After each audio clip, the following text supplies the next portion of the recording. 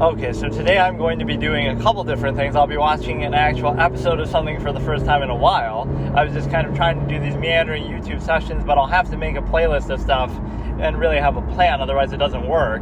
I was watching like these analog horror type things, and I thought, oh, maybe I could do a playlist of those. Or a skibbity toilet. Let me investigate what that shit is about. But basically, all these different weird things that we could look at. But the thing is that what I did is I took like a YouTube video that I had watched, right? We can go through like my history and like watch stuff inspired by. So like I saw this clip where this woman is at a hair salon and she's mad because she's had headaches since she had her hair colored or whatever, extensions. And then they find that, oh, she has maggots. So that was kind of a cool scene at least. So I'm watching just that episode. So I resubscribed to Hulu, so it has the series 9/11 is what it's called. And it's like the season finale of season 5, episode 18. And so I'll just randomly watch that, even though I've never seen any other part of this. And so maybe I'll do it like that. And then there's also American Horror Story on Hulu. So I might do that. I had previously been on Hulu for Shark Tank and What Would You Do or something, but I just kind of watched a couple episodes there. So I'll watch this episode today, and then I have American Horror Story potentially, and I have also one other clip I had seen of like Hunters, the TV show, where it's like a Nazi. These are like things that I typically avoid trying to watch, like a clip, because it will spoil stuff, but it's a good way to see like that scene was interesting with the hair salon, or this scene is interesting in the Hunters, where it's like it's actually a little bit comical how they show it, but it's still good. Like the guy's standing at his barbecue and he's like fucking just chilling, and one of the neighbors, visitors, is accusing him of being a Nazi secretly, right? And oh, you killed my family and stuff, and the woman's hysterical. And then he just pulls out a gun and just shoots like his wife and her husband and all these fucking people, just like that, nothing. And then he starts talking shit. Like, it's not meant to be funny, just the way they show it is so, like, I don't know. It was interesting, so I could watch that episode, or that series, I guess, which is called Hunters. So those are at least two ideas that are inspired by videos that I have watched recently or at some point. Right, they're kind of cool scenes, but then I never bothered to actually watch the whole thing. Or like sometimes you'll see those movie recaps that are kind of dumb. Like it'll just be this really weird description of what the movie is. Like robot falls in love, but then realizes that their love is a robot too or something. Right, that'll be the name of the video, and then it'll make you click on it so that you can see what the movie actually is, and they'll just kind of talk through the whole plot. Or even like in these shorts, it's really dumb. It's like, this kid was going to be a school shooter, but, and then ... and then the short will say the same thing, like, this kid was going to be a school shooter, but then somebody was nice to him, so he wasn't. Watch part 2, subscribe to find out more. Like, just these weird sort of synopsis type things that are not really, they're just weird, like either trying to sensationalize it or something strange. But whatever, we'll watch this episode just kind of at random, again, based on the clip. But no, some of the stuff I was watching on YouTube the other day, off of this session, was like, analog horror stuff. So I thought, okay, I might watch that. But then you have to actually read it. But that's a lot harder for me to do because of the simple fact that, of course, I'm driving in these sessions. So I want to watch something kind of inspired by that, maybe creepy stuff on YouTube, kind of horror type, vibe things, kind of like real life horror, like Ring doorbell camera, scary moments, and somebody, a tourist gets killed, maybe for real or whatever, gets in trouble with cannibals in like a foreign country, they're on vacation, like real stuff, right? Not that it has to be graphic or actually show you the outcome, but just I like that more so because it's creepy in a real way. Like even Ring doorbell, nobody gets hurt, but it's like a real junkie is outside your door or some, that feels more authentic than a lot of these fake prank type setup shit. So that kind of stuff could be interesting. Just something horror I've had the urge to watch, but I can't decide. Like I tried watching that Lovecraft Country and it was garbage. But like something like that cosmic horror or analog horror or something, some kind of a real life horror, what's it called? Like found footage, that kind of stuff. But again, maybe something that's actually just for real. So I'd have to find something on YouTube for that. And I could still do the timestamp for that, because those can be relatively long at least. Or again, I could just make a playlist and whatever. And one thing that's different here too is I had like this old iPhone laying around that I never use, but it's always better than my phone. So it's like I'm using that to record, and then my regular phone to actually watch, because this one doesn't have service and it's just a random one. But maybe the audio in here will be clearer than it was either on the phone itself when I was doing a stream session from there, or on the recorder itself that's also kind of little Sony whatever recorder I have that's not very good either. But when I was listening back to this, it didn't seem that much better either. I might have to use some like special setting for it. I've seen people use their phone to record like in their car for certain videos, but then it ends up not really sounding that good when I do it myself. You need something more special set up or whatever. So we're going to start here, season 5, episode 18 in 3, 2, 1. No, it's always hard to actually play this. Okay, we can hit start over and do it that way. We're starting in 3, 2, 1. You have that little pulse thing in the middle, whatever it is. And we have like some Indian music or something, I don't know what it is. One thing that might not be on is subtitles, even though it should save that from last time I was using this app, but it's, oh yeah, it is on. Welcome. I don't know any of the characters of the story. This is one of those things I normally hate to do. Welcome to the beginning. This doesn't seem like the beginning of the series, haha. But basically, like, I watched the first and last episode of a series, right? Some people do that on YouTube, but that kind of ruins it.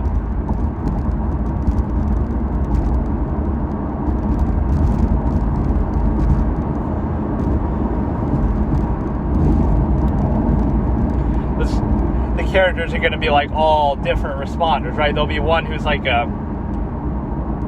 one who's like a cop, one who's like a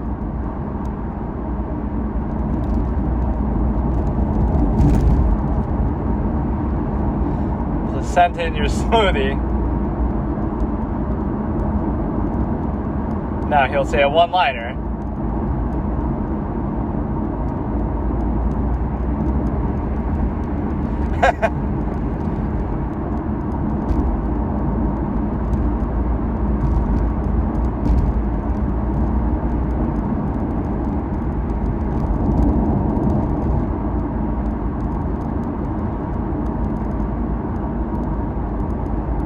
These are all officers of the law, too. You're less upset about that than the placenta thing. Or were they doing that as an undercover type of thing? But no, he could be, one of them will be an ambulance driver, one of them will be a nurse, one of them will be a cop, one of them will be a firefighter, and they all respond to different emergencies. I'm just assuming that could be the way it's set up. So are they going to come to respond to this event, or is this actually them? You got to call 911 that we got roofied by a clown guru, fake. Or he's going to end up dead, and then they're going to blame them. I got to watch like a court case too, like Casey Anthony type shit.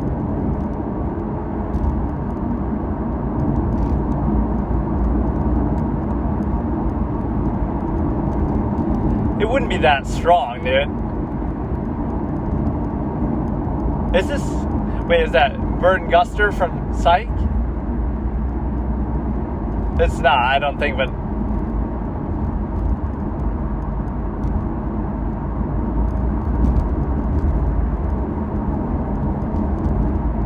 Or maybe it is, I can't tell, actually.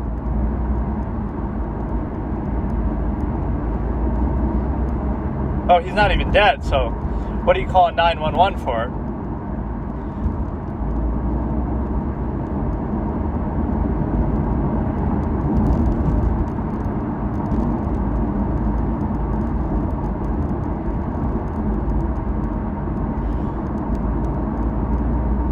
Somebody else wanted the glory of riding the robes. But no, this seems kind of like a superfluous, nobody even died. Is it because they got roofied that they're here, or is it because the guy fell? Like, who cares if he fell? He's a clown. They should arrest him after doing all this shit. I always love that in stories too. The killer or the criminal will be near death, they'll take care of him, but then they'll arrest him, right? Like, they'll get shot themselves, they'll treat them, make sure they stay alive, but then only so that we can interrogate you and lock you up too. And so you can squeeze the system and kill everybody's wallets by...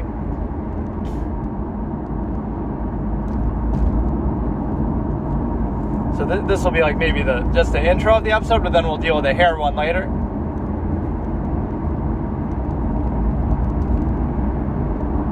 Now this isn't the kind of emergency that you want to have to fucking deal with.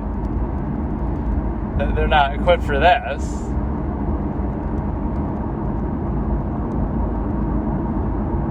This just started so like abruptly too, but I guess you're meant to know.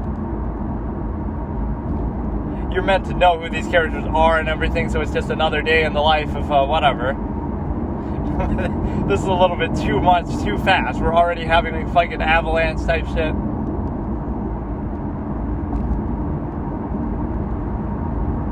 Shouldn't you have a way to be more aware of this? Like just scope it out or what the fuck?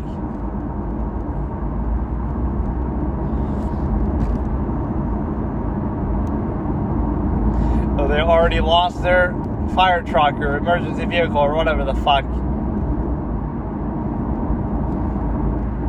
No cap. I guess you could say it in a different sense, not like these kids say today. I almost died, no cap. 911. That's just the intro to the episode. Very funny. So I wonder if it'll be the whole episode just dealing with that hair thing.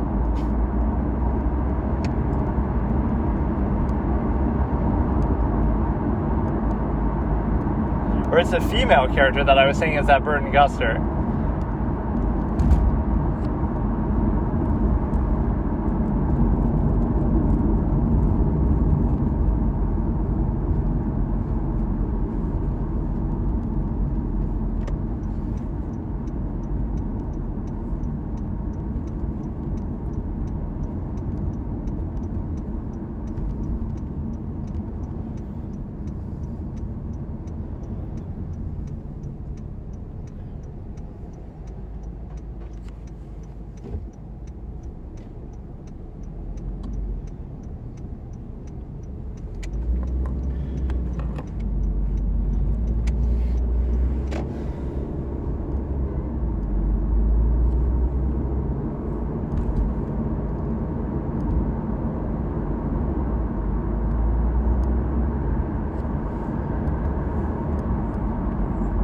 Captain takes responsibility, good accountability, does not blaming the kid, not blaming even Taylor.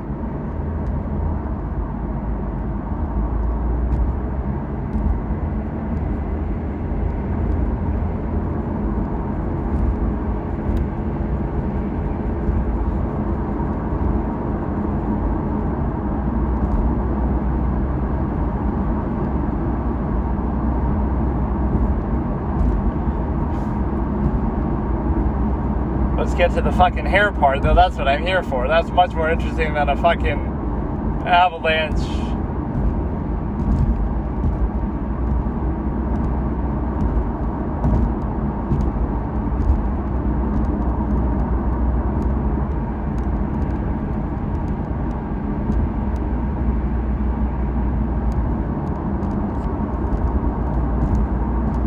They're having some relationship issues or whatever.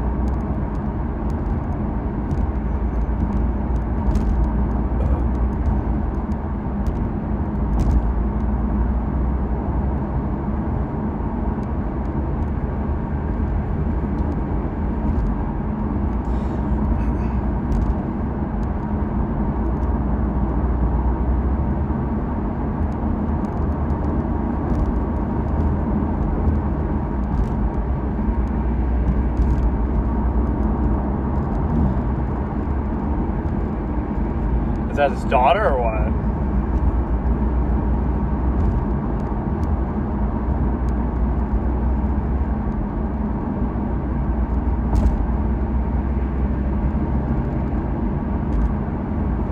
She's going to college.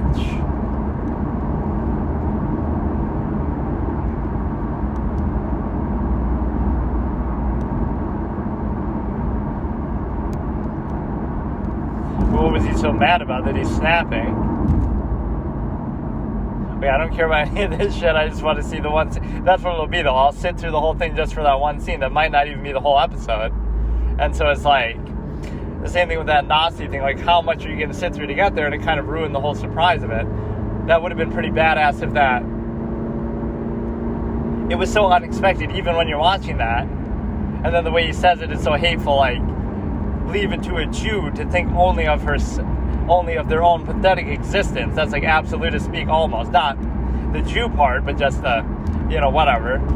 And so you have to have such conviction. So he's like, it's your fault. I put on this facade for 30 years and you fucking ruined it. And I shot. Just the way they show that is very, very extreme.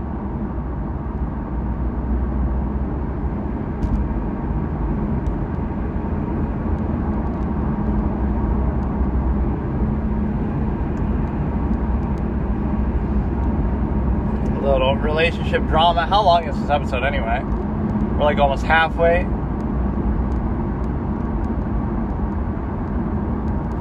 So she works at a call center.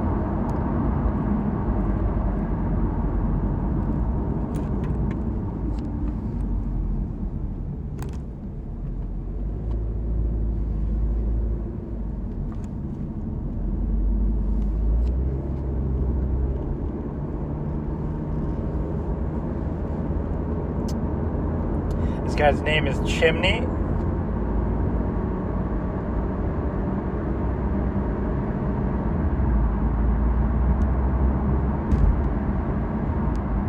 But then the fact that you suggested it makes you look kind of dumb. Like dating other people.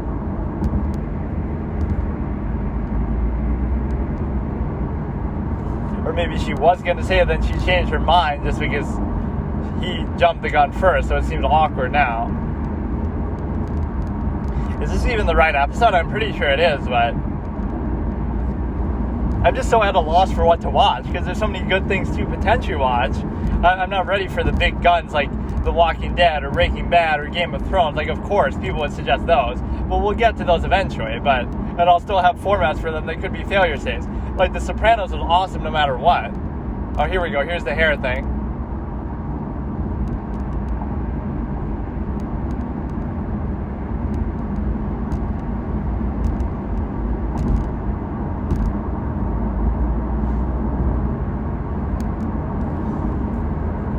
Why would you even think it's to do with the hair?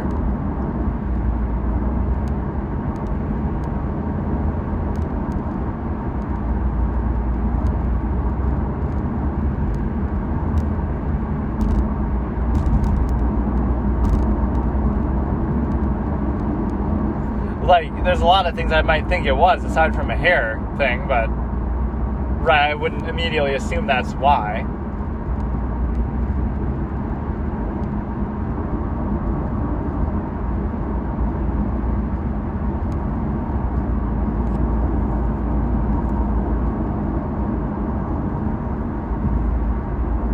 And he faints over it because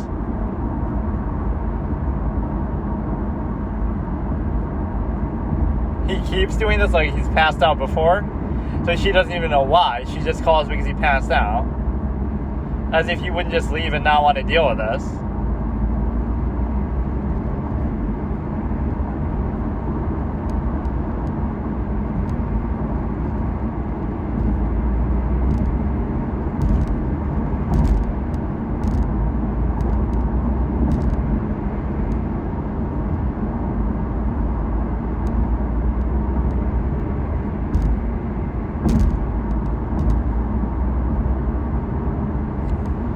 Her reaction is pretty reasonable because she wouldn't know what to expect, but how convenient that, or yeah, that's a bad, you say it, you shouldn't say what it is, just pretend like it's no big deal, so she won't freak out. Hen, you're gonna need some Henny by the time this is over, am I right?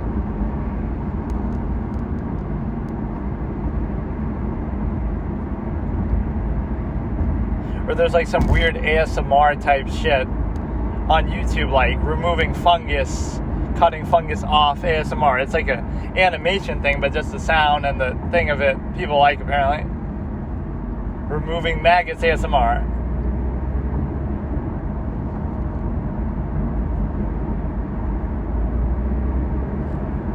You would think, how would you not notice that? But, or this is a funny line part of that clip. I don't have your bone structure, I could never pull it off. This show is actually pretty funny, even from the way it started. So the clip ended somewhere around here. Supply chains, blah, blah, blah. Now you're gonna lose your whole fucking business over this shit. Yeah, so let's see, where did he actually get it? Where would you get it that would be such a bad, that would have maggots? Like, I don't know how that works.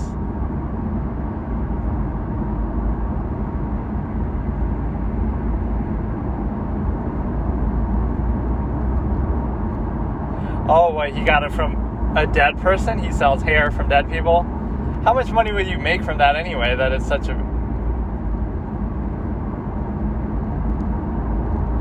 grave-robbing hairdresser? Now, this is a classic new one.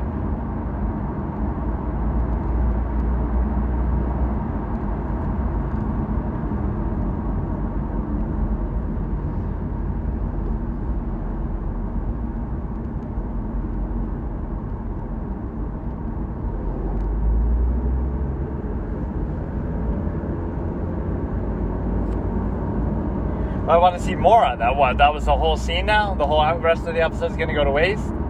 I guess that really would be it. So fuck it. Maybe I'll stop watching.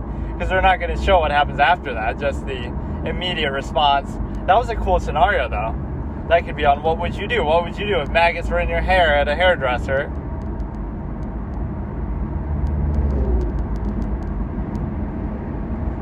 It's just kind of a random series of emergencies like that, I guess. That's how the series is organized.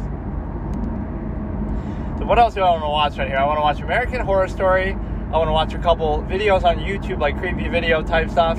Tomorrow I'm going to watch the James Bond one that I've been building up for so long. I'm definitely going to watch that tomorrow. So let's watch something else today. I don't think there'll be more to it. So what a bait. Yeah, I go through all that just as a bait. Let me watch that Hunters clip, and then I'll watch some scary videos on YouTube. So either found footage or Ring doorbell. It'll be one of those two that we look at here, so in a second. I don't think they'll show anything more about that hair thing. But yeah, give that woman an Oscar. And that line was funny. Everything about that was awesome. I'm going to assume there's not any more to it. I literally subscribed to Hulu for that one scene that I already fucking saw, and it showed pretty much the whole thing. And of course, we got to watch movies and stuff. There's so many of those type of clips that I got to look through my history, I guess, to see. Basically,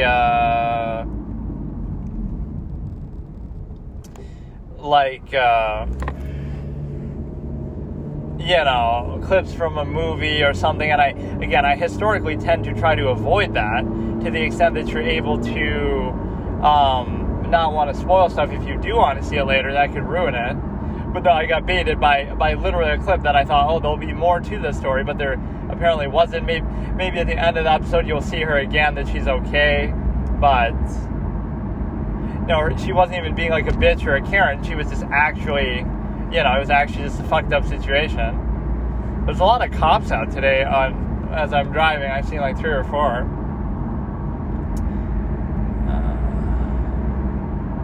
Now that's what I call 911 a tie-in, but we've had that happen a number of times. Like with the Big Bang Theory, there was some shit going on, so it interrupts my thing usually because I don't like to, whatever, if you have to stop because of that or something, it'll distract me, so I have to restart the episode or something.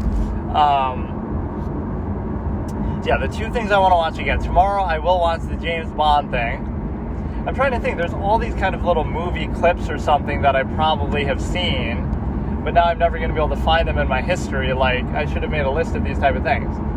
For some reason, I can't actually find my thing, though, here.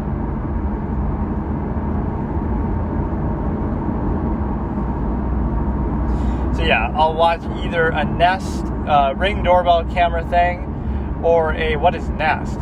or a found footage type of thing.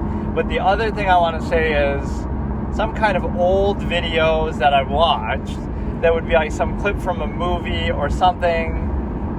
I don't know how to explain it. Like, there's certain things that have like a premise picture type of thing where the premise is so cool, what a cool idea, or there's like that one image or one scene that's so cool. Then the rest of it might be garbage, but that's what I mean. Like, that's what this YouTube short form clip kind of shit is all about. Maybe I should look through my history. Okay, I'll stop later and I'll do that, but let me just go through and find found. I'm going to try to type while driving here, which you should never do. Found footage, which I can't really even see what I'm typing.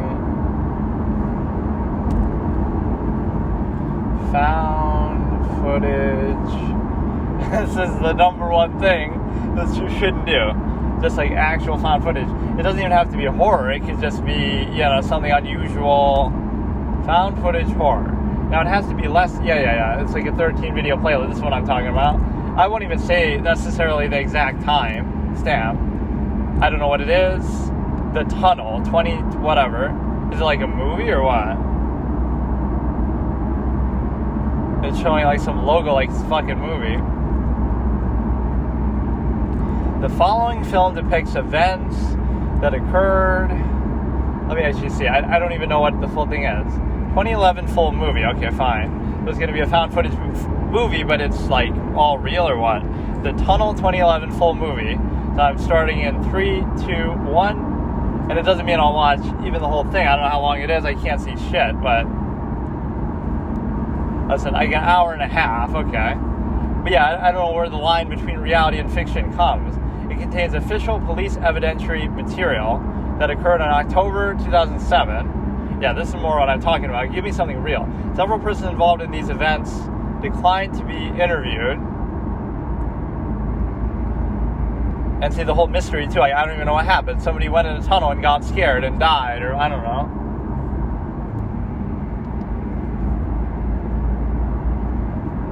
Or you almost want subtitles for this shit, too, I guess.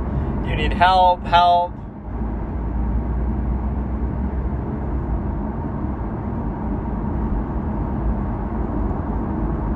Or, it could just be an accident that they, fall down.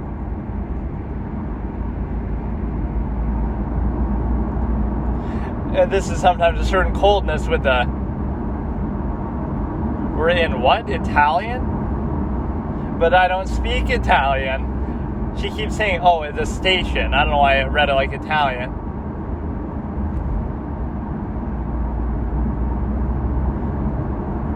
I like these calm... operating people, they try to be all calm, and I can appreciate that, but you know what I mean, you can understandably not be able to do that. In this day and age, you can just trace their calls and shit too. Why has it got to be try to trace their location? They'll try to dramatize it all up, but I'm assuming that was real too. My friend's dying, he's bleeding to death, and they're asking pertinent questions, but still, it can be a little tough. And this is a kind of a form of profiteering, somebody's went through a tragedy, but you're gonna fucking, try to dramatize it all up and turn it into some kind of a thing, even against the permission of some of the people in it, in this event. Right, it's kind of a little dark thing to do. One step above war profiteering, but then let's make a documentary about the war too, after profiteering from it too, by selling weapons and shit.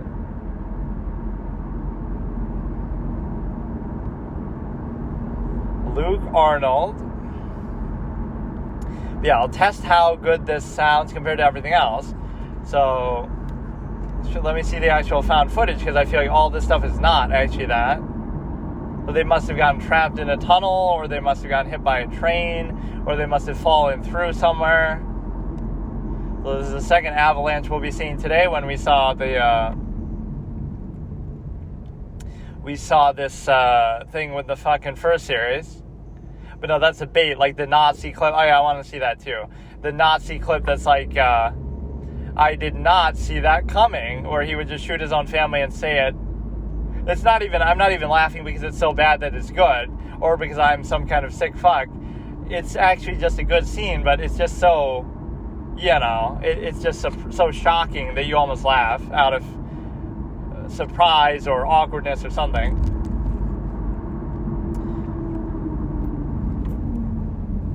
Why does this look all like from old-timey stuff, though? It couldn't be this old that these events happened. This is from 2011, or they're calling on the phone, like or they're going to try to say, oh, this is like ghosts from the past that dredge up some old rumor or some shit. Or like there's that one video that's from the crypt in like London crypts or whatever, where like it's all, whatever. I like this because I don't know anything about it even, so.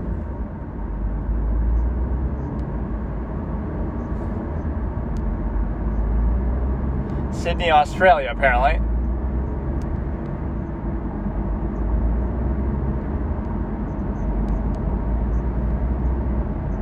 Here we go, dude. Profiteering clown reporter. Show me some of the found footage, though. Like, come on.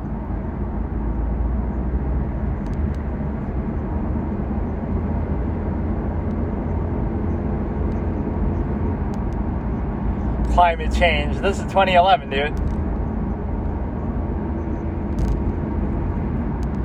This won't end well, I can already tell you.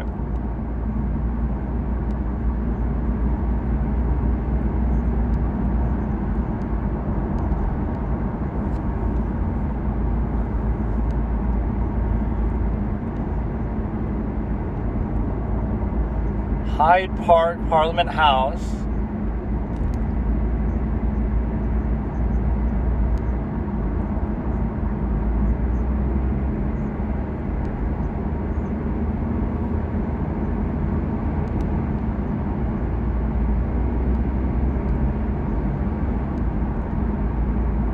Oh, so we gotta worry about the homeless people, but build them somewhere to live too.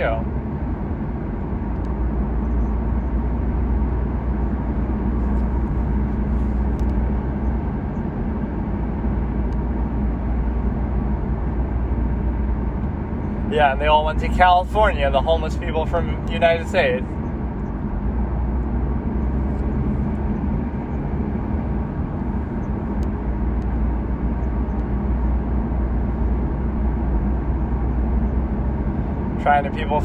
Trying to find people hiding in there. That's foreshadowing for some crazy killer could be hiding in there.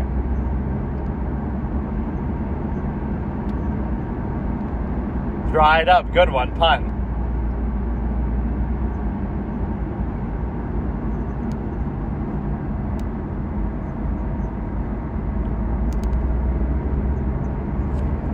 So they just did it anyway, and nobody knew about it, or nobody cared.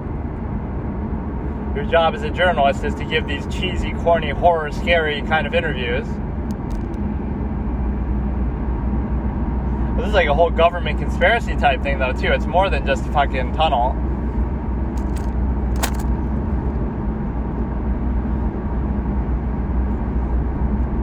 I love the part where they say, this is the tunnel, and they all die. They all get hit by a train.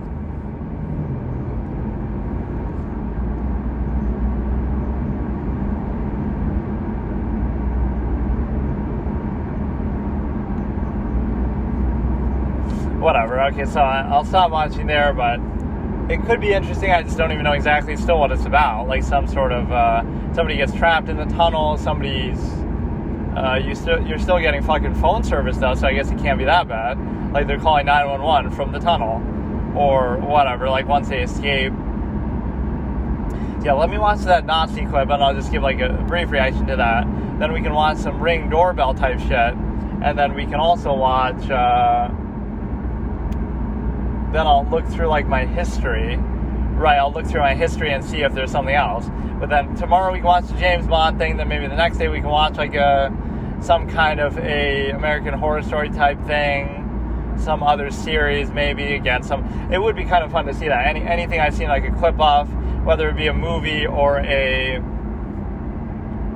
whether it be a movie or a show or something like that. But you see how I just got baited there, right? You're watching only for that one moment, but that moment was all that there was to that story, right? Like, there's no point in watching the episode. Maybe there's a follow-up to that, but I feel like there probably wouldn't have been. Now, I'll never know, because I'll never watch the rest of that either. This is kind of annoying to do, though, while you're driving, because I can't see shit. Or the orientation of this is all wrong, too. Like, or I just watched it, like, before this even, so. Darn, Hirsch. You didn't tell me your wife was one of those vegetarians. Ha, ha, ha. But she's making such a big scene, it'd be too obvious about it. And the wife's trying to calm her down.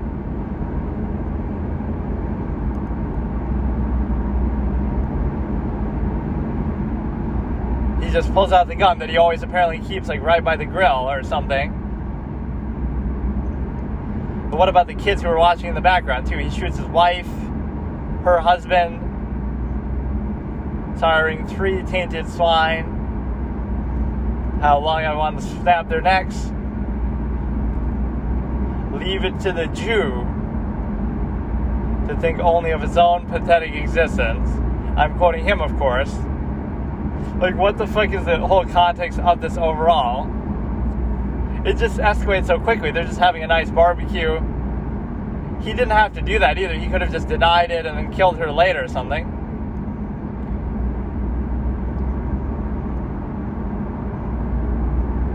It's one thing if you felt bad about it, right? Like, you know, I did kill your family, but I'm sorry, and it was a mistake, and it was under the peer pressure of the Nazi regime, and I was part of the Hitler Youth. But no, here he's not only owning it, but he's proud of it and, you know, reveling in it. Like, I only wish I couldn't have done more.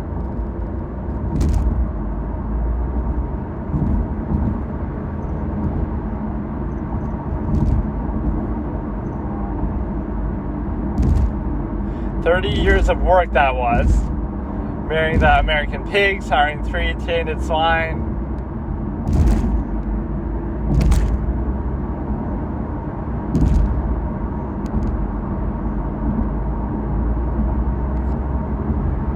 But of course, you shoot everybody except for the person actually accusing you, just because you want to talk some shit, and I'm sure she survives.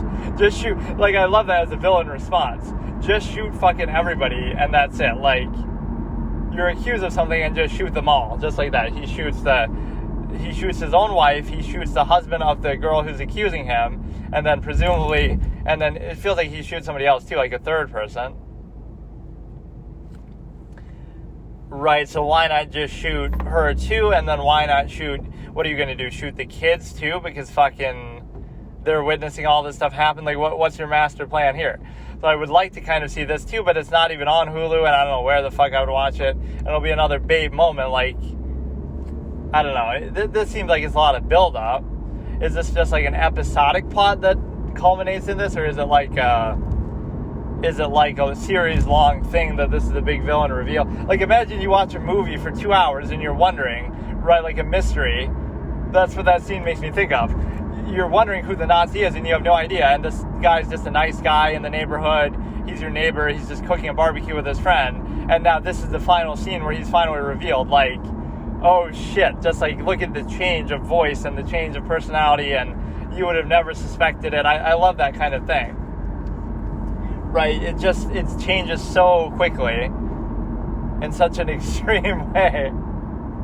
A lot of the comments too are like, whatever, making fun of the actor or something, like he's so convincing. Like, sir, your line was just whatever, something more simple than that. And like, just as soon as she says Nazi, it triggers him and he just shoots everybody. You gotta shoot your own fucking wife, dude. So he shoots the wife, the husband of the girl, and then maybe one of his own kids, and then there's the kids in like the background in the pool and stuff. So what you have is a simple ability to, but yeah, that girl is showing like no survival instincts, in the sense that she's just kind of making a whole big fuss over it for no reason. Like, go about it more subtly. If you're right, then try to kill him without him knowing, or try to report him somehow, or whatever. But just like yelling in his face, like, this would be the meme way to break it down. Like, even though it's a serious scene, the subject matter is still like, you're yelling, oh my God, this guy's a killer. And then he shoots everybody, and then including potentially you. Oh my God, what a shock. Surprise Pikachu face. Like, you're a killer. Also, he kills everybody. Oh my goodness, what a shocking turn of events. Like, you accuse somebody of being a killer, and then he kills people, and potentially kills you. Like, maybe you kind of walked into that one. I'm not saying that you're wrong about him, right? I'm just saying that maybe going up to a killer and saying you're a killer is not the smartest move. I would do it in a more stealthy way, like, okay, I try to kill him in his sleep, or I try to whatever, try to do it when he wouldn't expect it. Or I would even, because like he doesn't seem to know her either, maybe, right? Maybe he has no idea who she is. She remembers him, but he doesn't know who she is. Or it could just be his long lost twin, or some doppelganger, who just looks shockingly like him, right? Everybody has their own doppelganger. So you would have the situation where, you're very mistaken, and that would be a comedy of errors.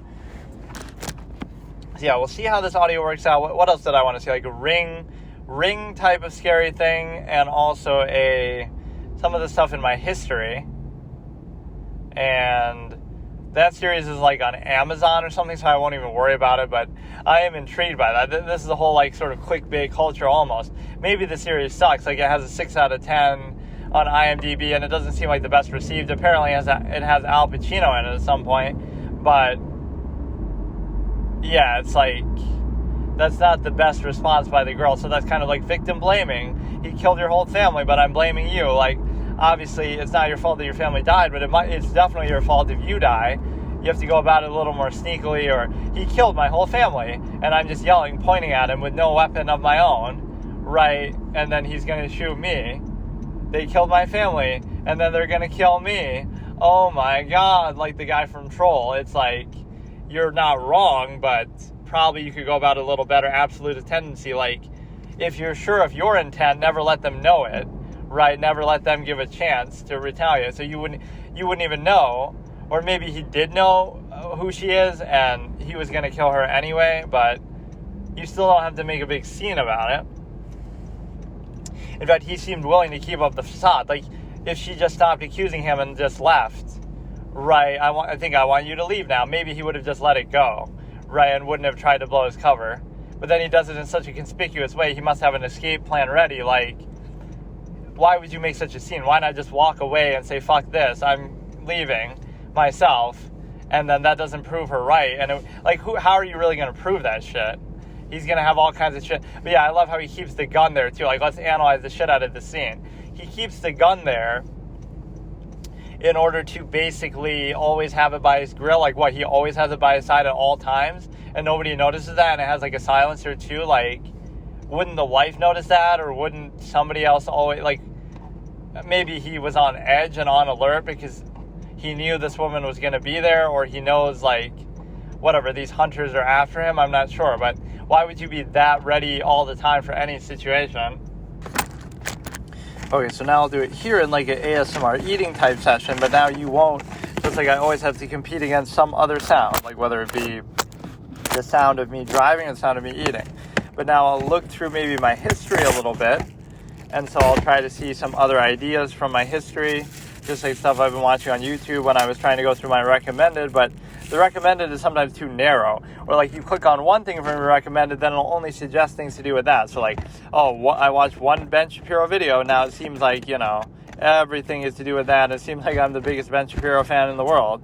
Like, he is a smart guy, doesn't mean I have to agree with him on everything, but whatever. I respect his whole tone and everything. He's kind of like me in a way, with his sort of serious, dry tone at times. But then he's sort of warmed up a bit with the whole meme culture and everything. Even though I don't like that, I think it's more suited. Some people need to be serious. But we can go ahead, we can look at this here with respect to the history itself. And if you look at the history itself, you may find something of interest here, and then I'll watch, for the final segment here, I'll watch some sort of Ring doorbell scary thing, which I've probably seen a lot of them already, or they'll keep recycling them. and all this shit. Because, but no, let me just look through my history in general for ideas on anything. Like, I've seen, we see the Nazi thing, we see the hair salon, see 1970s PSA is creepy, or we could watch like a full, there's some 1970s PSA on Fallout Shelter, not Fallout Shelter the game, but the thing, what do you call it, like actual nuclear fallout if it was to happen, what to do, and all this kind of stuff. So it can be a little disturbing and scary in itself, even though it's not entirely meant to be. Cannibal Tribe, all these are like AI generated images, and there's like 100 clips to do with that on like Joe Rogan. I don't know why he talked about cannibals so much, but Bohemian Grove, there's some wanted signs like in the woods, which is kind of cool because, well, it's kind of scary and fucked up, but I don't know how I would find anything. Like, what am I looking for, really? I do like how robust YouTube's history can be. Even, like, YouTube comment history is pretty good now. Reporter almost gets eaten by a cannibal. This is kind of funny and awkward. Face-to-face with a cannibalistic sect from, like, India, and he's getting all mad, and then he starts eating his poop or something. I couldn't even tell what was happening, but Miami cannibal. Holy cow, those are some melons. What is that? Something to do with Pokemon. It's just all random shit. And it's usually these shorts that you find like a thing. Like a short will show you the simple fact of being yeah, here we go. This is what I'm talking about. Woman prepares to detonate a bomb. Oh yeah, see this exact. What is this from? This is what we need to know. Approaches a group of children. So just tell me the name of it.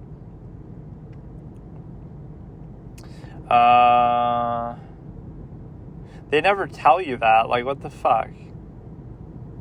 Or you have to look in the comments, but again, the orientation of the screen is wrong, and there's no way to change it in some of these contexts.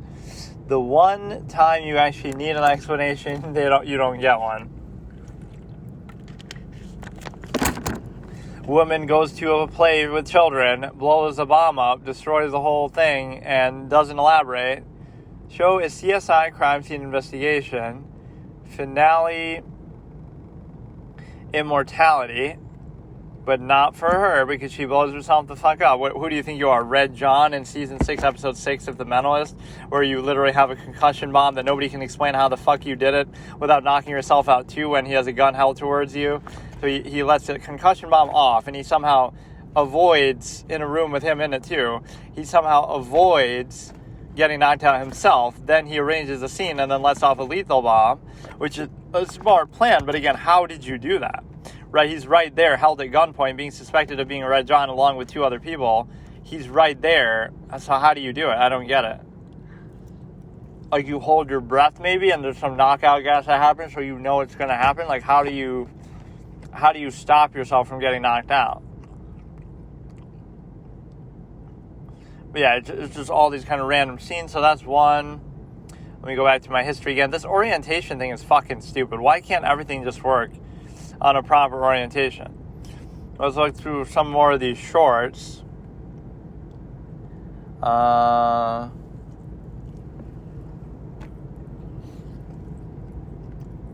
Brain rot alphabet.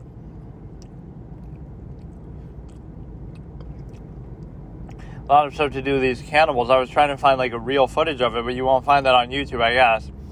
Why is that Nazi in disguise thing? Former convict gave some advice. We can look at that one. I guess the hair salon thing again. It shouldn't show it twice if you've already seen it. The grossest things actors did. I guess you can get some ideas from that too of movies to watch. Monsters change based on something. It's like a game, I guess. How to reject somebody politely. Like, some of these would actually be pretty fun to watch, potentially. Caught my wife dancing. This is straight out of hell. I don't know what that is.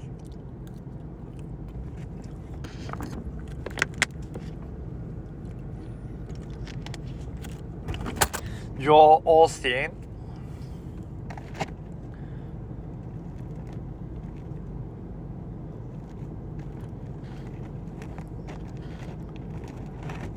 Stay in your lane. He follows LeVar Ball's advice. Stay in your lane.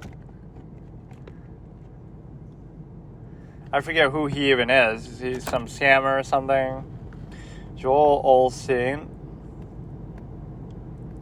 Profiteering in the name of God, which was literally so common throughout history. Just like the church ended up owning more than anybody else.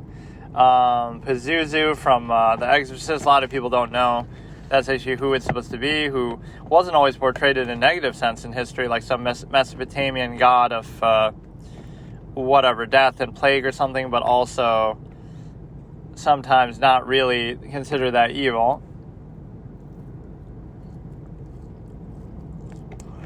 She showed everyone what she is.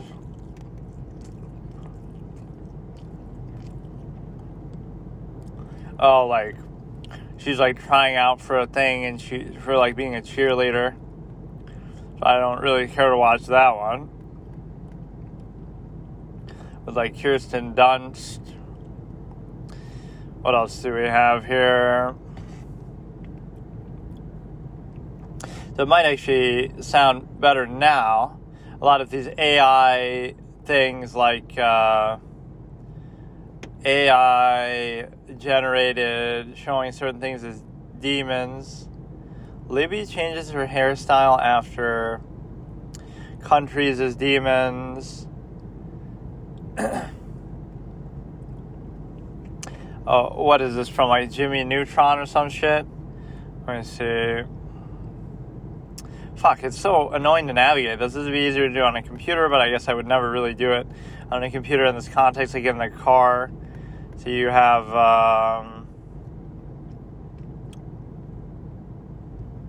okay, there's some satanic type imagery here somewhere. Hal Horford finally wins. Oh yeah, here we go. How to reject somebody politely should be the next one here. Whereas, okay, let's see what this is from. This would actually be potentially worth watching. She acts kind of crazy. This is a funny scene. He must have mentioned Josephine. Wherever I go, she goes. When do I get to meet this Josephine? What do you mean? She's sitting right there.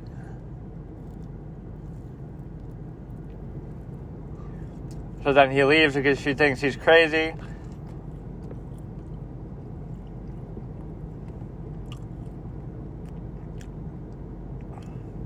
So she obviously just is doing that to try to get rid of him. Or there's the same fucking music that plays in every single one of these clips. Like it's to do with movies, whether he's narrating what the movie's about or not. It's like, I don't know how to explain what the song is. Let me see if I can find it. Time, Hope, something. Time and Hope Cinematic Music Library. It must be like a fucking free domain thing, but it's so overused.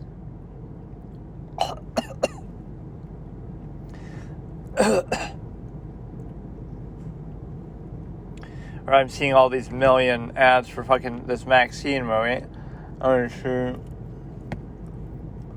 How do we get out of this shit? Oh my god. This is so fucking annoying to navigate. Like, you would actually get in a crash trying to do this, not to any fault of your own, but just, it just doesn't work. Like, you can't do anything with this. How the fuck are you supposed to see, like, oh my god. It's always in the wrong orientation, and you can't change it. Even though I just did somehow.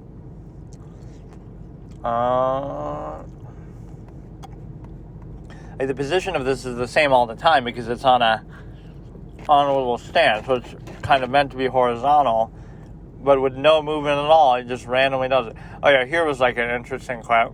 Wolf in sheep's clothing, like a guy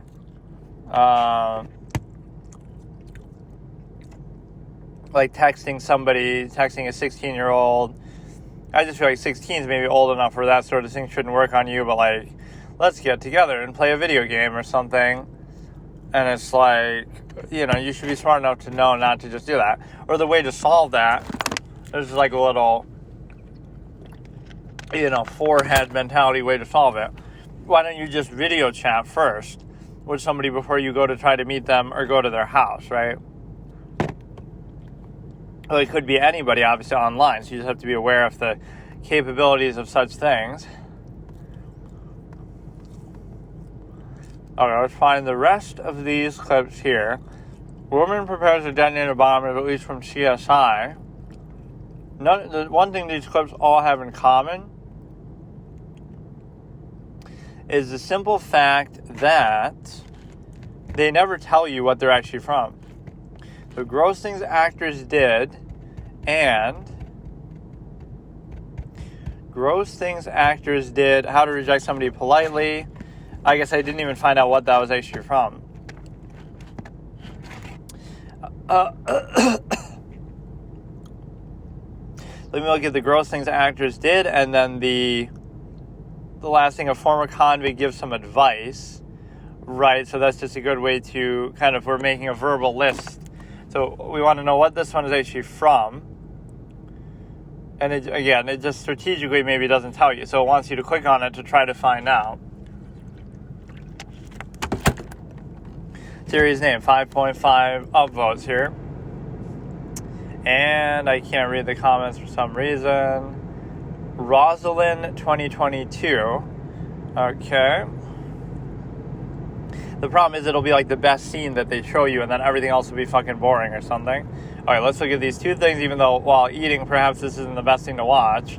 The stupid ass, whatever the fuck it is. Grossest thing actors are doing. Let's look at this one first. The former convict gives some advice. Somebody about to go to jail in like a gay bar or something. The joke of the scene, the bikes, yeah, like you're not going to say what the name of it is though. Dan Haggerty is the actor.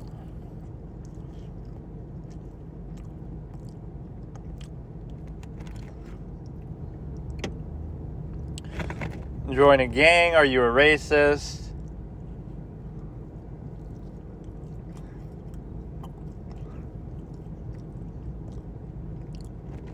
Join the Nazis, be a racist. Then you'll still get raped by the other Nazis. Rob Schneider is a criminally underrated actor. Movie name, Big Stan. It's pretty good. Or you know what I've wanted to watch is some of the, what is that, like A Serious Man? Okay, what do we got here? The problem is all these streaming services have different things on them, like also August 31st, which, yeah, that was actually a good idea. Okay, let me watch this last one, the gross out thing, and then if we do that, let me see if I can find a dubbed version. I don't know if there even is one, but the grossest thing actors did, then there's two things I want to see. A dub, let's see if A Serious Man is on Hulu. Then we'll see if also August 31st has an English dub. Then we'll see if some kind of Ring doorbell shit. That'll be the three itinerary here. And then tomorrow we will actually watch James Bond. Kate Winslet was pissing in the pool, which makes no fucking sense. I don't understand how that makes sense, but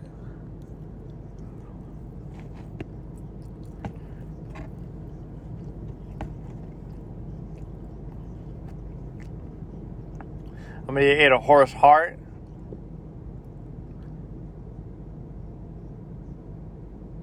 The real crime of that isn't the fact that she had to eat 28 horse hearts, but the fact that why can't you just make a prop that looks like it, or put something on one end of the prop that is actually edible, and you know what I mean, like it's real horse heart, but the one side just covered with some little gummy bear shit, and it's like, you know, just, you know, you could easily do like a visual trick. She's eating something else for real on the other side. It's just not, you don't have to be that fucking dedicated.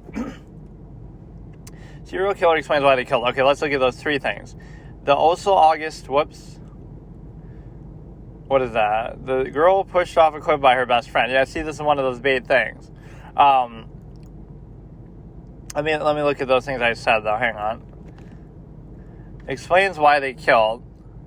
The reasons are sometimes unspectacular.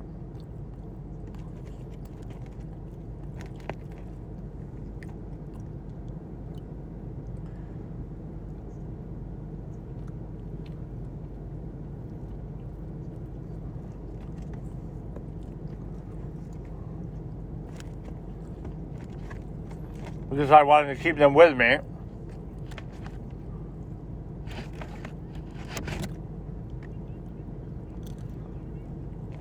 Because the cops let me keep killing them.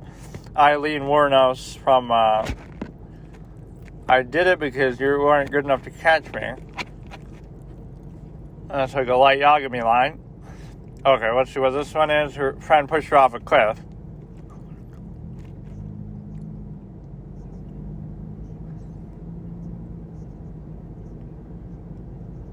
Oh, her sister had survived.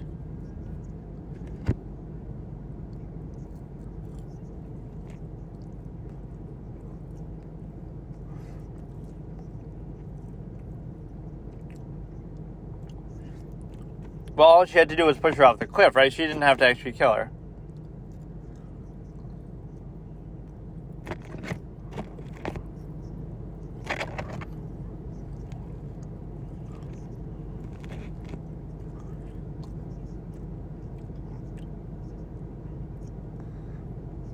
These clips are so fucking stupid, though. Like, why are you so committed for $100,000? See, even the premise is wrong, though. Push her sister off a cliff, but you didn't say that she had to actually kill her and chase her down and hunt her for real. Let's see, what's the name of this one? What keeps you alive? Is that the name of the thing? Series, sister, they are lovers. Took fall damage. Just a movie. There's just a movie. Name, what keeps you alive? That is kind of a cool premise, but perhaps it could be for something more than just $100,000. Just go get a fucking 6-figure job, dude. It's not that big of a deal. Work 3 years at McDonald's and just save it. I don't fucking know. That's not enough. Just become a Twitch streamer or YouTuber or some shit. Okay, let's look at a few things here. So we'll go to, I guarantee you this actually isn't going to be on here, but let me just look at it anyway.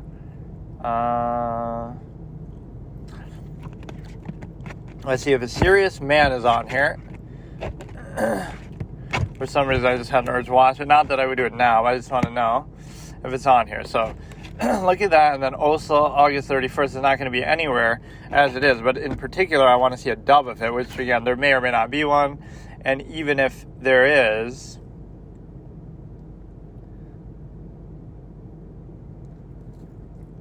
oh, is it actually? Subscription doesn't include it. Watch with Max add-on. Why would you even show that here then? That's so fucking stupid. Let me guess, American Horror Story will be the same thing too, even though I couldn't watch it on Max. American... Come on. American Horror Story, that should actually work, but that is kind of a troll how they do that. Or even Hulu kind of baited me with something else, or not Hulu, Crunchyroll. So now what you have now, Delicate episode 1 is the most recent. Also August 31st, I want to see one thing. Right, how do we see it in a dubbed format?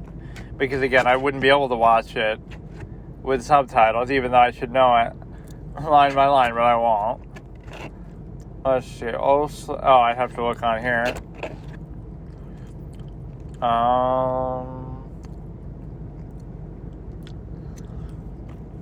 It is really annoying to navigate this shit sometimes, I swear. Okay, come on, bro. Oslo. August.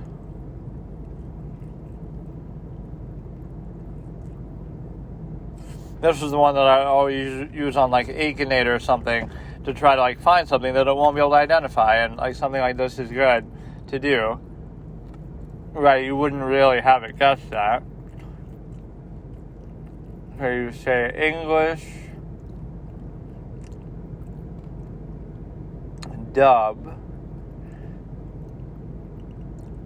They do that with certain things. Oh god, they do that with certain things, right? But this movie might not. Oh my god, I can't type.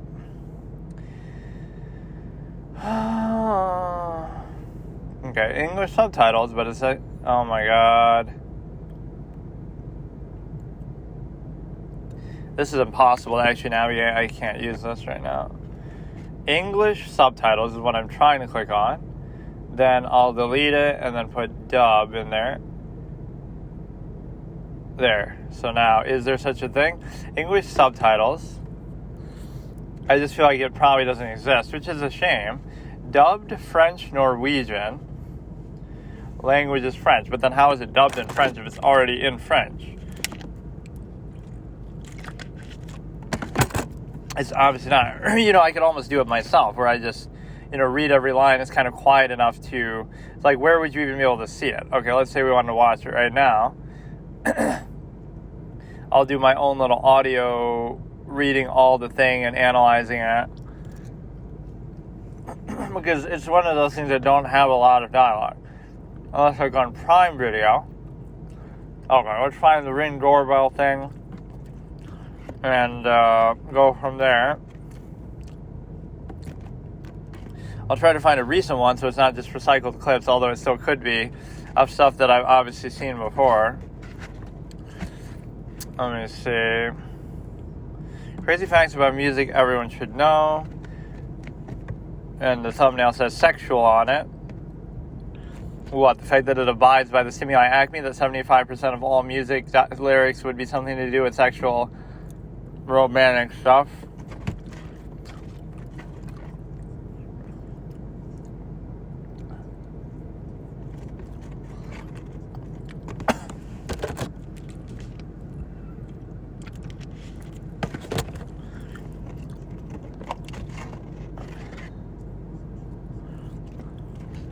Liver and heart failure. This isn't to do with music, though. This is just to do with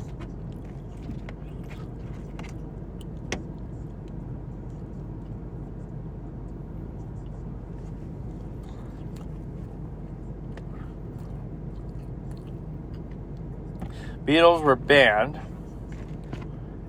Oh shit. Sexual stimuli. You're actually talking about the stimuli acme over here.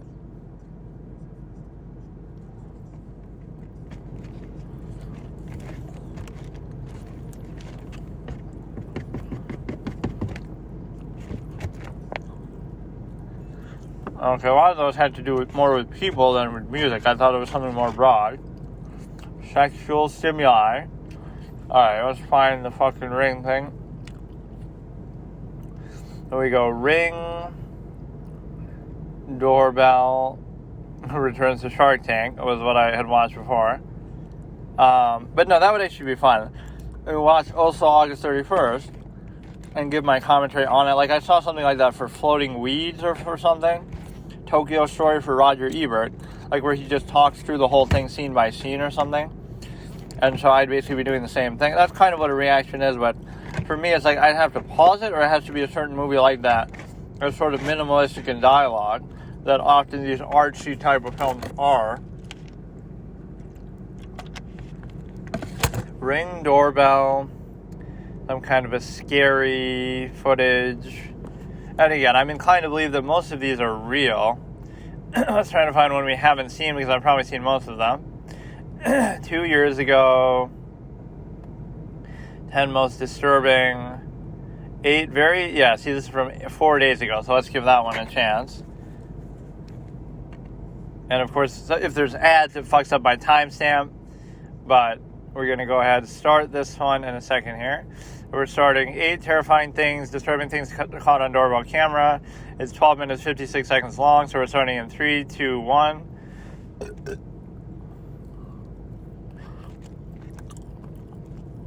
But yeah, these I generally like for some weird reason.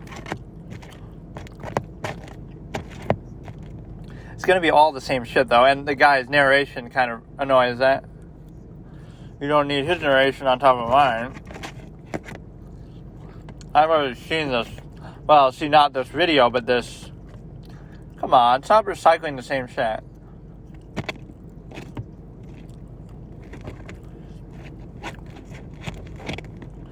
This is literally the same fucking template thing that everybody else does, bro. But it's, you know, seen in like some sort of marginal way that if you're not aware of it, then it seems new to you. But I mean, he's just standing there, and there's other people who live there too. So like, what's the big deal?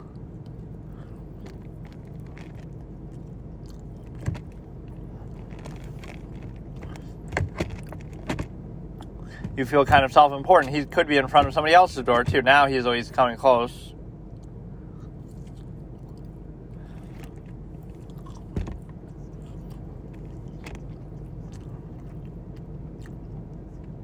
He's just wasted.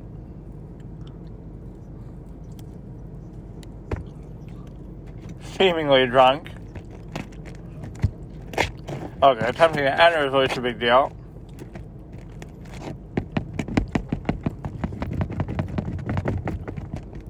Yeah, that is dumb how they keep reusing stuff. And then they'll talk about it for so long.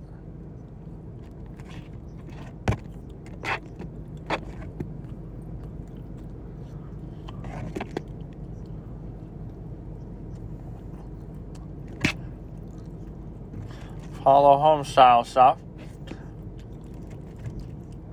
And there's a little girl in there too. Little baby. Why you got to do it when there's a little daughter? And look at the dad being a dick and going in first. Like, oh, I was doing it to hold the door for you. Or no, it's not a daughter. It's the wife. That's why he said couple. This guy's reaction is so fucking slow, too. If you're going to go through all that trouble, and you always get mad at the camera, too. Like, that's really going to help you.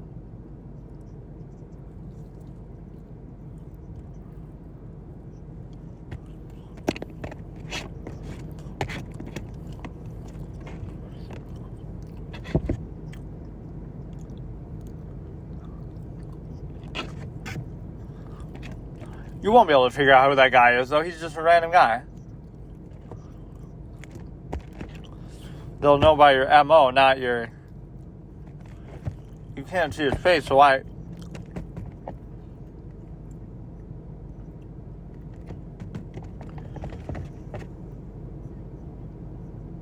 Or did he actually shoot the guy there? Or like, the best way to do it is like tase somebody. Don't even shoot them.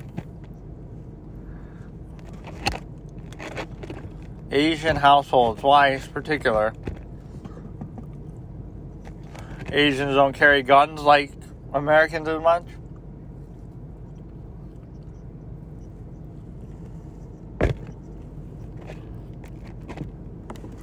This is somebody going into his own house.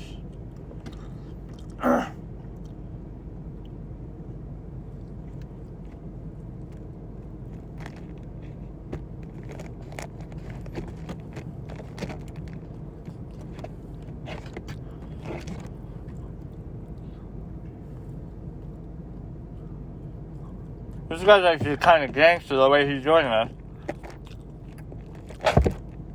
He's being so direct, on your knees.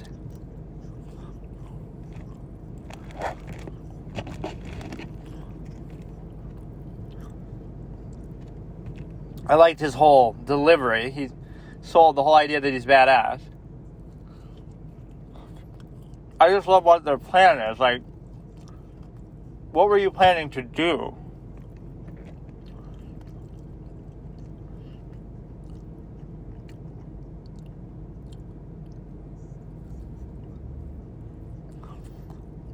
Like, I only respect you if you actually get away with it.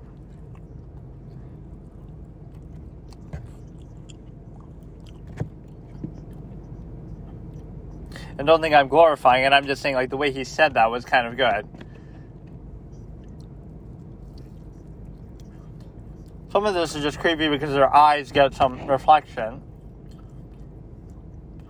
Or this dude's just dancing around. Some of these people are just on drugs, obviously.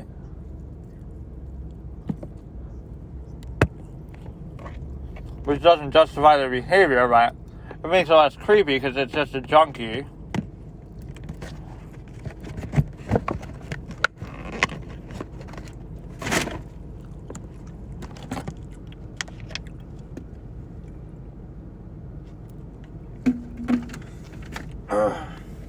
Or like somebody on fucking bath salts. That old craze.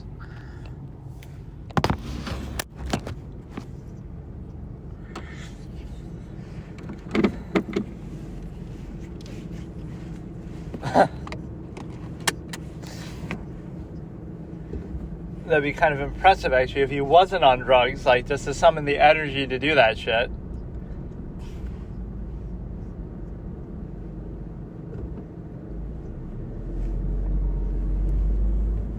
Oh, shit, I should have waited before I drove, though, because I want to watch another one.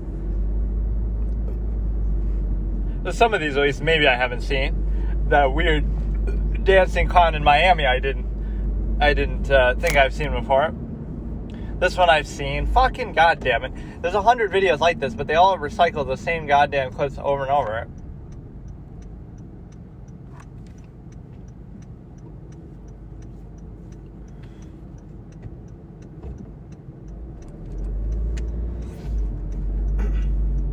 I mean, some of these people are like trying too hard. Those are the two things that make it less scary. Somebody's trying too hard, or somebody's actually on drugs or something, so they don't really know what they're doing. Yeah, it doesn't mean it's okay, but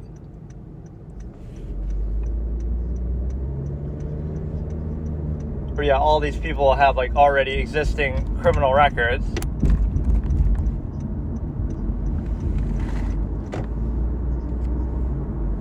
Fuck, let him live on the system and get mental health benefits. Sometimes the stuff that's creepy is just the stuff you can't explain. Like, it's just weird. You don't know what they're really doing. You can't explain it in a zero-sum sense, right? Like, someone trying to rob you is disturbing, but at least you can explain it. And if you give them your money, whatever, maybe you'll be okay. It's not the end of the world. But somebody who has some other motivation in mind that you can't explain, like they're just staring, they're just weird, they don't know, you know. They're not after some zero-sum easy. They don't want money, they don't want sex, they don't want to rape you. They just want to... They're just bored, they're just curious, they're just doing it for the lulz, right? They're doing it for the kick, something like that. That can be what's so disturbing, because then you can't control people like that. And of course, I'm not a criminal, but I still kind of think like that, where I'm, you know, I do kind of weird stuff, where I'm into all kind of weird stuff, but it's all in a more positive sense. Like, sometimes people don't understand that. Like, I'm easily amused, or I'm interested by certain random things, but then stuff that other people might find interesting, I don't really care about.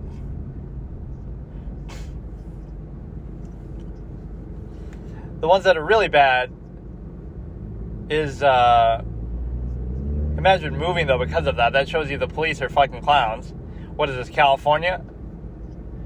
But no, you have the ability to... Like, you have a security camera, but you don't have, like, an alarm or something? Maybe that's more important. How the fuck did you just get in there? What, you leave your door unlocked or something? You have this ability to basically...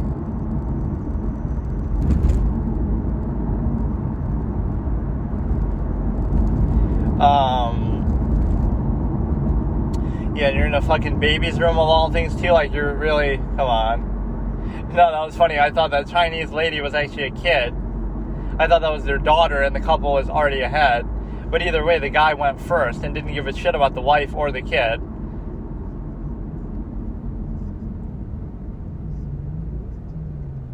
Until you watch the fucking video, though? What do you mean, you don't find his face?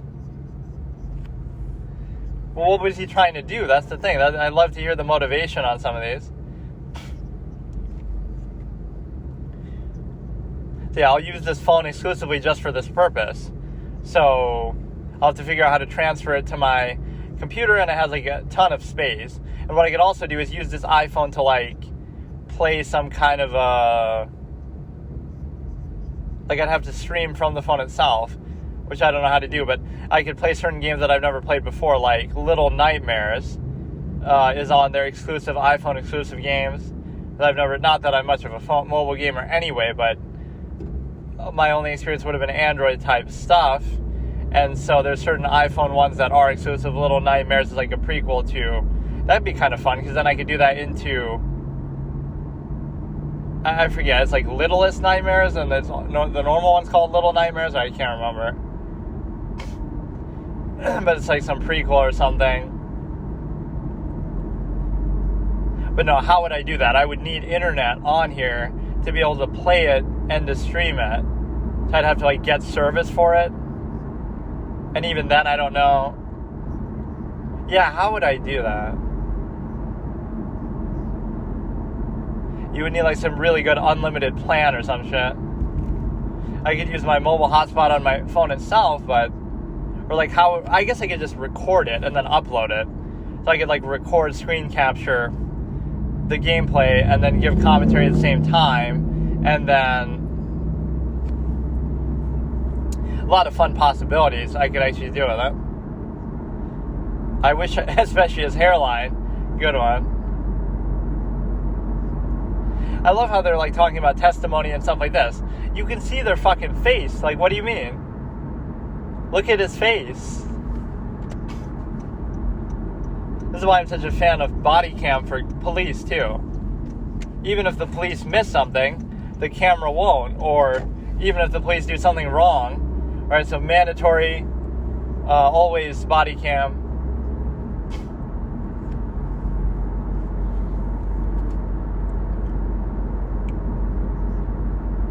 No contest.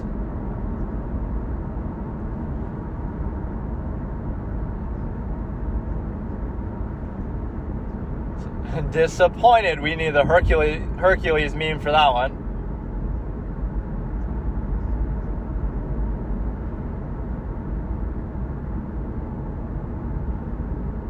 Under your car. But maybe you should do those things anyway. Carry mace.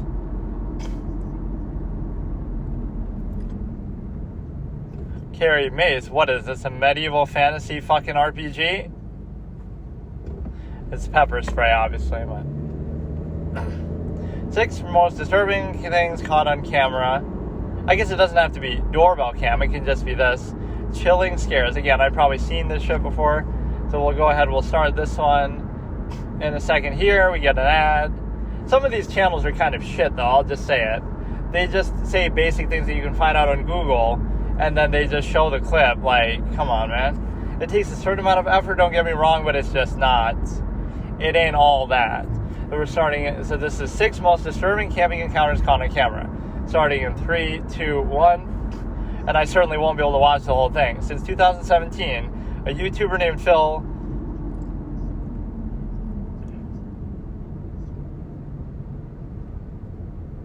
or, you know, some of this would be orchestrated just to try to make a viral video. Like, oh, ghost hunters go to a mansion to try to find ghosts, and then, oh no, they set it up to, you know, sometimes it's authentic, sometimes it's not.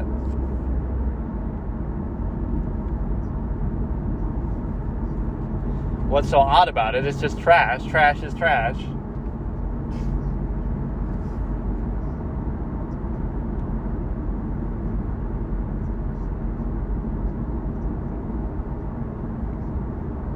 They're just bored. They don't know. Maybe somebody lives there.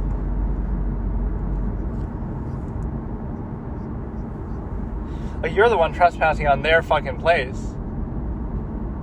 Somebody's just bored and somebody just fucking...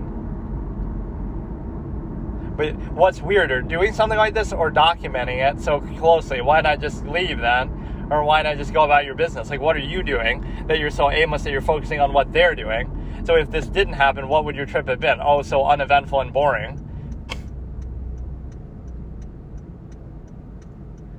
I mean, why couldn't you have potentially done this yourself, right? That's the thing.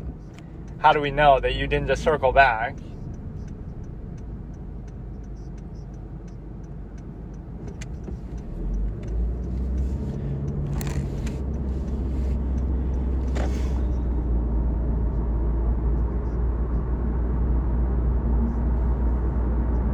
Maybe they didn't kill the duck, they just put a dead duck there that was already dead.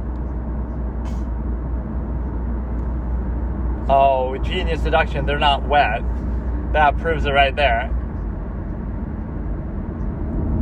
So recent that this guy put them there himself. But no, I like that one with the wanted signs on the trees in the woods. That is kind of a creepy thing to do. Some of these are kind of, you know, if that was in like a movie, that's creepy, because does it imply that that person took all the people who were wanted, or he just has a sick fascination with them?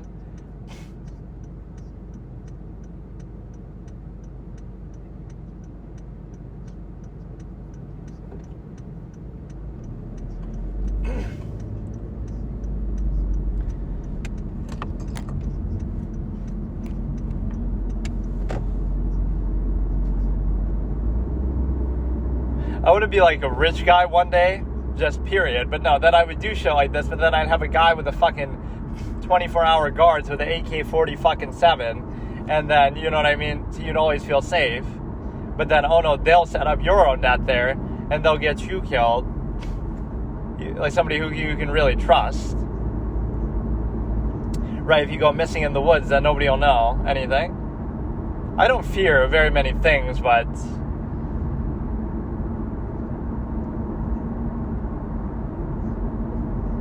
Oh, here we go, dude. You could have prepared this shit.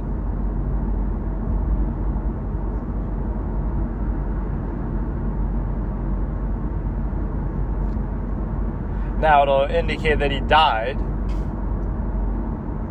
It's pretty good drawings there. They suddenly stopped writing because they must have been killed. Oh, here we go, dude. Here we go.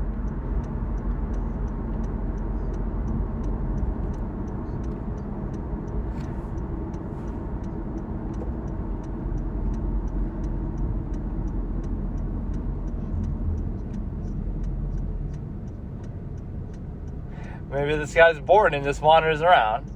This is so much like speculation and stuff. Who cares? It's just some bored guy who's messing with you and you're giving him exactly what he wants.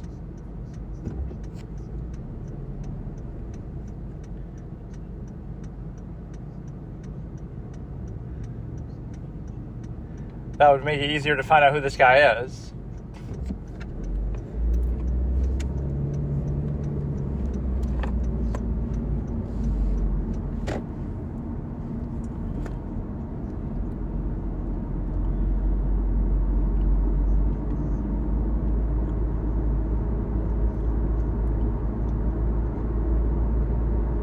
You know what would be creepy if it started off in some other handwriting and then it changes to his, as if to imply he killed them and stole it, and he kept writing as if nothing happened.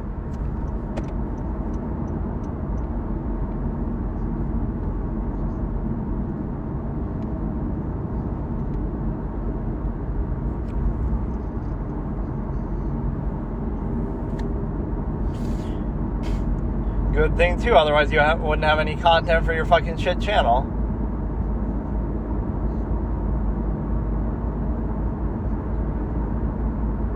He's just writing a fucking Fitch.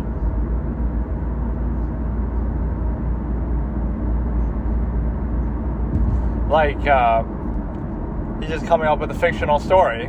He's just getting immersed in, you know, in order, that's always a good cover, or maybe a real thing. You do like creepy, weird things because you're trying to get in the mindset of a character in a story that you're writing. So you're not really doing it, you're just kind of, you know, taking it very literally and sort of playing it out. I have to act like a crazy guy for a year to be able to write a crazy guy in my book.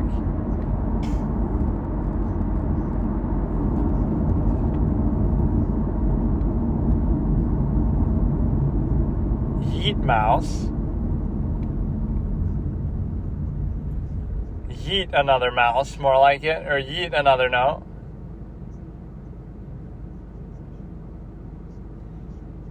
Oh, here, this is too much. either it's one of two things. Either it's fake, or it's like you're being dumb by not just leaving. Let's see the guy. Let's see it.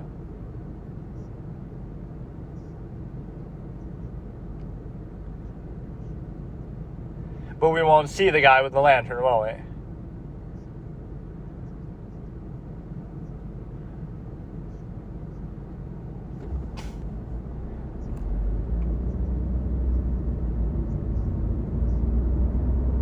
It would be a lot of work to go through, but YouTube is hard work. The hard work, this, fucking setting that shit up. Because, yeah, you're going in with like a preconceived notion that something interesting has to happen. But the more videos they have, I guess, the more credibility it gives you. Right, because none of the other ones are like that, but then you're just trying new things and you hope it goes viral and makes everything else do well. That's all part of your master plan.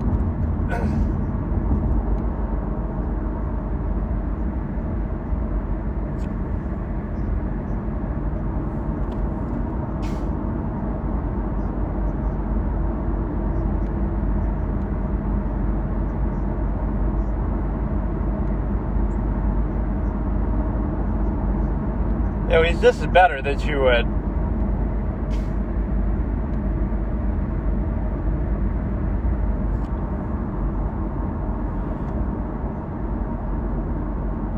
don't bother me, I'm doing a fucking YouTube video vlog.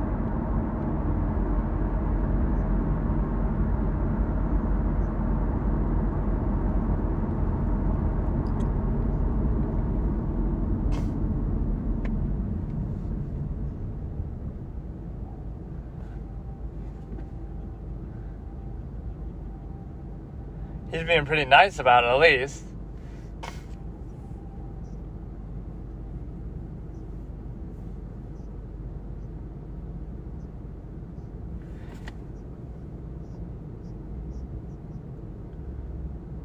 He could be already drunk.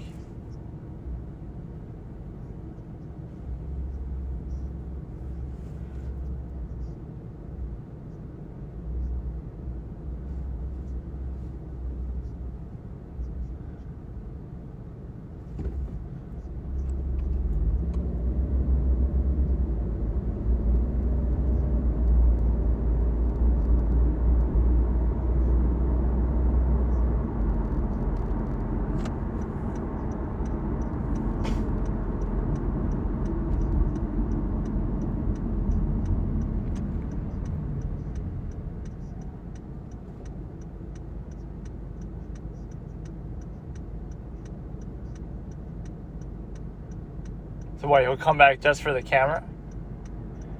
He was just some random homeless guy, but that's why you don't sleep in the woods, period. Like, what if you're afraid of, like, a wolf or a bear or some shit more than a person?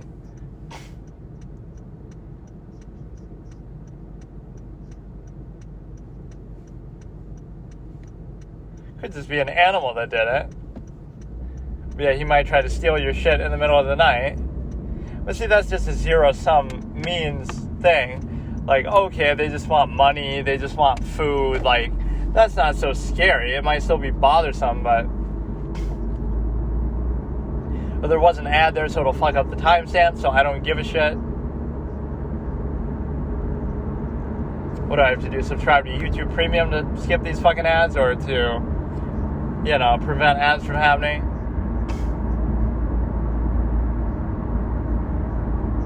But these haven't really been all that good. I want to see something like actually dangerous too. Not that I'm, you know, wishing anything bad on somebody, but it's somebody who actually tries to attack you or does attack you. How about that? Somebody actually gets hurt. They shoot an arrow at you. It's some cannibal cult in the woods, and you file a police case and you have an arrow wound in your shoulder. Like, that would at least prove that it's real. Not that, again, I'm not saying that it should happen. I'm just saying if it did happen, I want to see video of it to prove some of this shit isn't just fucking fake, because it all obviously is 100% of the time.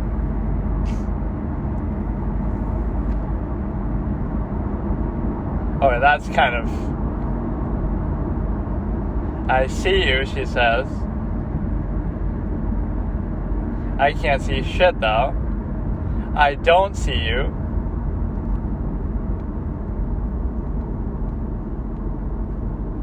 And he just says hi back.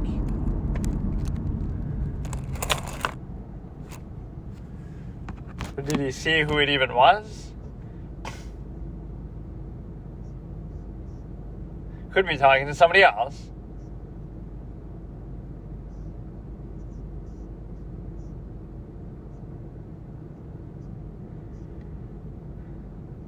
It sounded too much like a...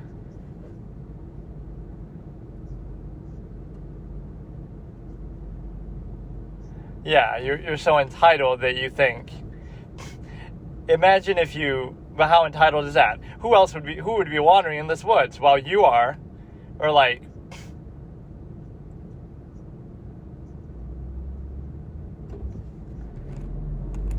Like a creepy element is the fact that you have, this, what do you call it? Like this entitlement that, oh, you're doing content. Isn't it creepy that some guy is in the woods walking around with this camera and a light and like in the middle of the night and talking to himself? Isn't that kind of creepy itself? So I want to see the reverse of this. Some random homeowner sees some creepy guy going through the woods at night, right? Top 10 creepy moments caught on your camera. You're in a cabin in the woods and you just live there and it's your house, and you see some creepy guy going about in the woods and talking to himself. Oh, he's just recording a YouTube video where he's calling somebody else creepy for being in the cabin or for whatever, right? Like, you see the irony of it. What you're doing itself could be considered as creepy because it's kind of weird and just hard to even explain. Now, I want it to be the last one that they upload so you can speculate that, oh, they got killed or something.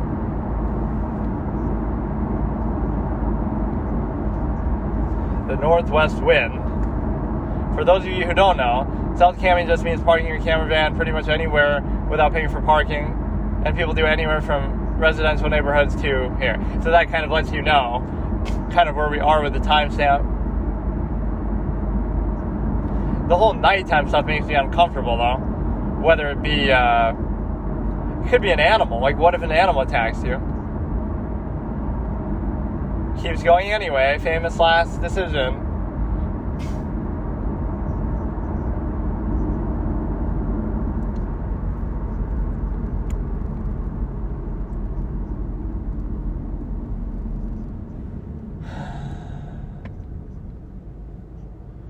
You should probably call it a day, but none of the people in this video do this. And then they won't actually find anything.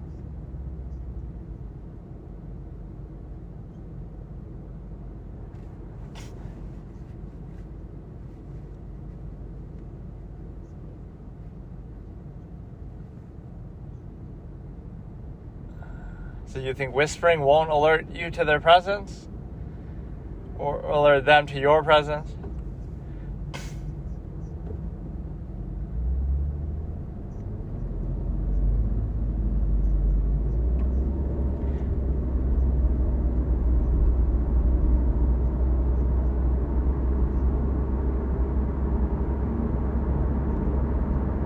Could be an animal, a wild rabid wolf. That wouldn't be scary because it might fucking kill you in your sleep. Like, how do you sound that? What was that sound? Just go out of the tent, or like go.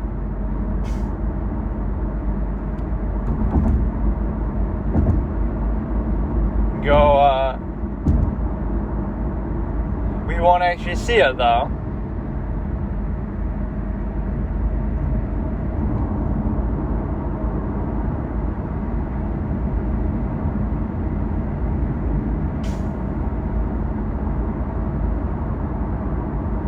Scariest tent scene since The Sixth Sense, but you won't show. But you won't show them.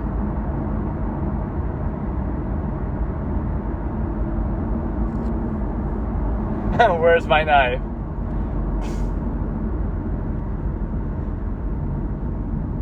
Show them then. Show them on the camera.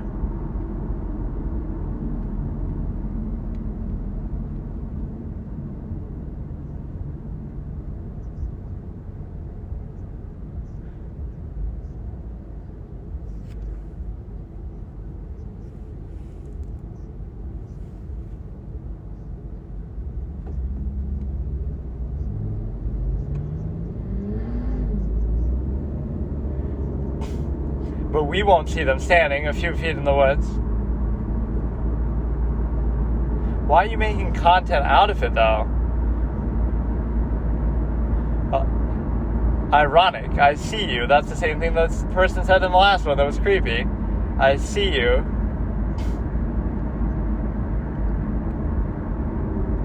Just carry a gun with you.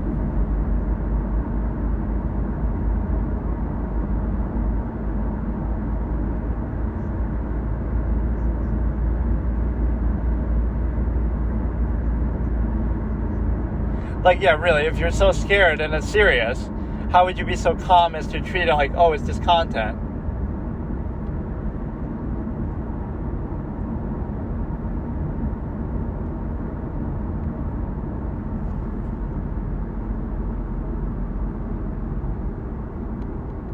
So they're just taking a smoke break. Fuck. Why you gotta be so loud?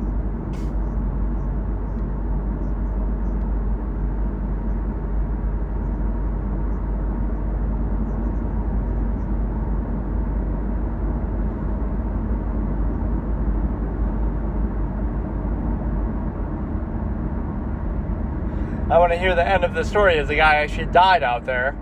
That's how we prove it's real.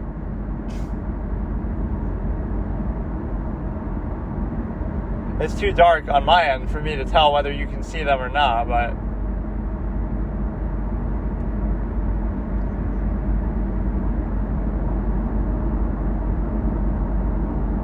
yeah, that just means I don't have to take the recording. There's no signal out here, bitch. Thanks for letting me know you're recording, and that just means I have to delete the recording before I kill you, after I kill you, and just steal the phone and destroy the SIM card. They don't say anything, though. Oh yeah, that's the priority. We gotta give a recap. Yeah.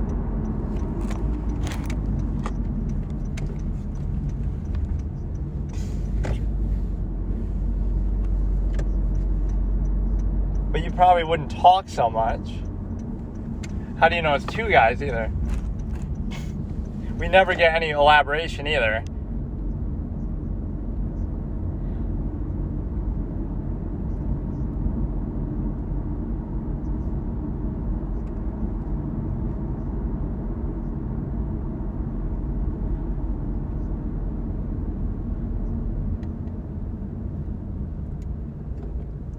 Yeah, it's like you're trying to focus on the content element. Oh yeah, that's good enough.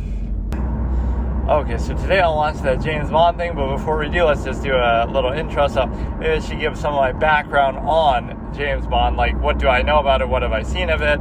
I've seen a lot of the older movies, obviously Sean Connery, Pierce Brosnan obviously was later on, GoldenEye, like the 90s and stuff. So I haven't seen too many of the new ones, Daniel Craig. The one thing I'll say about them is a lot of people don't like them for various reasons, but the thing I don't like is the tone is kind of a little dry and like they're trying to be too serious. And you might say, you know, that's the point, is trying to be gritty and this and that. But the thing is, even the older ones were pretty gritty and serious too, right? They just had a little more lighthearted tone at times and could be fun, but they were still pretty serious. That's why you even have all these parody type things like the Austin Powers series and stuff like that.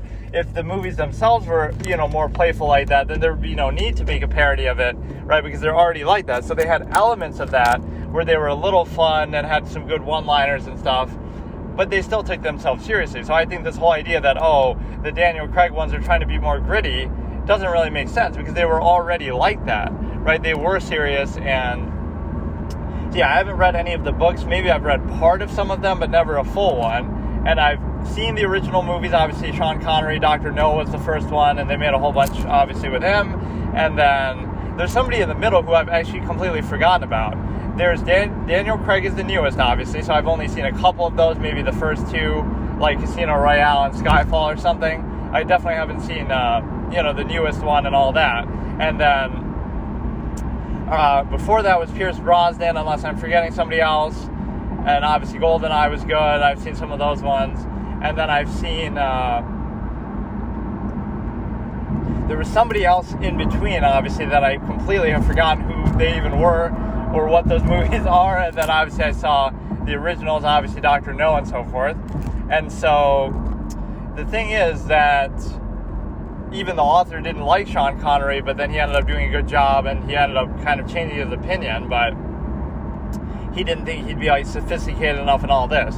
And so the thing I like about the character, I wouldn't say like I'm a huge fan of the series or anything, but just whatever, I had an urge to watch this. Just, I like the fact that there's sort of that almost detective noir element to it, where there's like game theory. So for example, it's more than just him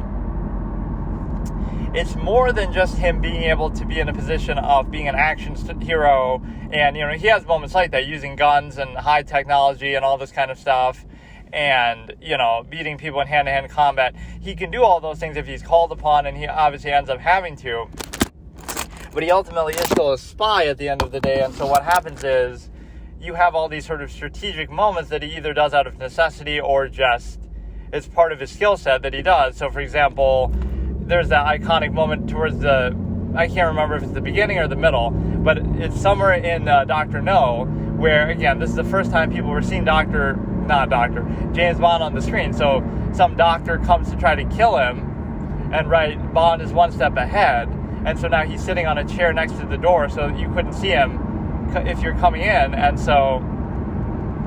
he sets up the bed to make it look like he's sleeping. So the doctor comes in and shoots the bed, and then he tells him, okay, drop the weapon, and he has a gun held to him sitting from the chair behind the door, right? And so now, just strategically, that has a great significance to it, that, you were one step ahead, you knew he was coming, you set up the bed to look like that, you're sitting there looking all cool and professional, and then you're also, towards the end of the scene, they're kind of talking, and then the guy manages to get his gun back that he dropped and try to shoot him, and then Bond is unfazed and says, it's the Smith & Wesson, and you've had your 6, which means obviously he shot the bed 6 times. That Bond was obviously counting that the average audience member, including myself, who is something more than average, but still, I didn't really catch that, and I didn't really understand it the first time I saw it, but obviously it means that he knows the gun, and he knows the gun only has 6 rounds, and he knows that the doctor had already shot 6 times, he had been counting, right? But that shows you more on a detective level, like he's he's like one of these private eye investigator type characters, in addition to being, the super spy. That's what you can define the spy as in that context. He is an action hero. He can do all these kind of crazy maneuvers and hand-to-hand combat and blowing stuff up and shooting people. He can do that, but he can also do this, where he's strategic, he's charismatic, he can sort of play a role and play a con like he does with Goldfinger. He pretends to be somebody else, and then he can also do, espionage and find out, information, and he can set up these little traps and gambits and, all that. So that detective noir aspect is what I like. So he's not just a, action hero, superhero all the time. He can also be, again, very smart and strategic and have all these plans and ploys and traps and tricks to use on people. And he's very perceptive and smart and observant. So those elements, I like combining the two. And a lot of my favorite characters in fiction are actually usually one or the other, though. Like they're really smart, but they're not that physically capable. Like you think about some great villains like Light Yagami or something from Death Note. He's very smart, but he's not physically going to be able to, well, he's a tennis champion and stuff, but he's not going to be doing all those other things like shooting people and beating people in hand-to-hand combat, right? We don't really see that called upon. You could say it's because of the subject matter, but I just don't think of him as being able to do that.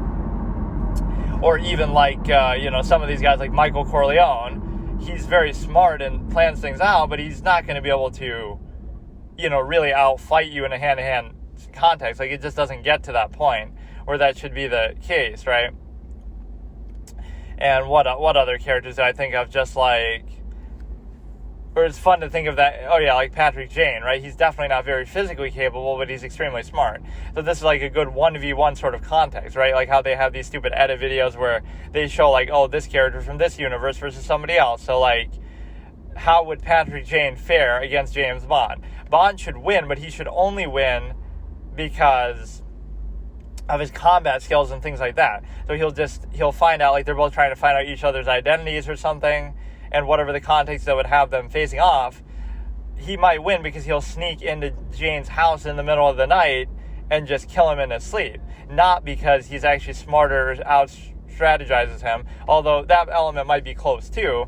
But like if we were to rate like, okay, intelligence and combat skills, Jane's intelligence level is like, let's say an 8, and Bond's is like a 7. And the reason why they seem so low is because I'm accounting for, all villains in fiction and characters in fiction that may very well, like Red John compared to Jane would be like a 10 or something like that. And so it's just to give it that context. So, for example, Jane would be smarter than Bond by like 1 point, but Bond would be more capable than Jane by like 2 points, like the espionage and combat skills.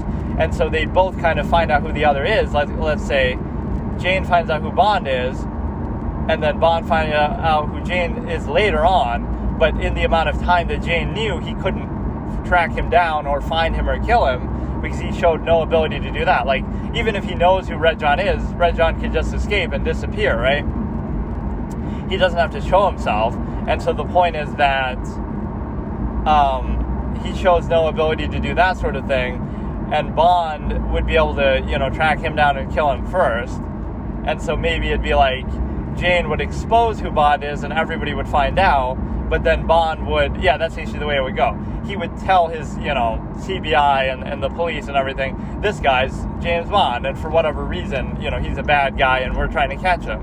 And so you would expose his identity and everybody would know because Jane would figure it out. But then Bond would kill him before Jane could catch him himself. So the damage would be done and the mystery would be solved, and Jane would win in that context, through great difficulty. But then Bond would still be able to kill him, right? So that kind of shows a victory in both ways. And so, Bond obviously being very smart too, but like that's the one thing Jane leaves himself exposed to at all times. Like, he could just be killed, not even by Red John, but anybody. Like, if you just want to kill him, you can. You just go to his house, you break in, disable the alarm or something. Like, it's not that big of a deal. There's no sense of protection that, like, you can't get to him for such and such reason, right? And they both have good infrastructure, so I would say that one's almost a wash, right? That one's almost even, but all the infrastructure and stuff is an equalizing factor. Like, Jane has the CBI and this and that, and Bond has Q and M and all this kind of shit going on with whatever his I forget what it's even called, his whole secret government agency shit going on. So the point is that you are able to basically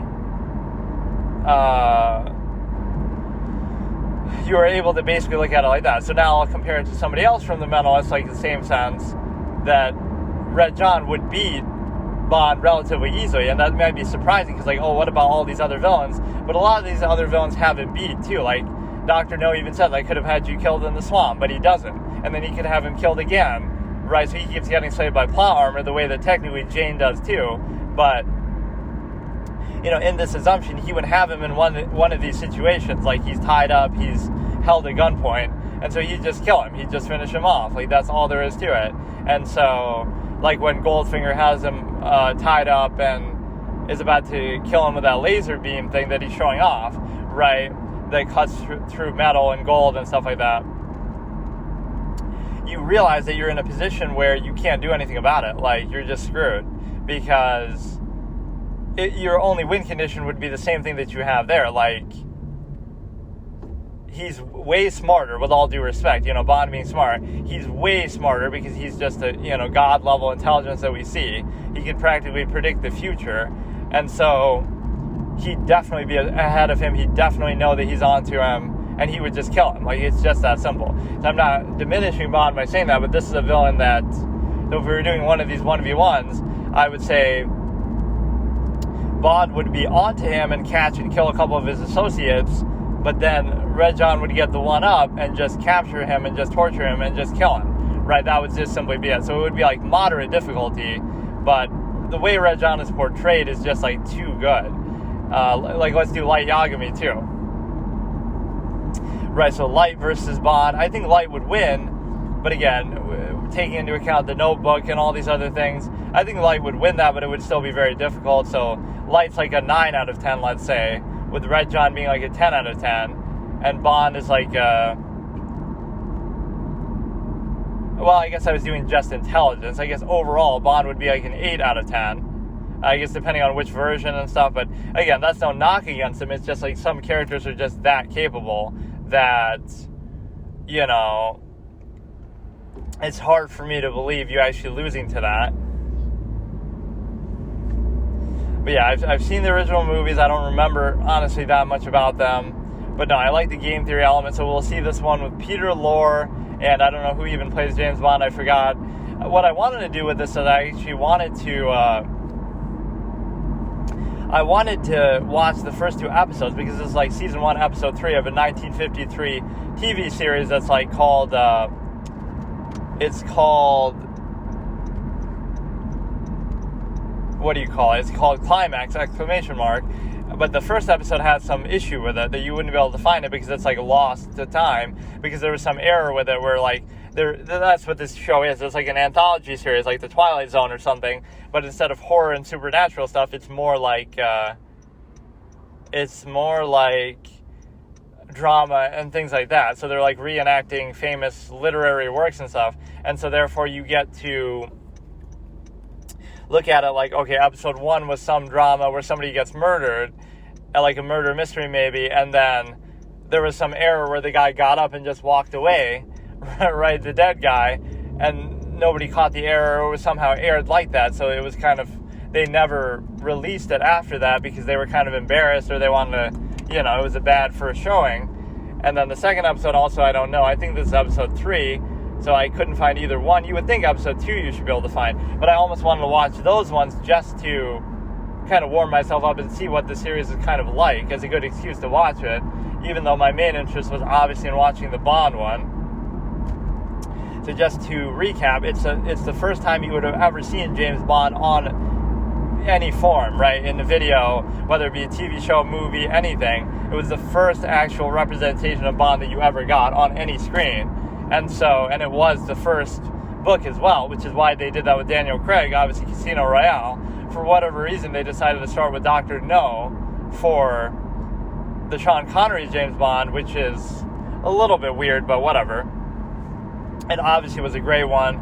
I mean, those 2 villains are very iconic. Dr. No's kind of cold, monotone style, and Goldfinger's sort of suave, sophisticated demeanor.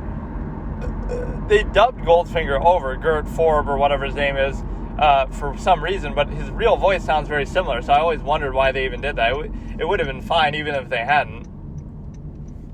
And I feel like you can kind of notice it a little bit too.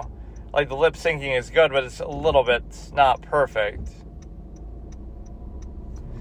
So yeah, we'll look at this one. Obviously, Peter Lorre is a great actor, and who is in M, a different kind of M, actually, James Bond joke, right? The M from 1931 by Fritz Lang.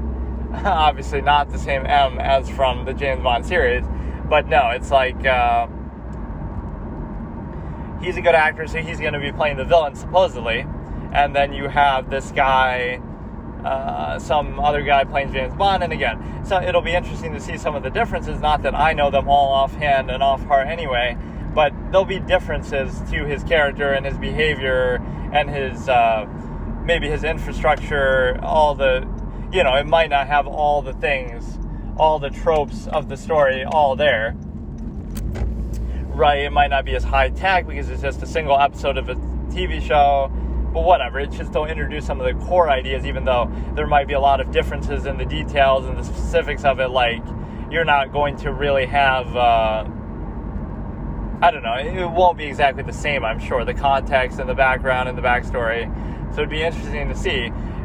You know, it won't have that iconic Bond, James Bond line, because apparently that, and what I don't like about that line is the woman that he's talking to, he's like a poker table playing her, and he asks her, he says something like, "You play very well, Miss," and then she says her last name, Smith, Julia Smith, right? So she's the one who says that line first. It's actually her line, right? And then she responds like, "And you play pretty well too, Mr." They don't say exactly that, but I don't remember. It was like, "You play pretty well too, Mr. Bond," James Bond, he said. So it's technically her line, whoever that character is, I forget her name, right? It's actually her line that happens. And so basically, I forget what the plot even is of Casino Royale. He's trying to bankrupt the casino by winning so much, so he's using his skills that way. But yeah, what else do we have? Like, there's a lot of things I just don't remember, but that's the whole irony of that line that they've ended up using. Like, oh, it's his catchphrase. It's really not. And it always makes you wonder, too, like, why does he use his real name? Right, James Bond isn't a code name. He's 007, but they would supposedly give him code names, but then they would never use them, or just for, for the benefit of the audience. But, like, how hard would it be, like, one villain who loses to him still leaks his name and identity, like, oh, this guy who goes by the name of James Bond is a super spy, so just be sure of that. Or, like, these super villains couldn't figure this out. Like, yes, he has his infrastructure to try to cover up everything he does and his identity, but still, don't you think it would be easier to basically just use a fake name for every single thing that you do? But no, his name and his appearance would be very conspicuous. Like, it wouldn't be that hard to, after the events of one major thing, taking down one major villain, you might be exposed still. Okay, so it technically says 1954. So this is, whatever, Climax, Episode 3, Casino Royale. So we'll start in 3, 2, 1. It's like 51 minutes long, and I won't even say where I'm watching it, wink, wink, if you're not supposed to be able to do this, but however you find it. So let's see what this is about. They're going to, like, introduce the show first. Barry Nelson. Peter Lorre, which was a great choice. I mean, he's a really good actor. I don't know who some of these people are. In fact, that first guy must be the one who's actually playing James Bond, but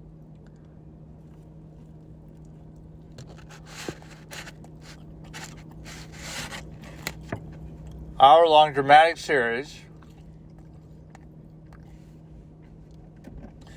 Or this is like a Rod Serling type.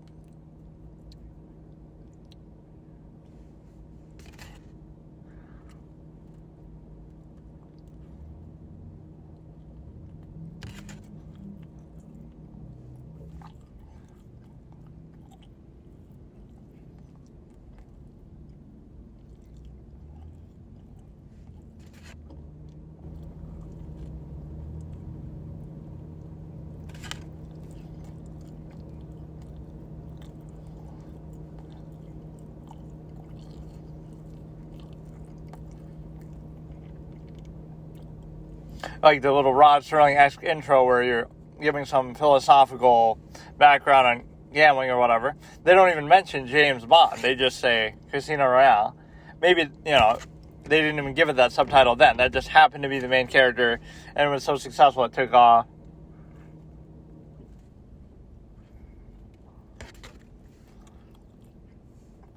This will be better than the Daniel Craig one anyway, like.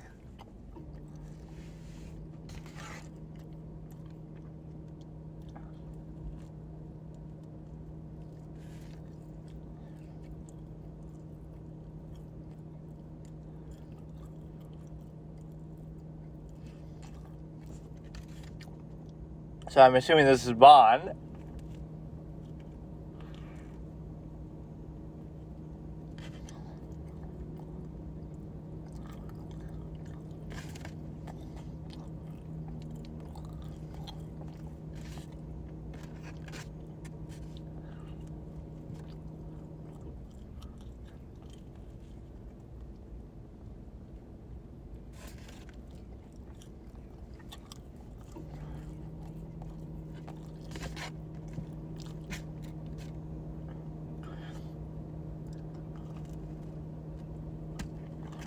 It didn't hurt his appetite to still want to play, the fact that he got shot at.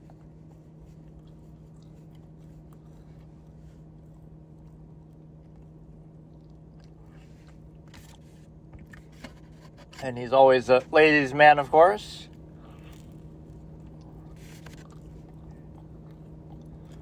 But there won't be that line, Bond, James Bond. Not in this one, I don't think.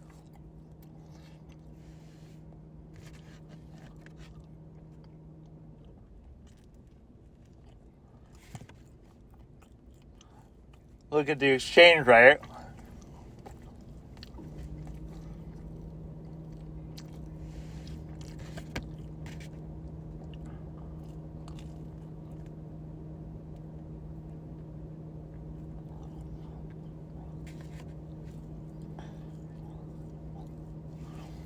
It just happened like 5 minutes ago. Oh, there's Peter Lorre.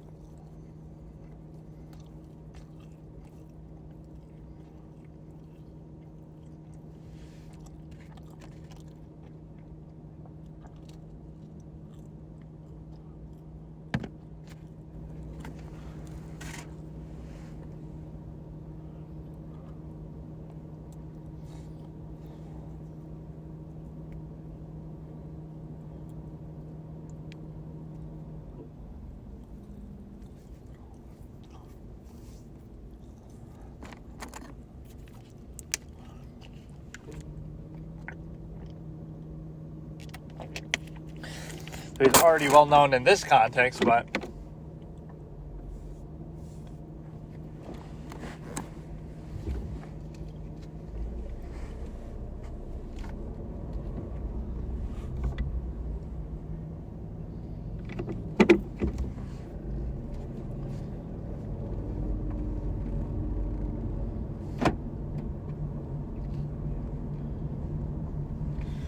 so that's like his ex-girlfriend, and they're sending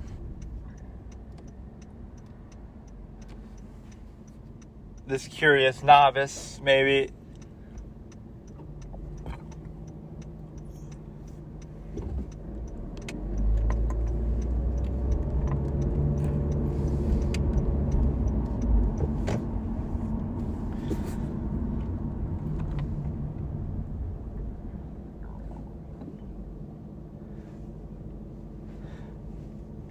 Mostly luck, but he's so consistently lucky, that means.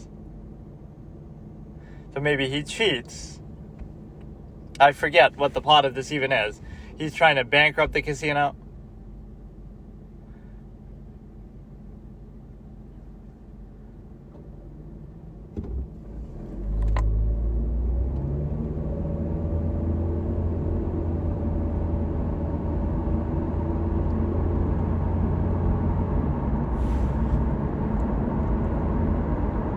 The old school tipping where it was consensual, not pressured. Keep the change.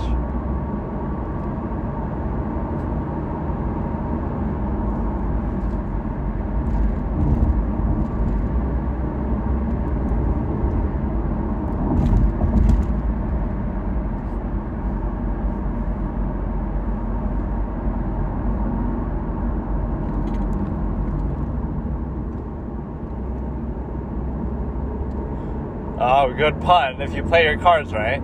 Literally. So I guess it's not even a pun. That's the one time you can say it and mean it.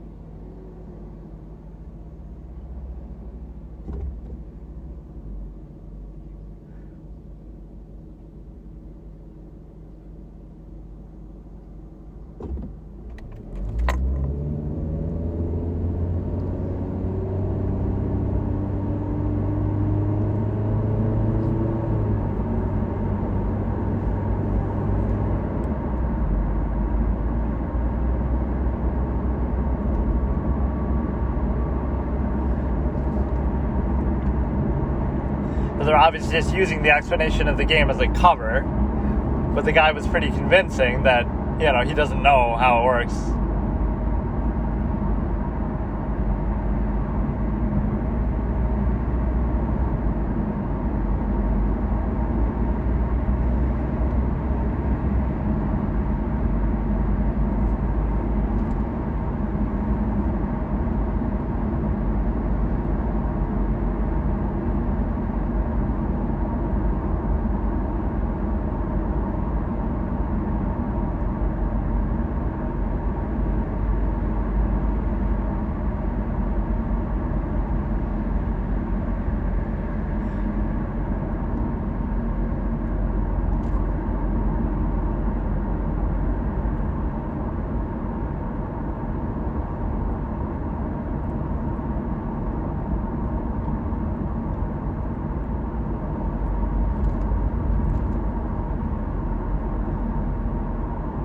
And the Soviets will kill him for all the embarrassment, I guess, is the point. So 18 million, he has to win back with 26, I think, if I heard.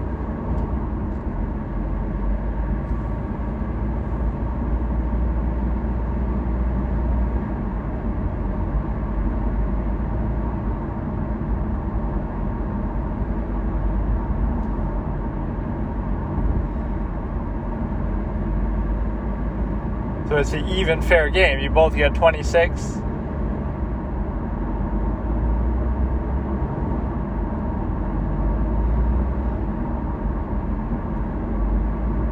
How do you know all this goddamn stuff about him?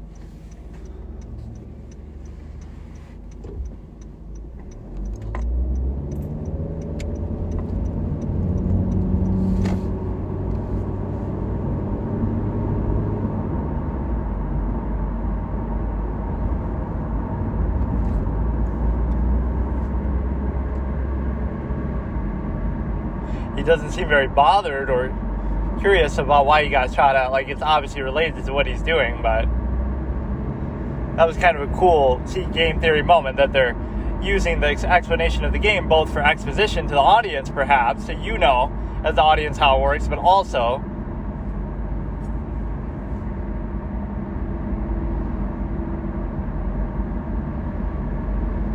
to explain what they're trying to do too. So that's double exposition.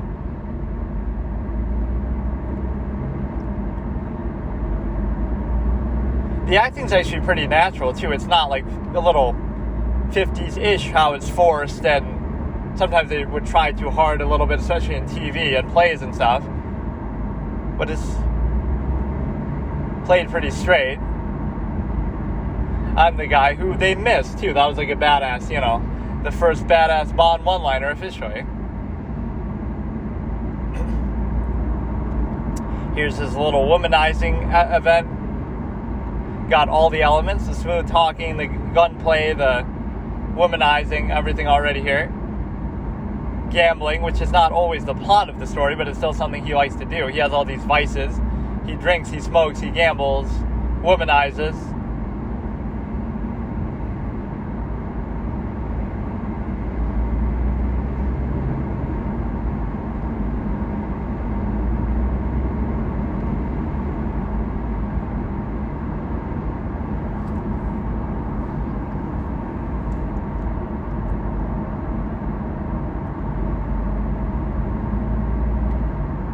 Oh, should they just go right into it?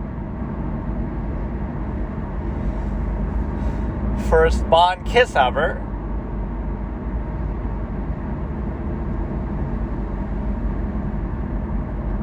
They used to be together, but she's like a mole for the bad guy, I guess? I don't fully get it.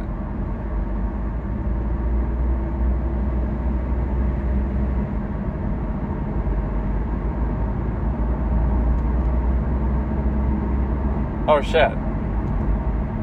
He already knew it.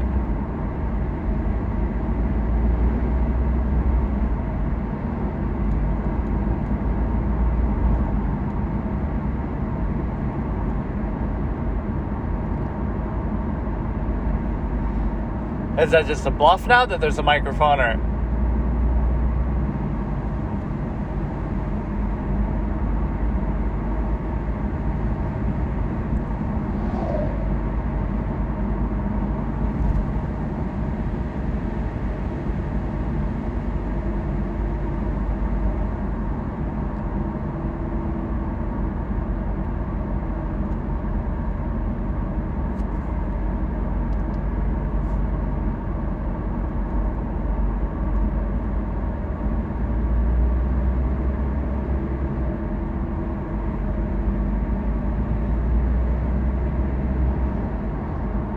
Oh, he's playing the music to try to obscure the microphone recording? I don't...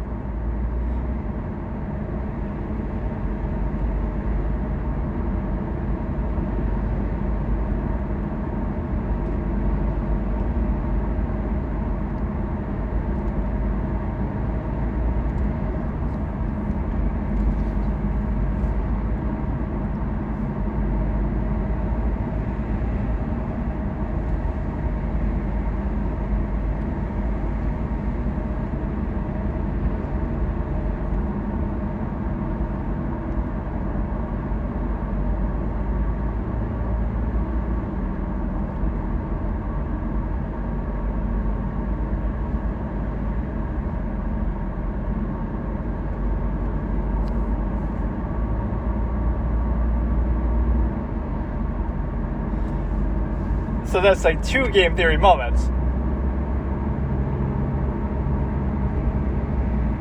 Using the explanation of the game to explain his mission objective, and then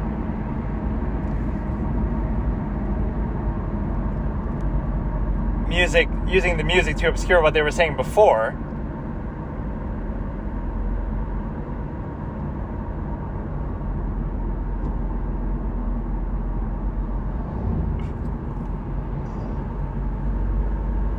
So I'm assuming they couldn't hear the first part of what they were saying.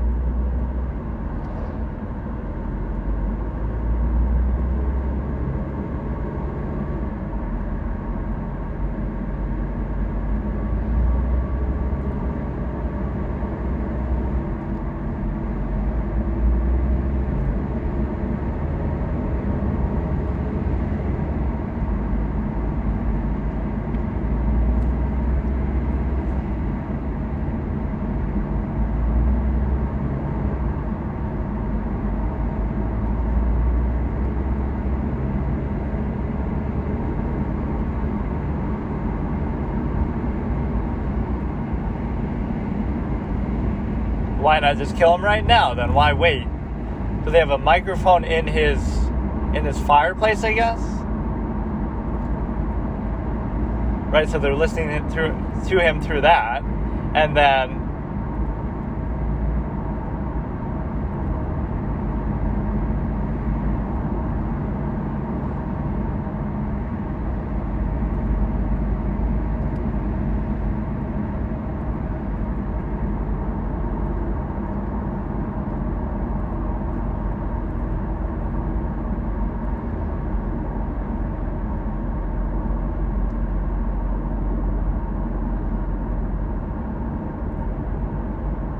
oh, so she didn't know originally.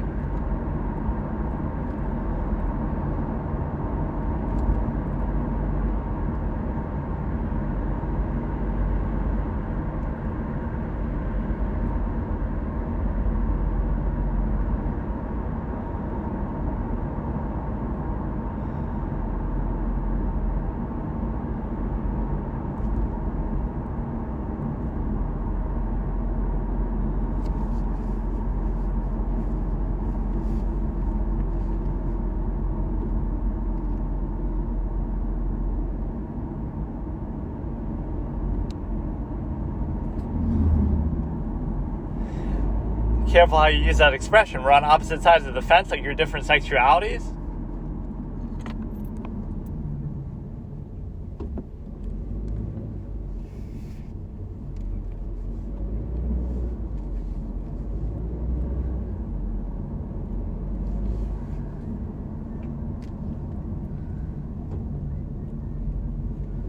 We're using this to obviously play with them.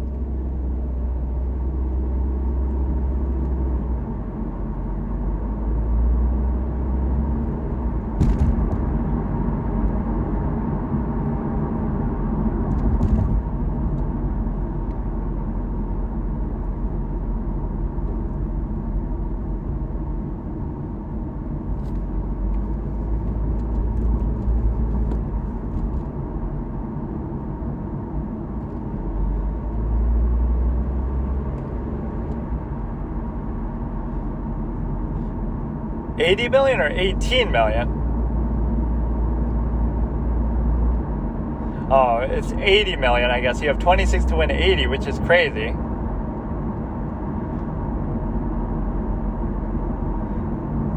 I thought the difference was just 18, so you'd have like 43 total. Or 44 or whatever. It's a little hard to hear everything. See if we have subtitles actually.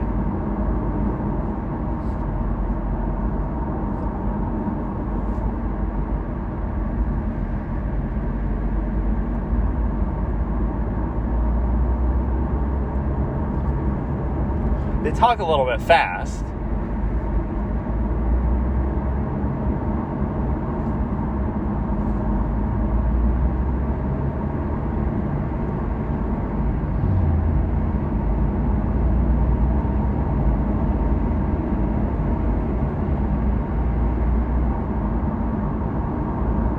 So if they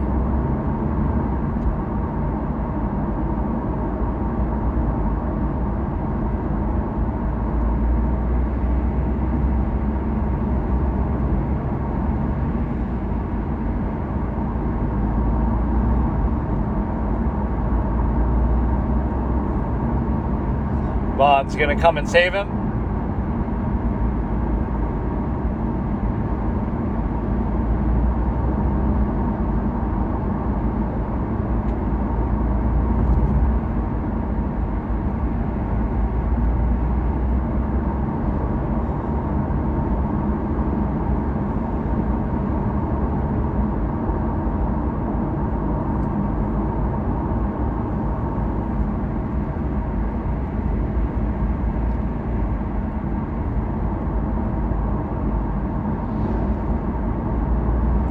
There's a lot going on. It's just hard to keep track of, but that's good, you know.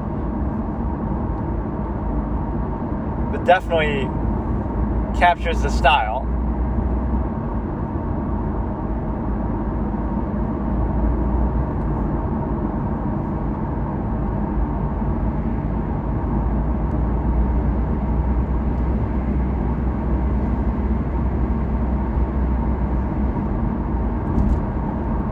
So it's obviously a smear job that, you know, only if he loses the money can they say that. Otherwise, he'll get it back and everything's fine.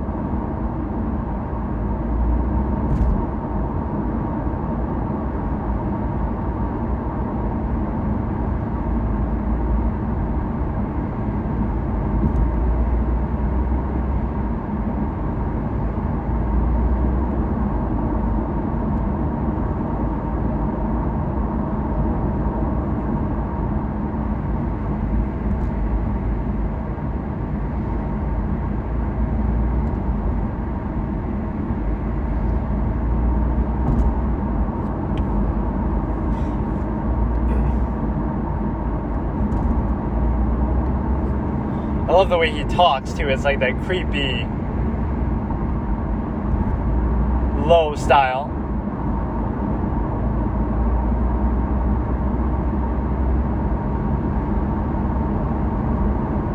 But they give 26 million so casually too.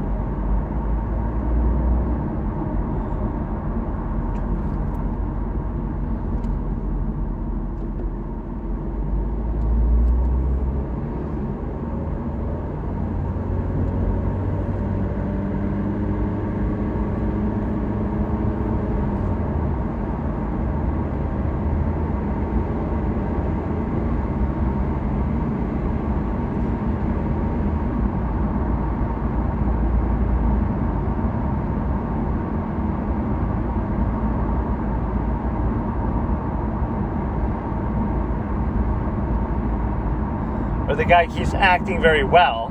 Like, are you finished with that phone? Like, he's just...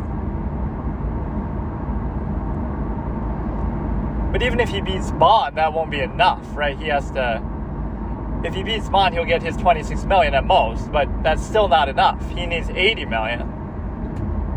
But they want to clean him out even beyond that.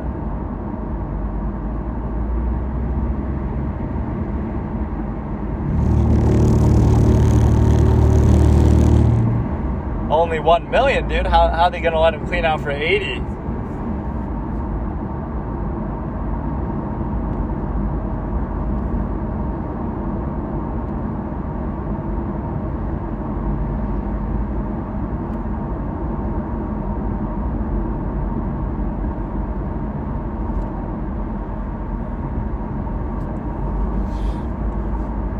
I love the whole vibe of this. Like, it's shown very serious. They're playing it very straight. They're not winking at the camera, that kind of stuff. It's actually pretty serious.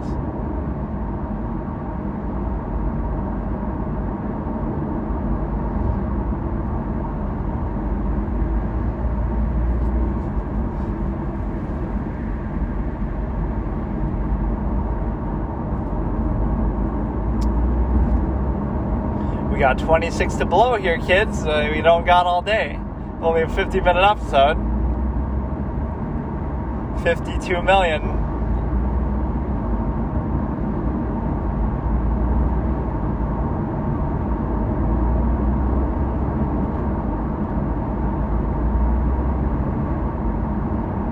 Or he's going to be cheating somehow.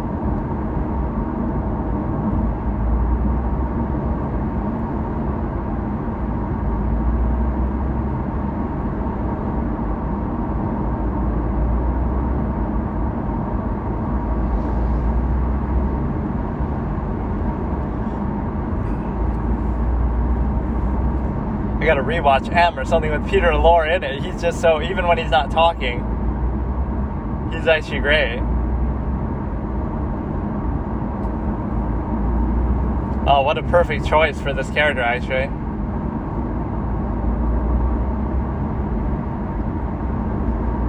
We need a scoreboard. How much are they both at? 4 million francs.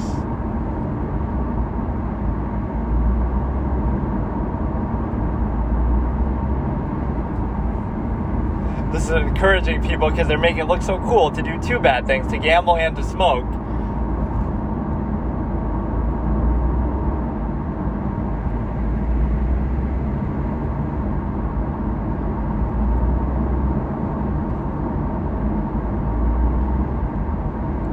Nine to 7, so Peter Lorre is winning.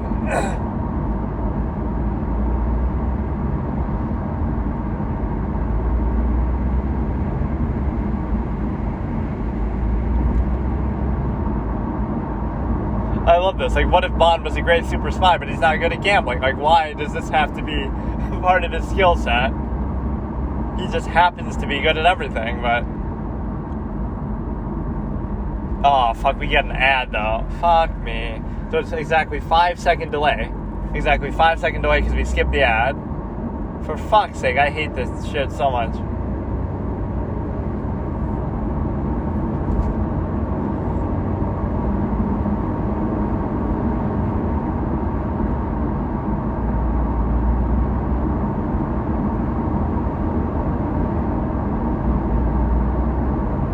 How much can a casino give away that they, don't start to question things? Or, I mean, I guess it's part of it's coming from the other people, but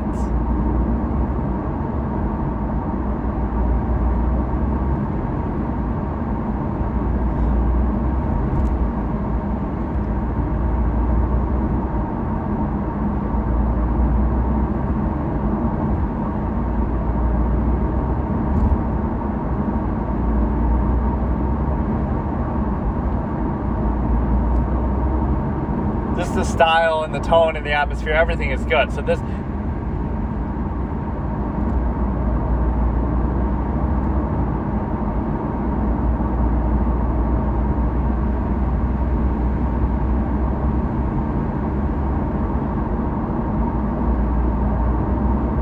So he's actually beating him.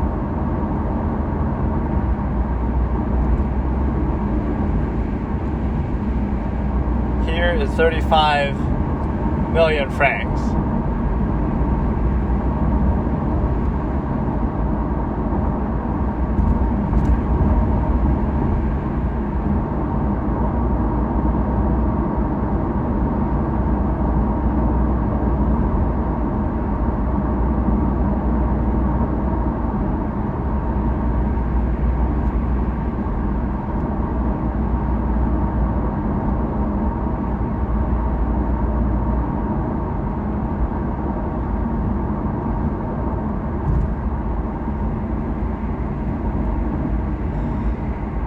he's not doing so hot to start here, at least.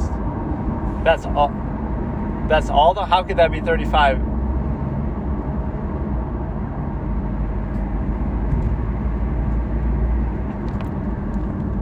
This is where the guy's gonna fuck up, though. He's gonna get greedy for the whole 80 million.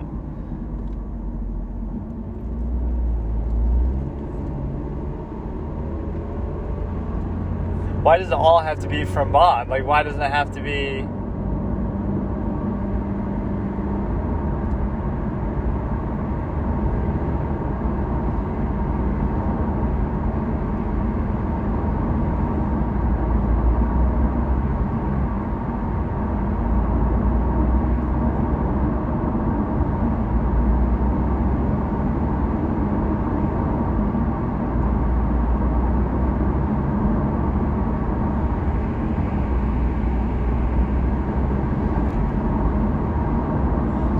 Down to 23. That guy's like a exposition nightmare. You lost. Like, he knows he fucking lost.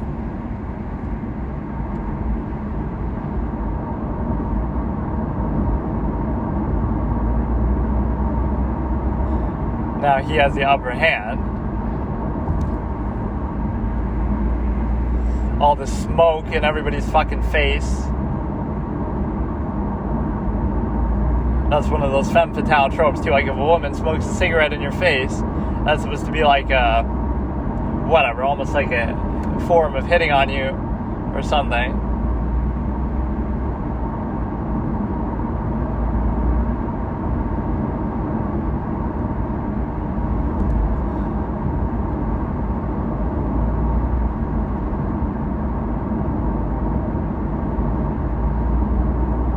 Look at that walk.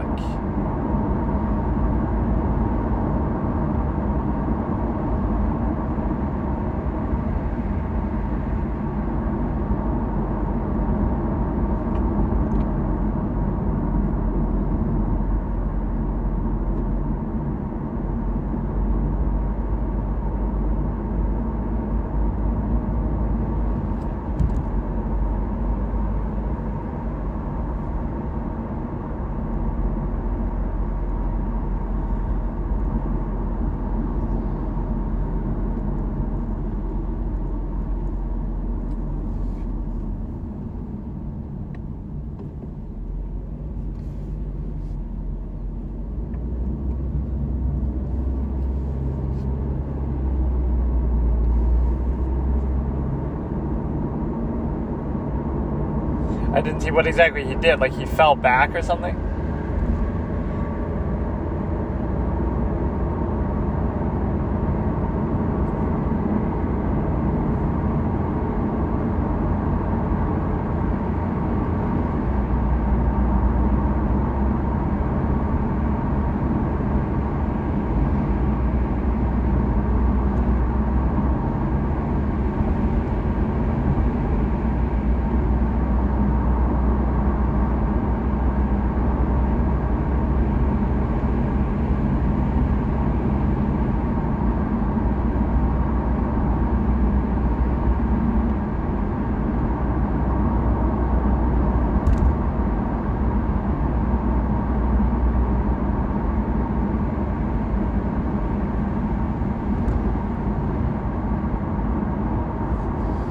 That's the first, like, little Bond-esque gadget that we have.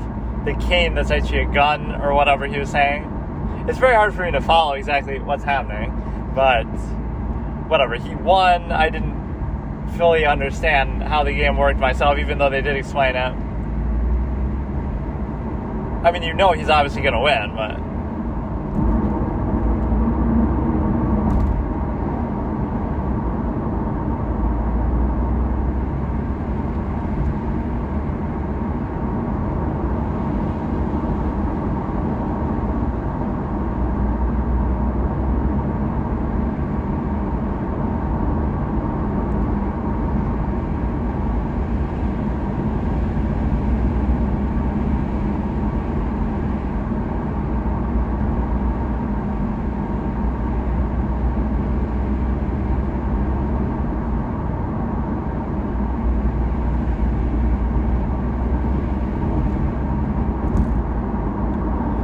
pretty well cast, pretty well acted. It was actually quite enjoyable. I just can't follow it exactly.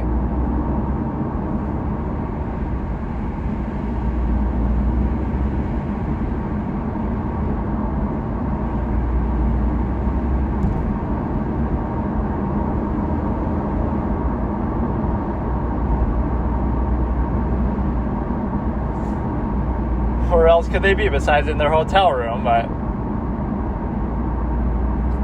And now he can't even steal the check because the check's to somebody else.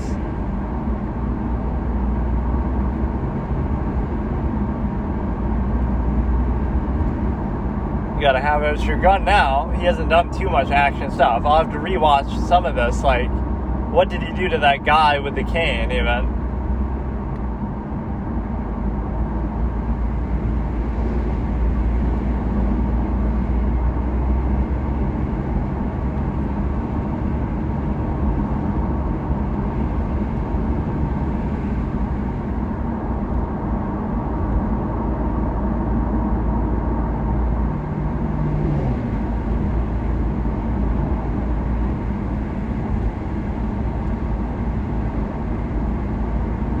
I wish this was a whole show, just with every episode's a different movie of the whatever. Or he's gonna switch like the numbers on the door. But how would that even fool them? Like they would know.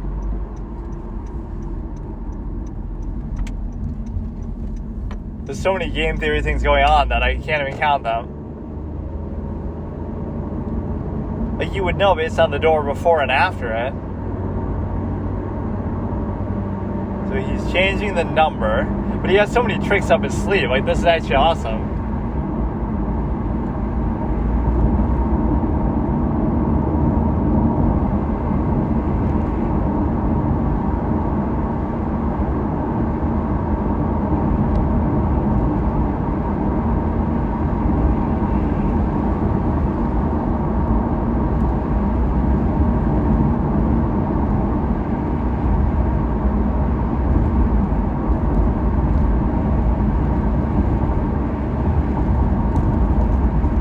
Check won't work for you though. That's not how checks work, right? It's not, or maybe it's a blank check.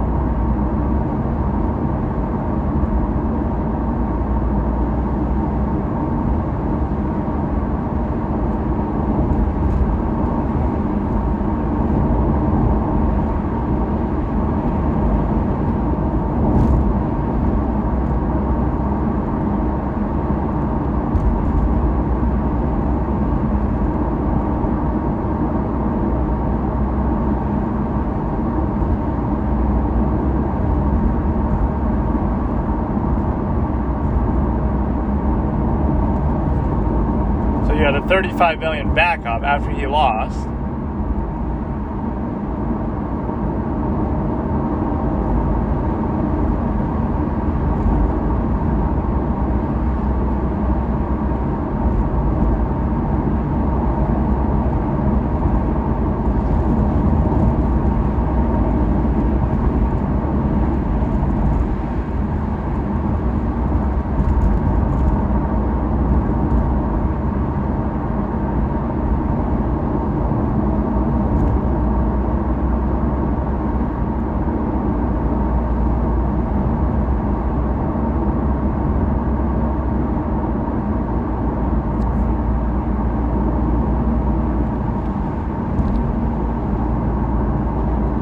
So he must have already hidden it. I don't know if we saw exactly how or when.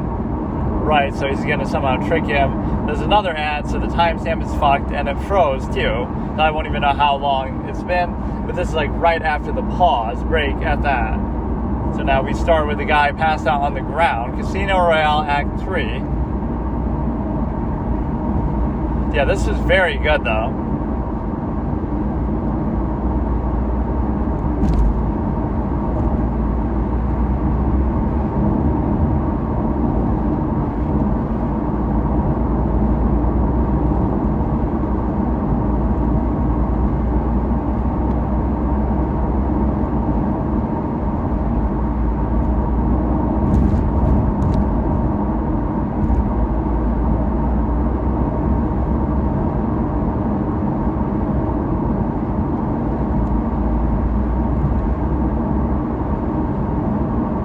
So many fucking conversations interrupted by phone ringing.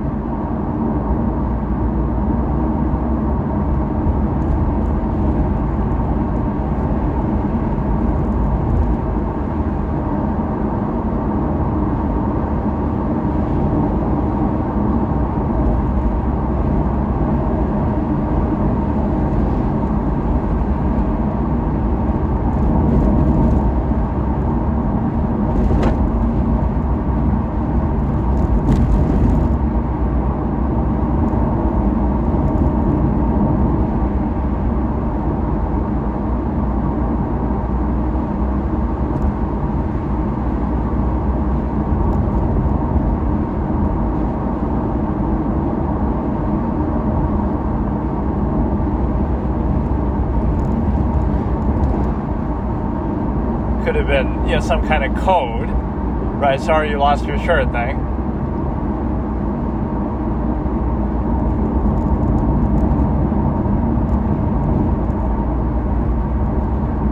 I'm gonna waterboard him, the original waterboarding. See.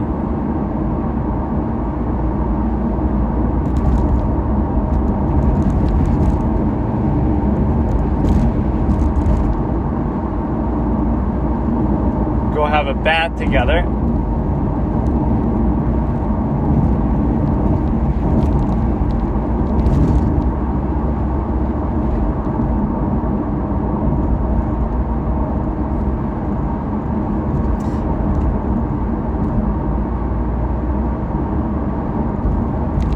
But yeah, the check is addressed to me, so even if I gave it to you.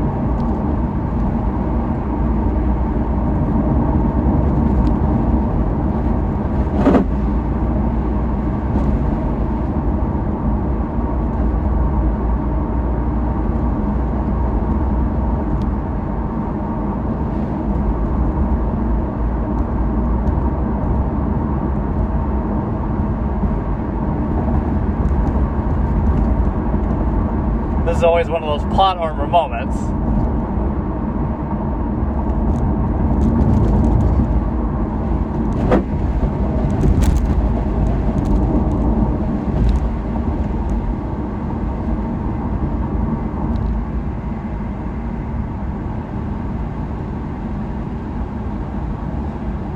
Pull the old Chinatown, cut off his ear.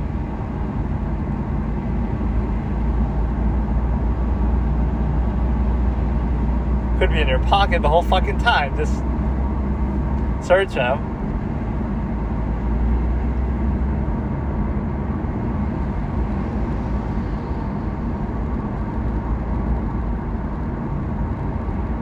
Damn, we're getting a torture scene and a fucking TV show out of that. Back in a more conservative era.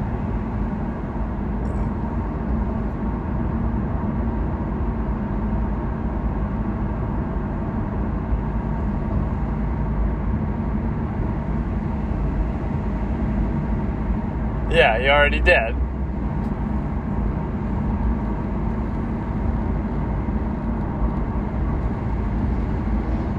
Oh yeah, that is true.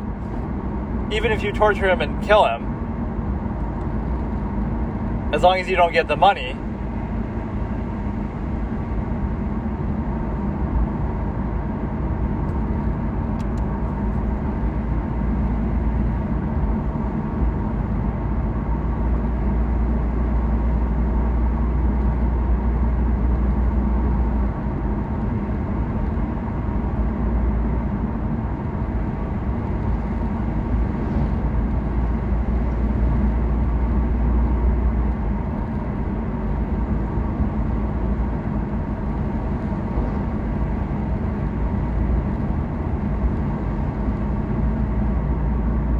that's quite the explanation. Why don't you just go look for it?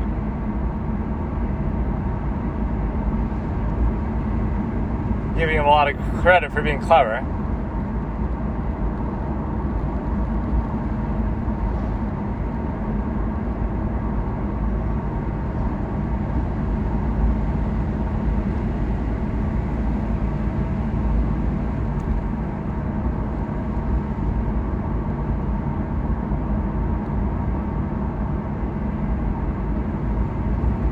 not the best way to stay incognito.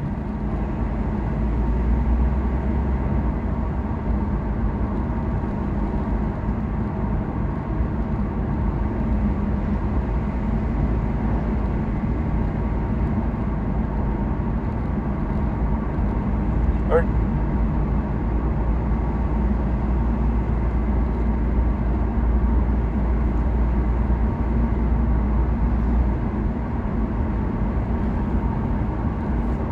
average plot armor moment where Bond is objectively beaten, and then yet you still, let him live. So it was like in the door, but did he put the check in the door, or did he? I thought he was just changing the number so it'd be confusing. Or it's in his room, but it's a different room.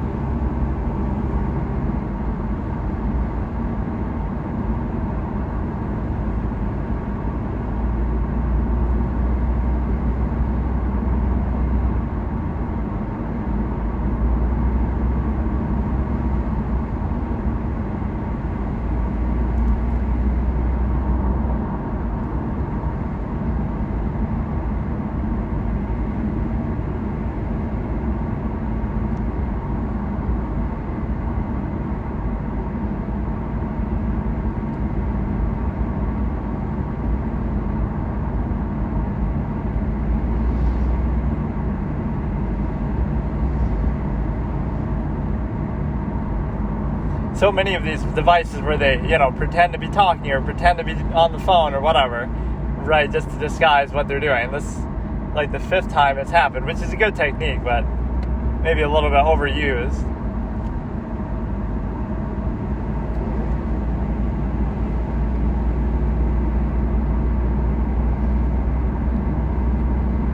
Oh shit, the number plate.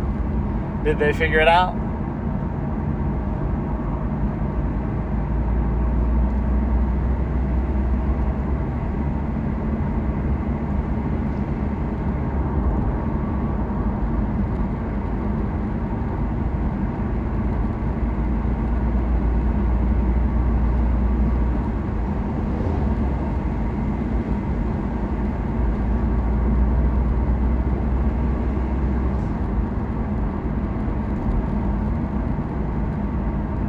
But now he still wouldn't have the check. The guy's going to have the check. But you still didn't sign it over, so it's still useless to you.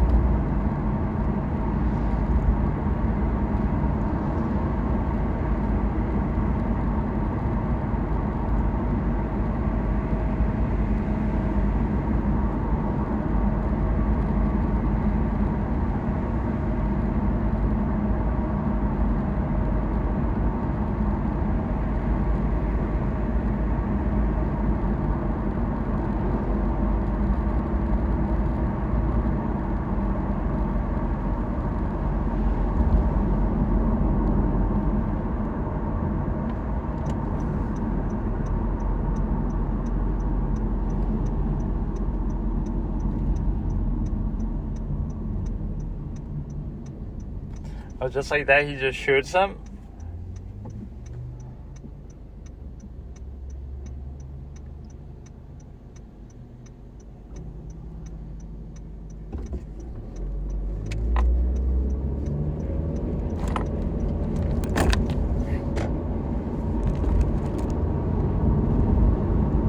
Looks like he skipped a frame there or something.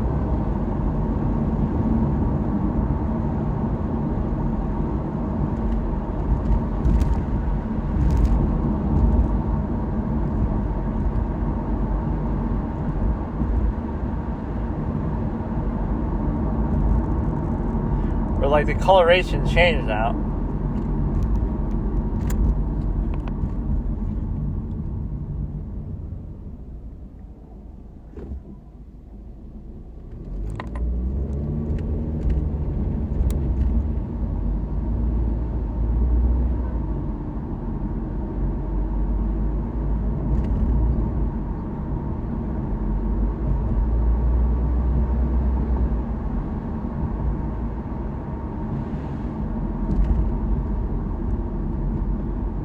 But you don't even have a signature still.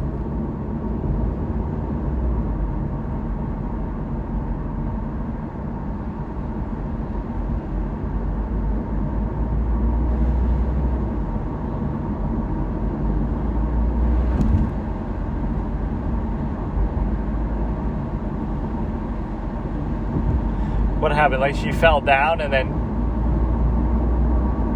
she fell down so that he could shoot him without hitting her or what. It's a little unclear because it's black and white and you're watching on a phone.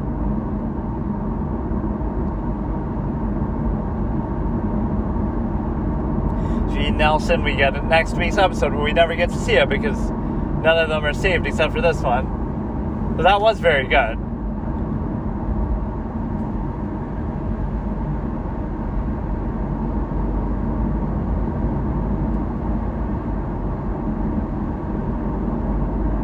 Just be careful, just don't get in accidents. No, that was awesome though. I mean, it's really high production value for just a show, and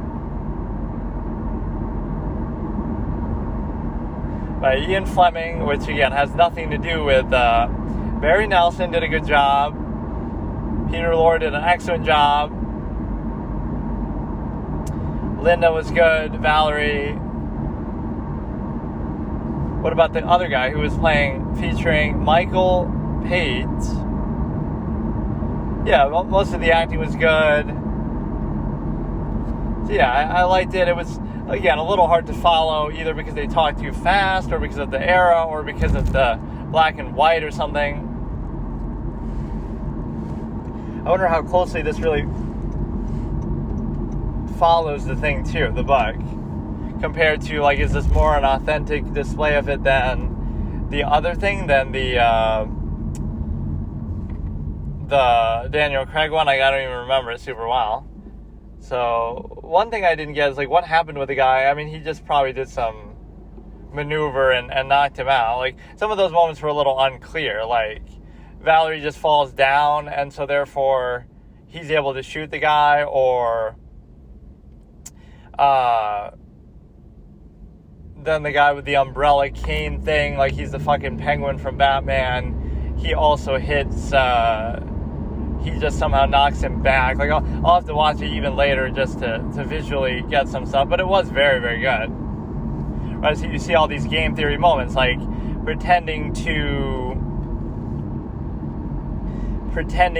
like talk on the phone in a normal way, but actually you're speaking in code, or pretending to, you know, just romance, but really you're using the music to cover it up, or pretending to teach a guy the game even though you're actually, you know, telling him his mission objective, or even later, you know, putting the check in the thing, putting the check in the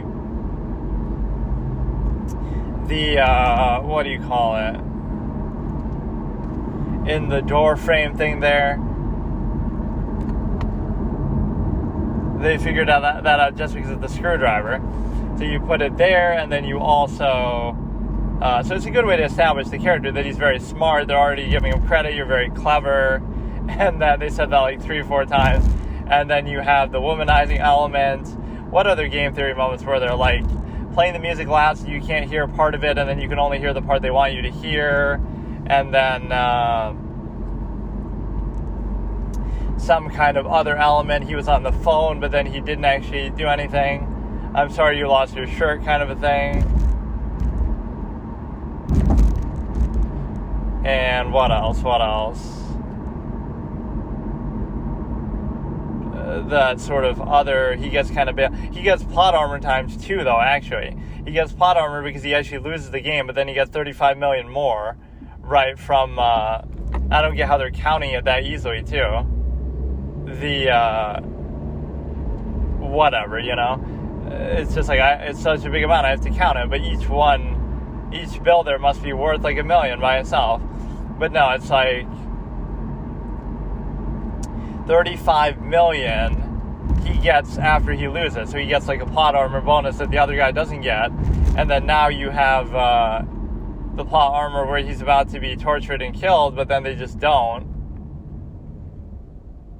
Right, and the way he shot him too out of the bathroom, there's a lot of scenes that were super unclear, but maybe part of it is to the credit of how I'm watching this. But no, that was very good. It's a shame that I can't see any other part of this series though, because the episodes just don't exist. The first one's lost, but even the other ones probably won't be preserved or so easy to find, because it's just so old that this one's just notable because, oh, it's James Bond, so people preserve it for that reason. But yeah, that was an excellent villain choice, excellent everything, really. Maybe this is why they chose not to do the first movie as Casino Royale, because, oh, you already had this version, and this was actually pretty good.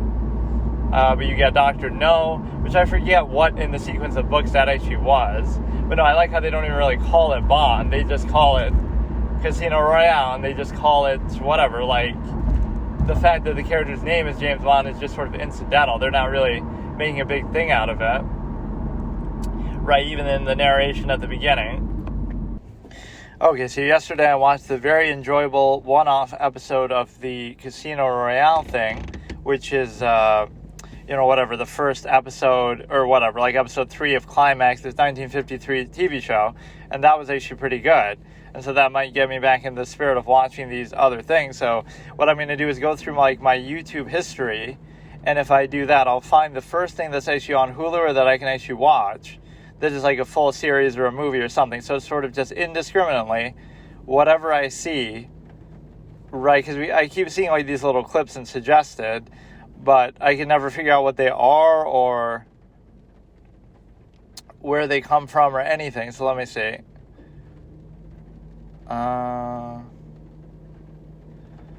This is all like these random things. Or I was watching like horror-related stuff. Say you will, he caught his girlfriend with another guy. See, like, whatever this is, I don't mind even, I'll just do it. But can we actually do it? What is it called? Or it's just it's not like a full movie, I guess. It's just like a short film for YouTube, maybe. I was actually just going to watch like horror stuff, but let me see if I can find something.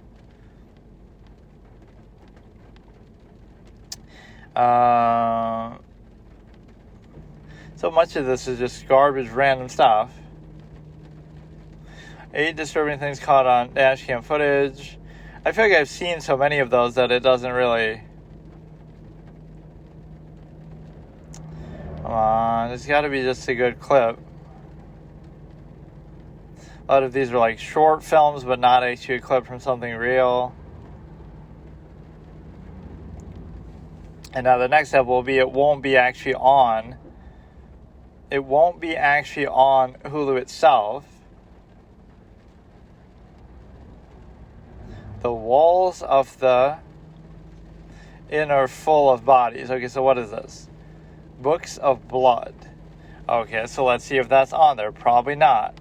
Right, I'll just be this indiscriminate with it. It doesn't matter what it is, anything, but I just don't want to subscribe to too many of these things at once, so I'll still do... Come on, just let it be on there. Books of Blood is a drama movie, 2020. I'm going to assume this is the same one, too. Okay, we'll just go with that because it is on here. I don't know how long it is even. Well, that was easy at least. I hate these that they always show, even though it's supposed to be ad-free, it'll show like something at the beginning of it. So I guess I can incorporate that in there, assuming you're watching on the same platform, but I don't really know. Like it'll be some sort of Hulu logo or HBO Max logo or something. So yeah, now at least we'll return to actually watching stuff again, although I'm kind of doing it very randomly, like I don't have a good plan for doing it.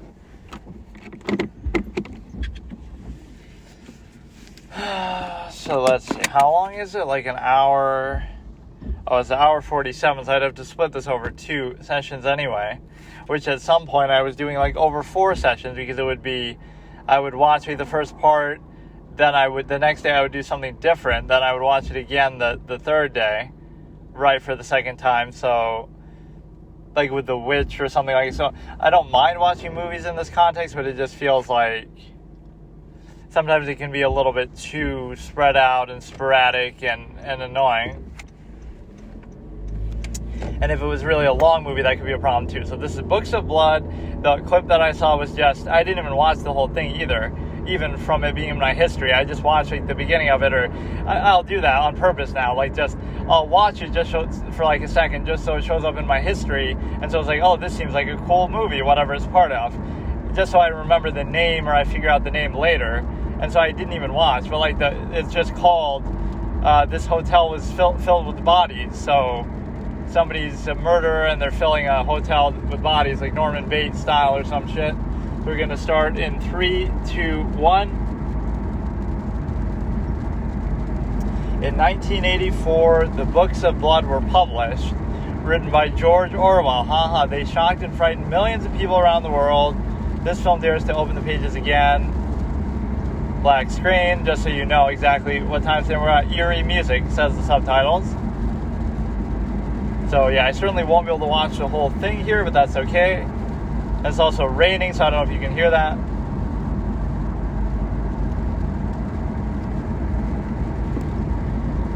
Or is this going to be like an anthology?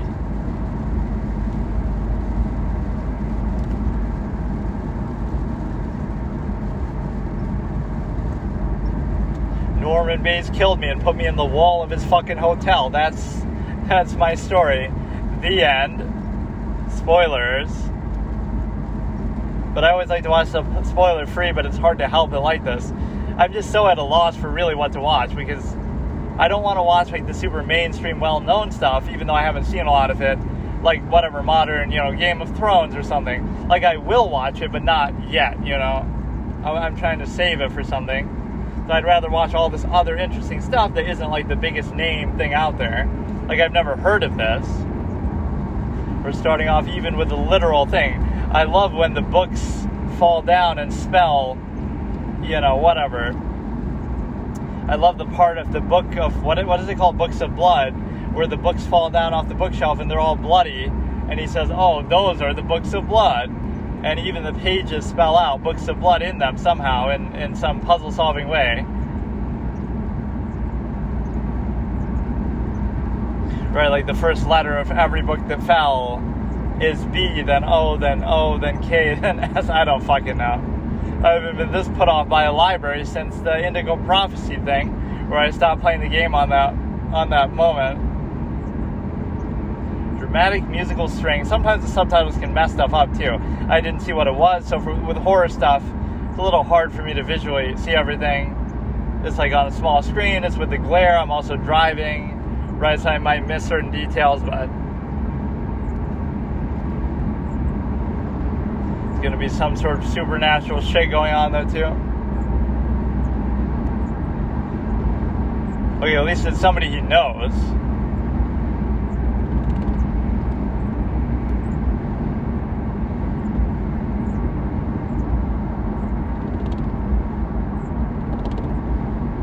Where to find it, but that means you don't have it. I have this thing, but here's a map to dig it out of the ground, like we're in fucking, whatever, fistful of dollars type shit. Or yeah, that too. I like his reaction there. I'll tell you the information that can keep me alive, so you don't kill me, but then I'm of no further use to you. Now he knows where to find it, and they weren't even asking for that though. And they didn't even, they're just killing him just for the sake of it then.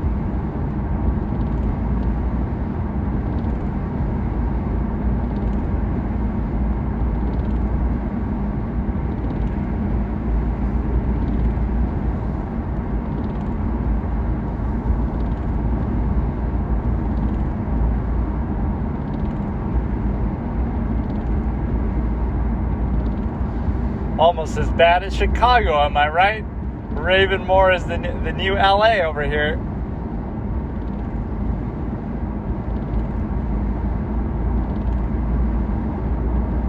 Red flag number 2. You got to go to we don't go there anymore.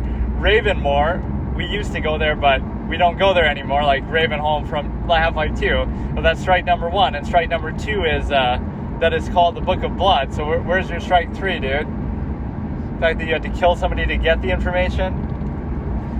It's kind of a fortuitous thing, though, that the very first thing I looked at was on Hulu. I'm happy about that. I didn't have to, whatever. I like horror stuff aesthetically, but I feel like story-wise it's sometimes so shitty. it's always just like random, like, oh, the monster is chasing you for the whole movie, and then you just kill the monster. Like, wow. Not even with any game theory half the time. Like, it's hard for me to explain, but they don't have any other story substance usually. It's just like Halloween, the original. It's a good movie, but it's like Michael Myers is trying to kill everybody, and he kills some people, and then he gets killed himself, or then he escapes. Like, that's all there is to it. There's no other story. Like, some of the character, like, there's no deeper character development, like in Signs or The Exorcist, at least, where, you know, the character is losing his faith and getting it back, and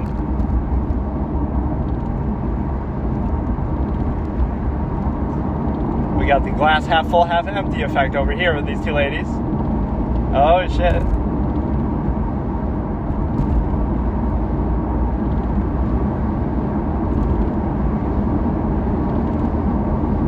She's like me. We gotta analyze everything.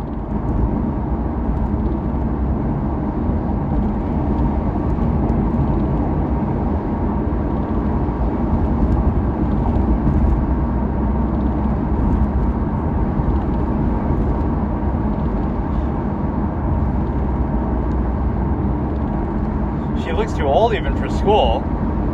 What is she, like, in college?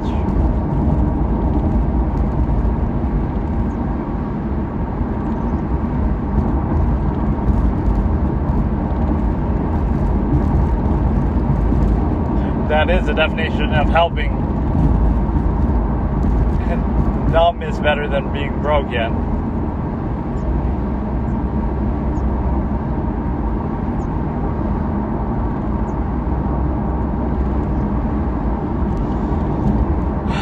So she's got a nice picturesque view, though.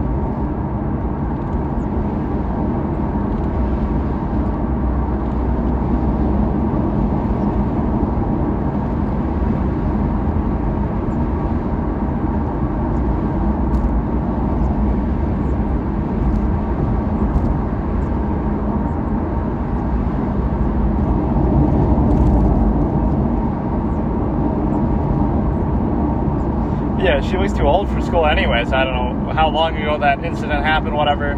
She got harassed at school or something. There's no reading at the dinner table, even though this is better than what people normally do, like like ASMR eating mukbang. Not a fan of this, I guess.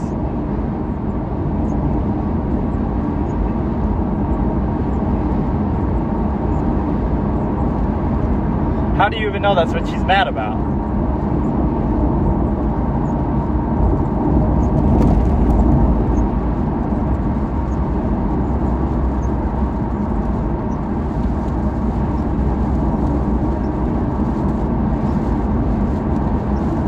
You seem like you have a pretty nice house, so you don't get to bit too much.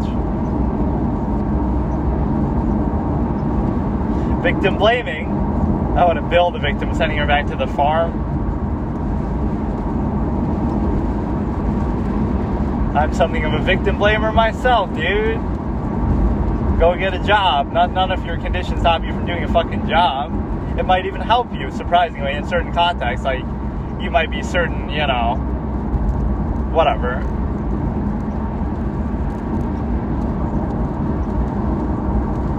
Or like she has like super good hearing or something, where everything is like, so maybe that's like a power she has. Because she could hear everybody on the, when they were eating, so it's magnified. So the same thing here, like where she's, there might not be a mental illness, it'll be like a superpower. I guess that's what people would call them. But if you can't control them, I like that in stories, like, you know, a character has a great ability, but they can't control it, or it kind of tortures them. So they, you know, it's a gift and a curse, basically. But even though Spider-Man says that, it's not really much of a curse for him. He just, it doesn't really bother him in his day-to-day life. It doesn't seem like he could just not be Spider-Man. Right, so it's a little different. But if it comes with certain drawbacks, and so now she's going to try to run away because they're trying to send her back to the fucking farm, or she's going to kill, oh shit. Yeah, if you saw what she was drawing, maybe you'd feel a certain way. But what do you expect is going to happen? You're going to kill them, and then nobody's going to notice, and you'll have this nice house all to yourself? Why not just try to run away then? Or she's not trying to kill them, she's just trying... Oh, shit. I hope she succeeds, actually, because this is what you get for victim blaming.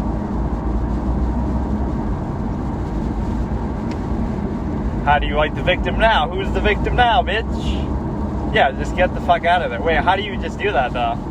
I thought they were, like, on an island. I guess they're just on the beach.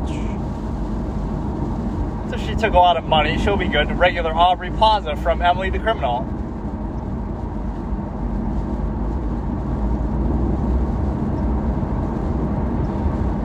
So now she'll show off the money and then she'll fucking...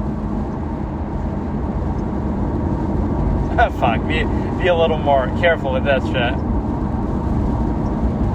Not that it's any of her business, but...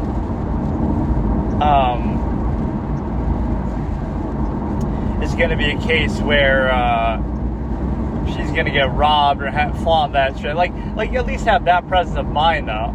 Like, you know what I mean? Hide it somewhere a little better, or just take a couple bills out and put it in your pocket, just so you have them on hand, right? So now you can use those like a normal person, and then you have the rest in reserve.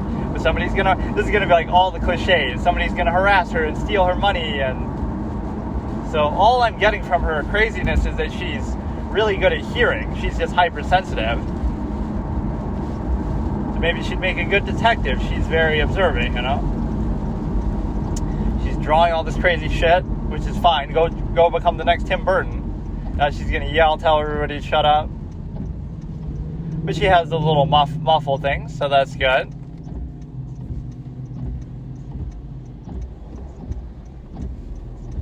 As usual, now she'll fall asleep, though, and somebody will steal her fucking money. But again, they wouldn't know she has money, so they would just be stealing it on a different pretense that, you know, just her bag in general. You can't really see exactly what she's looking at there.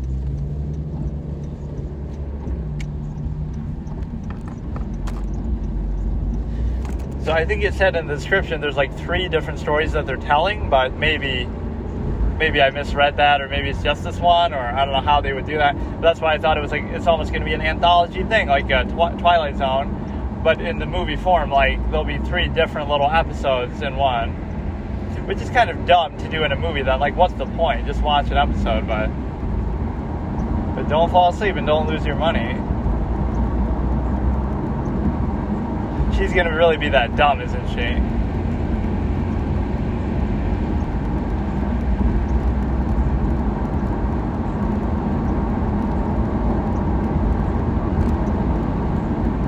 What is this fucking guy trying to do, dude? He's trying too hard to be scary. You're in a bus with other people. Like, what the fuck are you... Or, oh, maybe there's nobody else there, and I thought there was at least somebody else in there that it would feel like, whatever, a little bit safer. You know, if there's people around. Like, I love that, too, in stories that... you know, oh, I'm running away from somebody, but you're in public. You'd be better off just staying in the same place. And what are they going to do? You know what I mean? In front of everybody. They might still do it, but this reminds me of like Eyes Wide Shut now. It's just like you're going on this overnight odyssey that's going to teach you what's wrong with your life and that you should be grateful to be at home and this and that. Don't log into any of your accounts online because they'll dox you here. They'll track you. Right, go sleep. Fuck. Just go sleep. She's looking for some house, which is what exactly? Or she has enough money to be able to afford this shit anyway, so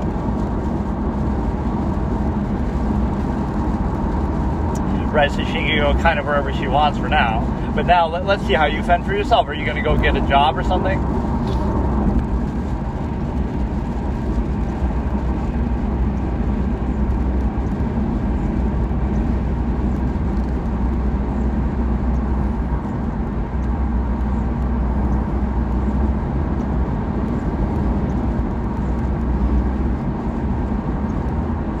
Could be that you're a fucking creepy stalker.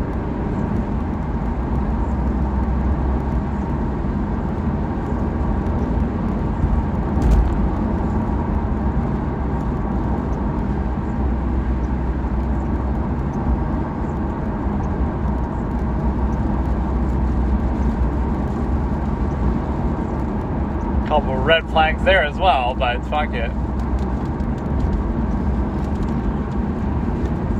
I want to see more on those guys who were looking for the book. The crazy guys at the beginning. That's a big part of storytelling, is just leaving like these mysterious things hanging. Like you wonder about it, but the problem with the horror genre is that it won't resolve them. It'll be like, oh, the reason why it worked that way is just because it's supernatural powers, and they never get adequately explained, or there's not enough game theory with it. Like, as Roger Ebert said, you know, if anything can happen, you don't really care what happens. That's one of my favorite quotes on a movie, and it makes such good sense. Like, you know, there's all these superpowers and crazy things going on, but if there's no clear rules or limits, then it feels like a farce, right? Then you don't care as much because it feels like, you know, oh, why couldn't the villain just do whatever they want then, because they have all this power? Why couldn't the hero just do, you know, there have to be clear rules and that happens like with Star Wars, like, oh, we can just force heal, we can just force this and force that. Like, there has to be some more clear limit set up where, you know, you can't just do whatever you want.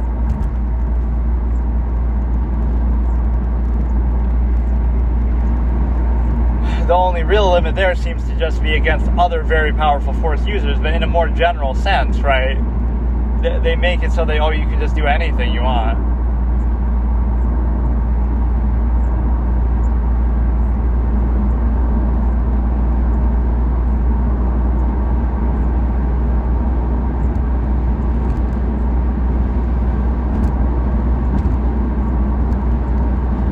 It'll be too loud for her.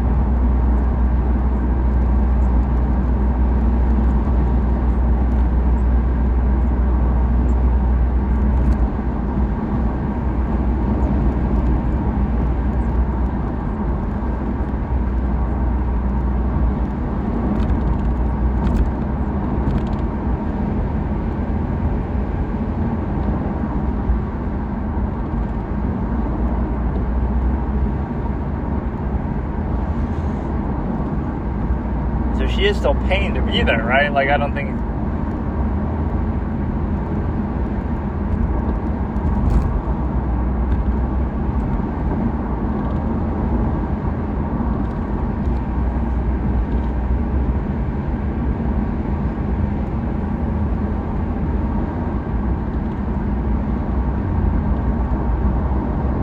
They're also technical synchronicity. OCD.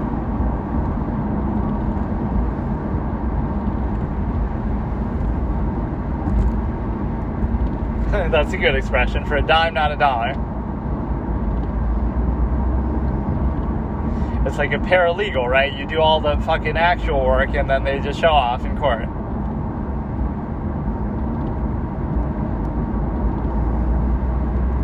They just like to show off. This is why they like company.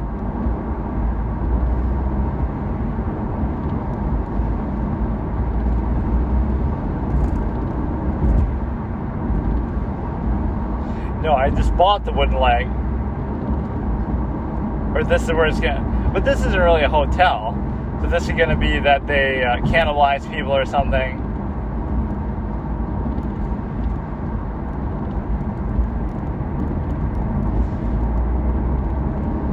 So the bodies are gonna be under the floor.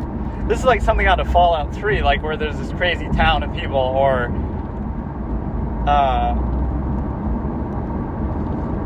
like in The Walking Dead, the game, where like the family of cannibals, so what they're feeding you is going to be like human meat, right? And then they'll use you as human meat too.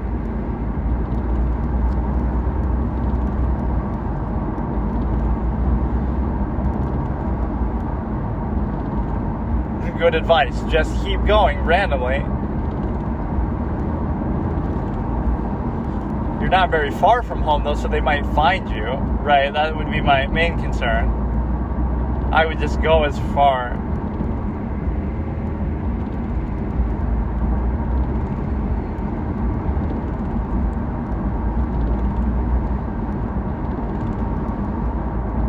Break down, so what does that mean?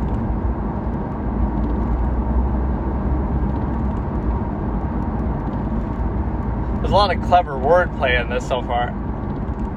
Oh, here we go again. Anvil or the hammer?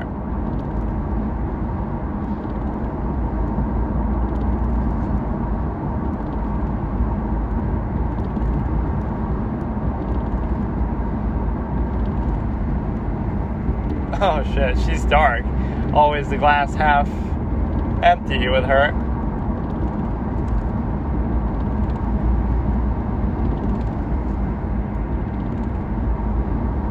Or with noises in general. You're like Lane from Serial Experiments Lane. He's on the train and tells everybody to shut up.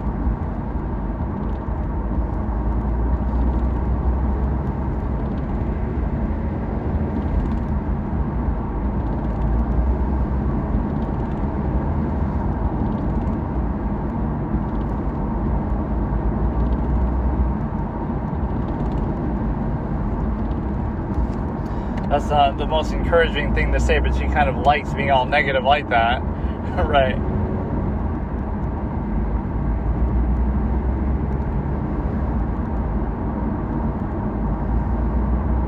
Oh, they're going to stay here the whole time and then eventually find make him your sugar daddy. But won't they be able to track your phone? Or what is this, some new shit that you can just... I don't even know what that is in real life. Maybe I don't have these advanced phones. You can just tap the phone on the phone to give you the number. It went from just asking and having to remember to writing it down to, entering it into your phone to now just touching the phones together.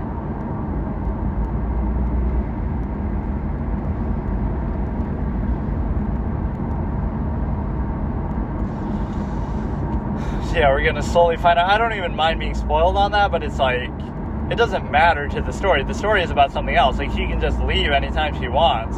So if it is really here, then...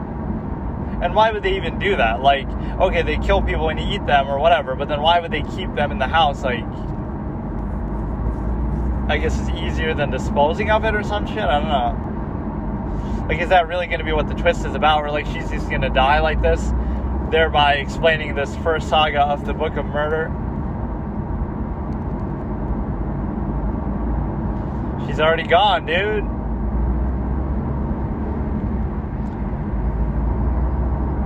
Dramatic sting. I think it means to say dramatic string.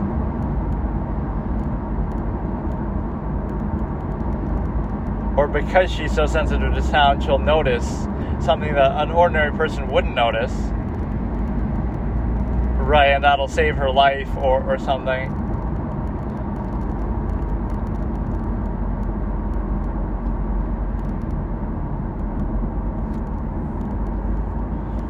Dramatic sting again.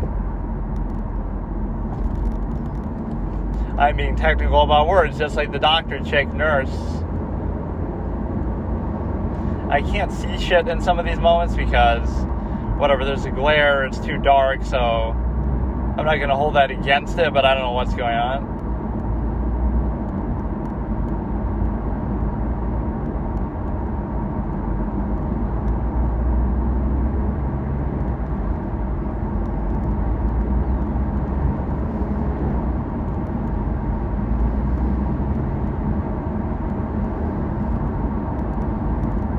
This is just like a random bump in the road, stop in the road, though, so it has nothing to do with the actual story. With respect to, she was just running away. So if she just happens to find a cursed place, then why,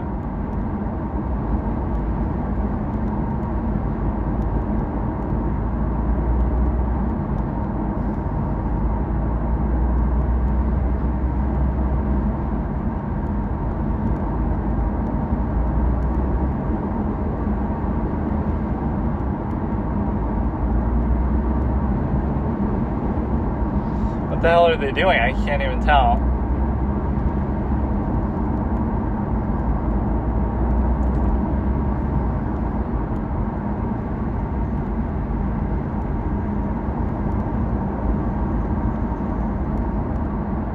She was like throwing out those bugs or something, or she's just dreaming maybe?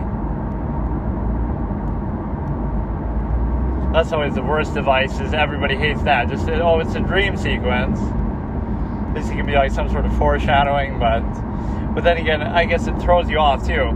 She has like a bad sixth sense about this place, but she also is always like that. So, she wouldn't know the difference then, so it makes you kind of hypochondriac type.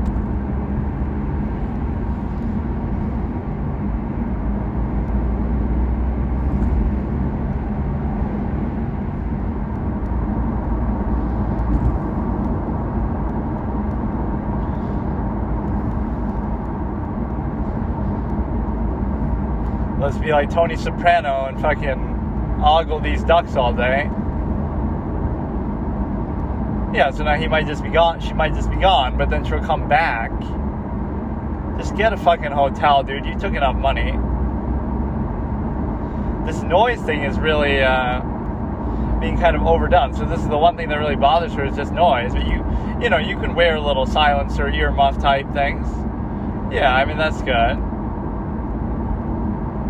Do that in school, like, oh, noise is really bothering me, so I have to wear that thing during the college lecture or the teacher's lecture, so fuck it, I just won't listen to anything then. And I can get away with it, because what can they say if it really bothers me that much?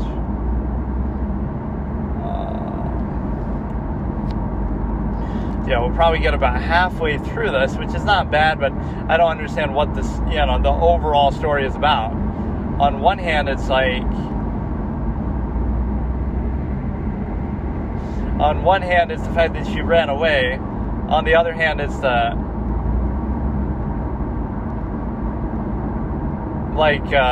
guys looking for the Book of Blood, or the Books of Blood, as the name would indicate. You're a fucking ugly bitch. I want to stab you to death and play around with your blood, is what I would say in this situation, because of course that's what Patrick Bateman says in the beginning of the thing when she's turned around in American Psycho. Good reference. She won't be able to hear you over all the loud noise, apparently.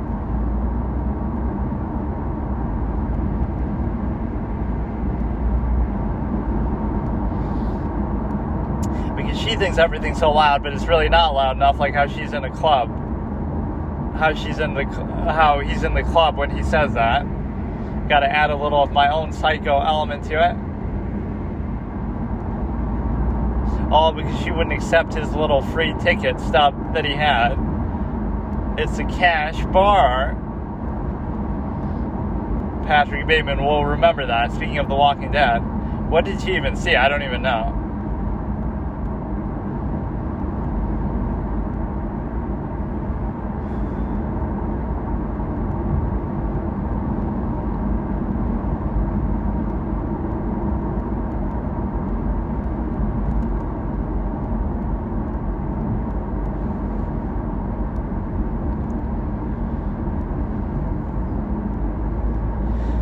I just don't know whether she's actually paying to be here or not, because if she's not, then what's the point? Like, why would they just let you do this?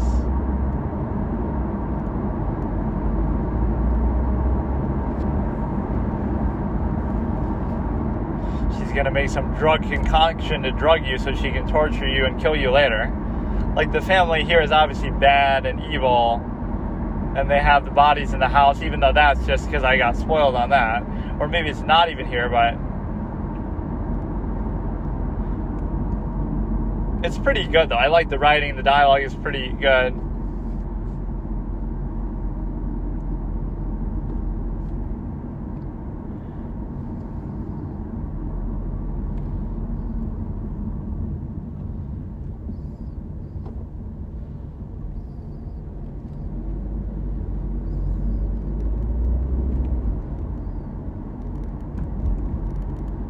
Some sort of metaphorical element there, I guess.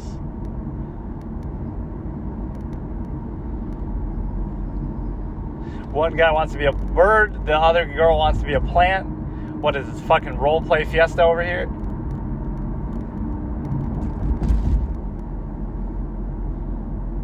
Like,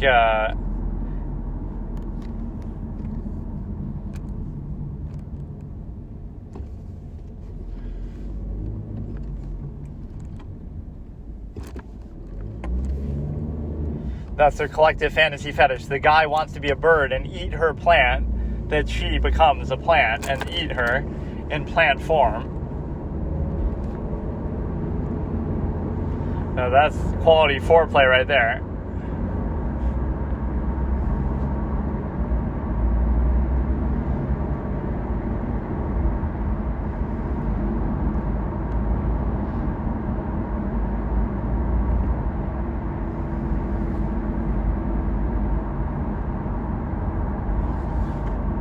She's noticed something weird, which I'm not even noticing because I'm...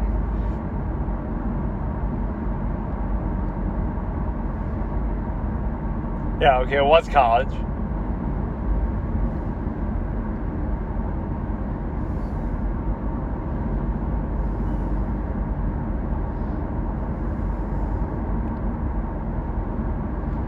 What did you do? Like rape you or something? And then...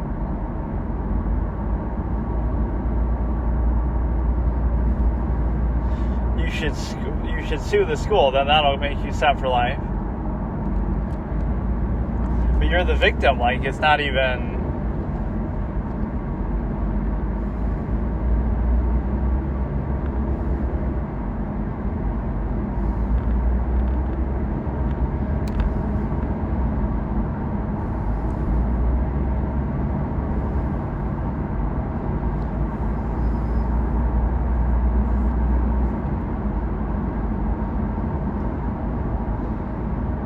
This is a infomercial for fucking drugs. If she just didn't stop her medicine, she'd be fine.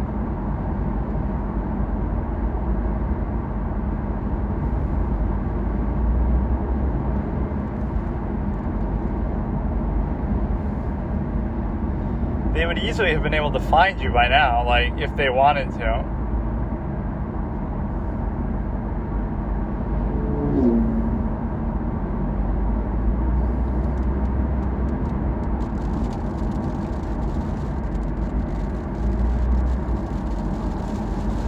Maybe one of your parents who's worried about you and trying to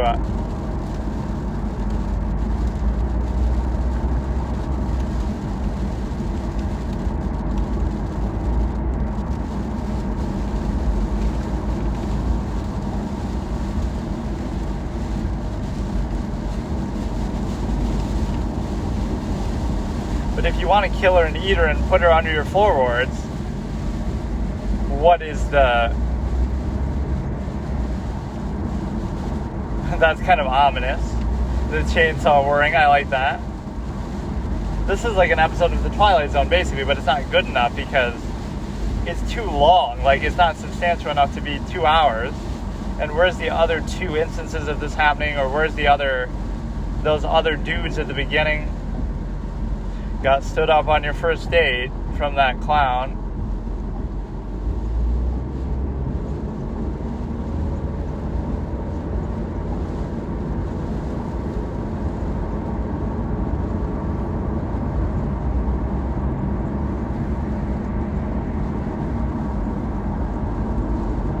Let's find the fucking bodies. It's got to be here. You know, I'm not going to say that ruined it for me, but... No, don't stay here. Fuck off. None of this has to do with the fucking plot, dude.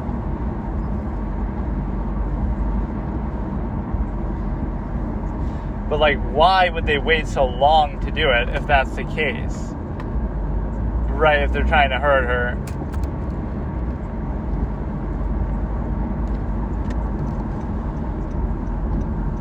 Because they're building this up for too long. If the couple and the family is perfectly normal, then what's the point of the story, right? Like, it's too much time spent here if they're not foreshadowing something. So you know that something's fucked up with them anyway. All that dialogue, all the foreshadowing, analogizing the garden and the children and the bird and the fucking thing. The little bug under the floorboard, the little, you know... Yeah, it's like if you see the twist of an episode of The Twilight Zone, that kind of ruins it, but not really. Like, the build-up is still pretty good, so I like it. I don't know, I have this desire to watching all kinds of weird, unconventional stuff. Not that it has to be really bad, but it has to be, like, not the most mainstream, obvious thing all the time, right? I want to see some of this other kind of... So, like, I've never heard of this, even. Now, she won't know whether it's, like, her going crazy or whether she's actually seeing it.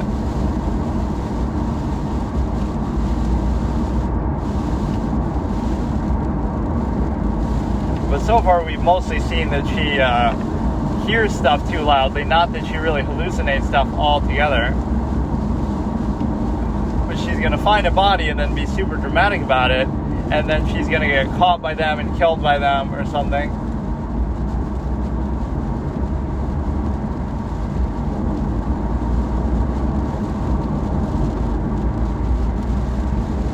But no, even that title was incorrect. It's not a fucking hotel. It's like a house.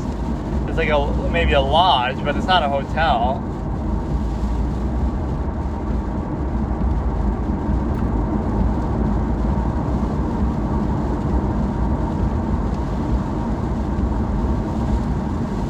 What is this, like Insomnia, where Al Pacino's character buries something under the floorboard in a hotel that's like a DNA sample, blood sample from some kid or something that he covered up in a crime. I can't remember exactly, but for some reason he decides to put it under the floorboard of the thing, of a hotel.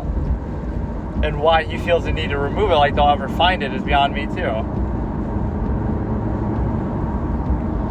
So I took the blood samples from the boy's dead body and I planted them in Dobbs' apartment. Right, I just remember certain lines of dialogue like that where he's talking. That's a really well-acted scene. He tries to kill somebody who deserves it, but who couldn't be caught either way. Or, no, he doesn't kill them, he frames them, even though he really did do it.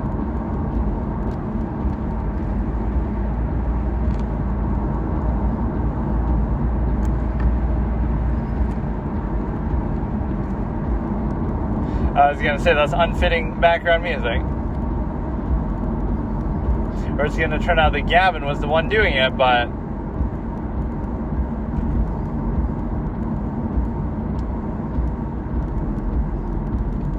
just sneak out in the middle of the night. You know how good you are at doing that, like how you did it from your parents, and steal some of their fucking money, too. Or that's actually her number somehow.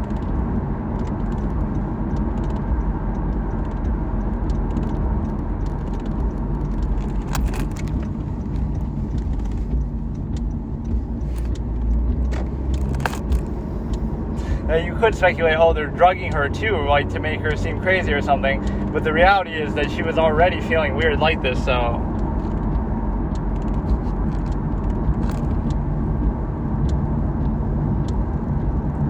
Oh shit, that's a +1 character point right there. That was actually good. Now it's just a 1v1 with this old fucker who wants to be a bird. Let's teach him how to fly.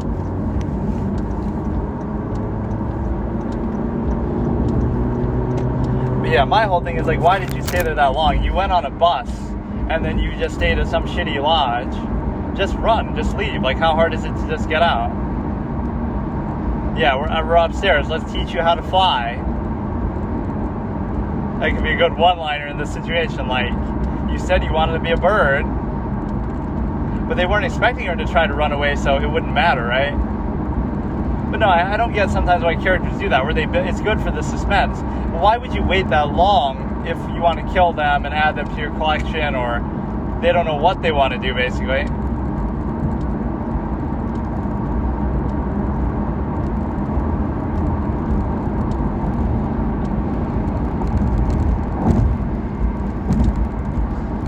Good choice of words there, walloped.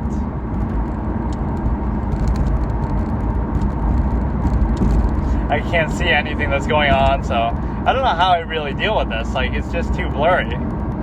Or it's too, like, glary. When it gets that dark, I just can't see anything. How can you not just find the fucking door and get the fuck out?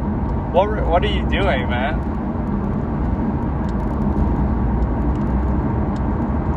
Really, bro? Yeah, just go for the kill. Or it's like a syringe with all her medicinal herbs and nursing experience. Oh, here we go. This will be like Hannibal Lecter at the dinner table.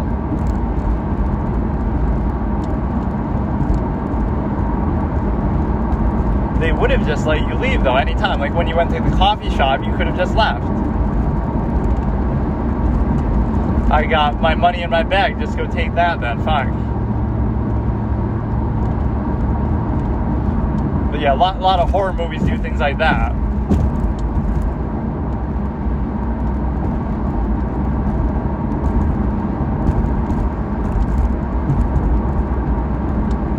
Do you do this exposition with every single people?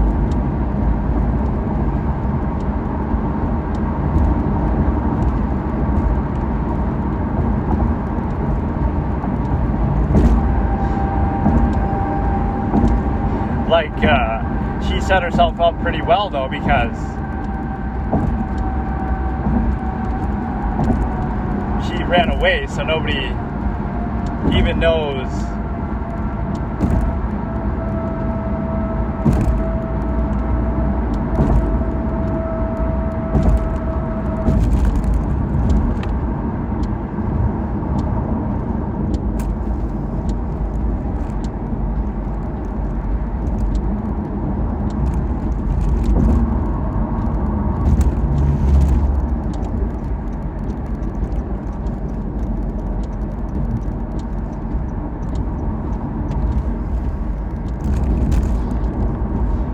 What does Sam's Guild have to do with it? Like building some sort of trap for them, or to keep them in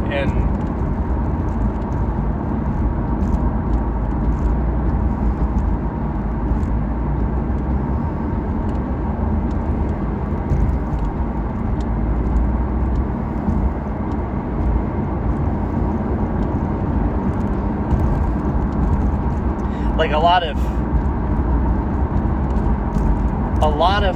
horror movie stories have these scenes in them, though. Like Texas Chainsaw Massacre has the dinner scene. Hannibal Lecter, the sequel to Silence of the Lambs, has it.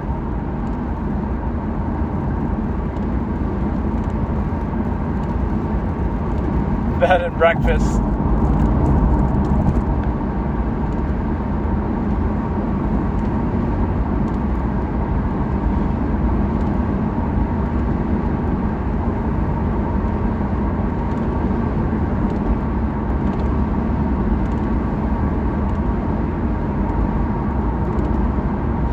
They were drugging her, but it didn't matter. Like, she could have just still left.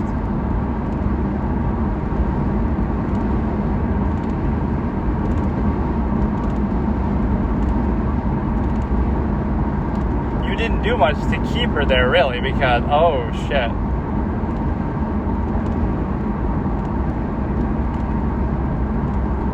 Oh, shit, he thinks she's doing it. Oh.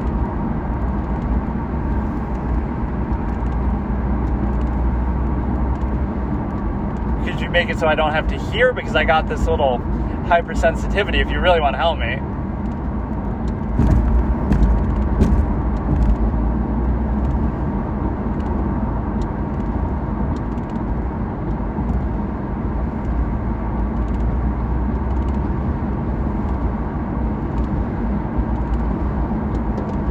If this girl was a little younger, I could maybe get into this as some sort of fetishistic side, like, oh yeah, I've always wanted this, some hot chick to do this to me, but she's too old.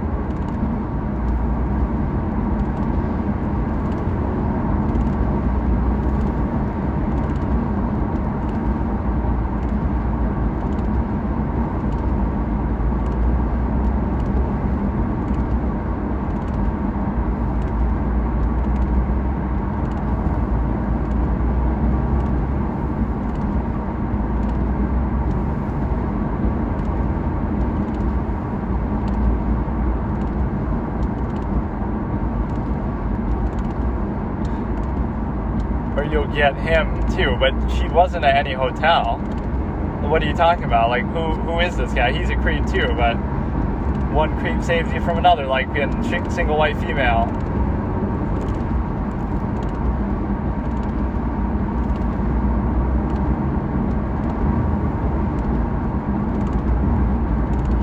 And it's totally not going to be spiked with anything.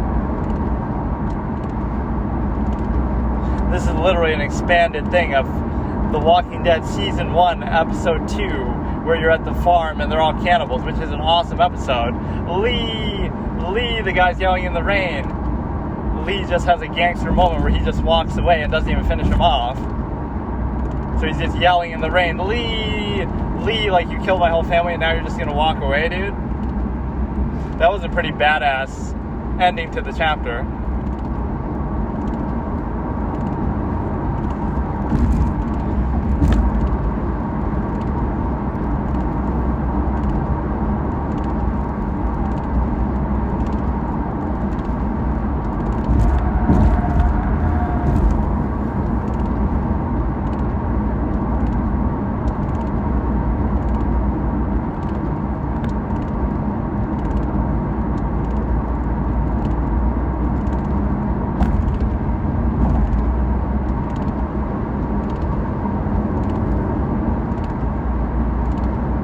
is he looking for Gavin? I didn't understand exactly. Tony, though.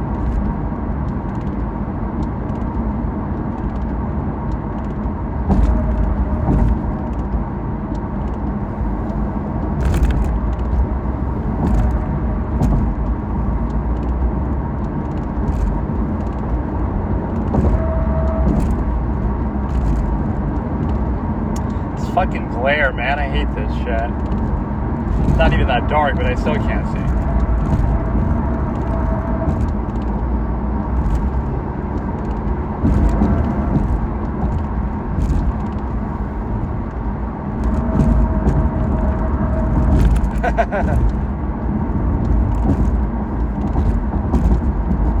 Okay, so at least that distraction allows her to escape a little bit. She's not an incapable character. Like, that's one of my pet peeves. Like, just dumb characters. Like, she at least whacked Elle when she came in the room.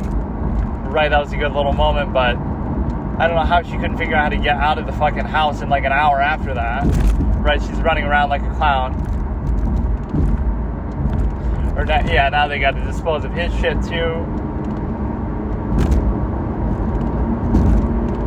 This is pretty good. This is a better movie than Get Out, which is super overrated, maybe because of the race angle, but that doesn't mean that it's automatically good. Like, yes, it happens to deal with race, which is fine, but so what? Like, that doesn't automatically make it a masterpiece. It's certainly very heavy-handed outside of that, like just very straightforward, typical. It almost gives you an incentive to do window dressing stuff, like, oh, just make it about some heavy real-life subject. And if you can do that, then you'll get special credit, even though, like, make a movie about the Holocaust just because it'll get credit just because of that. Like, you know, whereas some are actually really good. Like, Schindler's List is actually really good. I always look at it like if it was a fictional context, like, even if that didn't really happen, it's still really good. It doesn't have to rely on that alone, although, in part, at least it gets credit for that. As much as I have an urge to watch sort of horror stuff, I really can't figure out this glare. Like, I don't know what to do with that.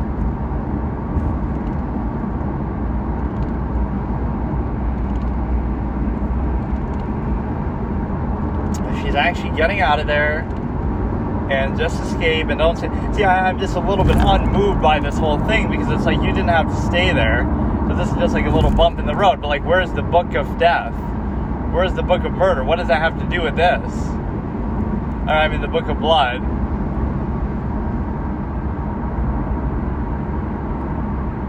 Like, she just has this natural tendency to be drawn to places where murder is occurring. So that's like the first chapter of 3, but it's already halfway past the fucking movie. This isn't a show, right? This is just a one-off movie.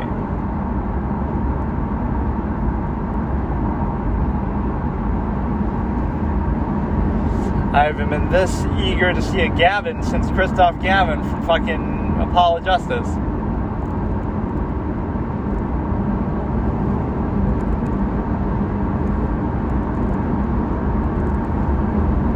Or they just don't even know what's happening with her.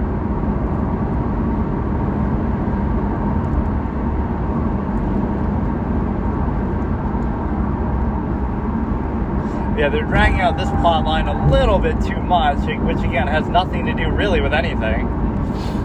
The core story was about the books and about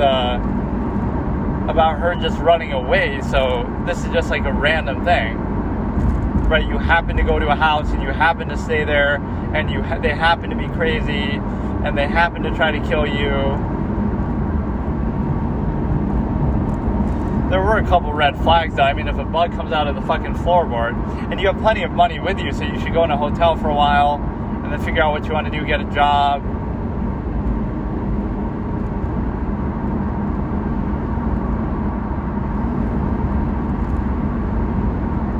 There is something weird about this. I don't actually know what to do when it comes to this. Like, can I maybe change the angle of this, or...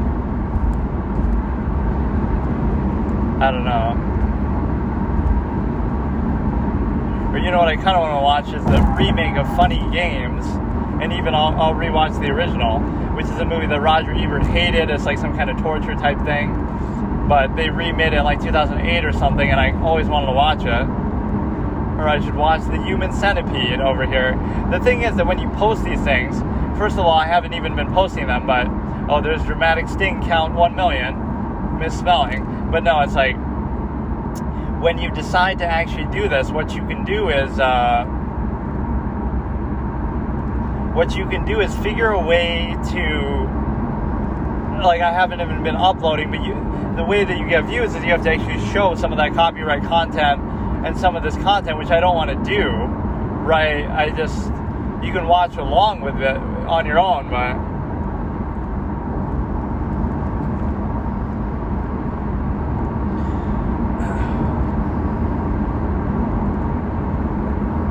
I didn't fully catch what happened there, but I'm assuming maybe she died. I really couldn't see anything.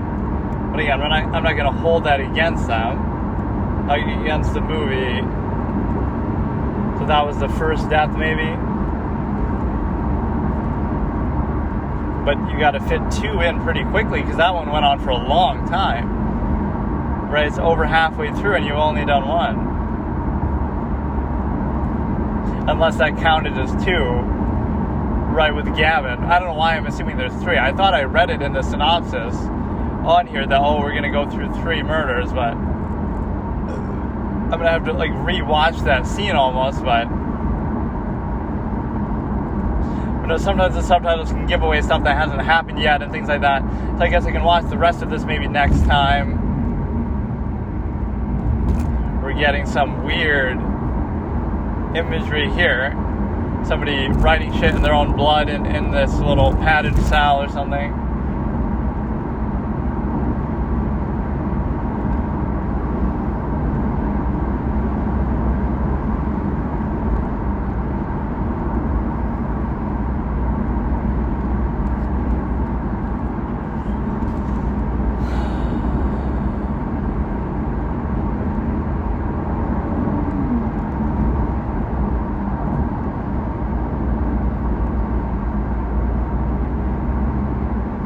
Or now they'll be curious and want to watch it themselves.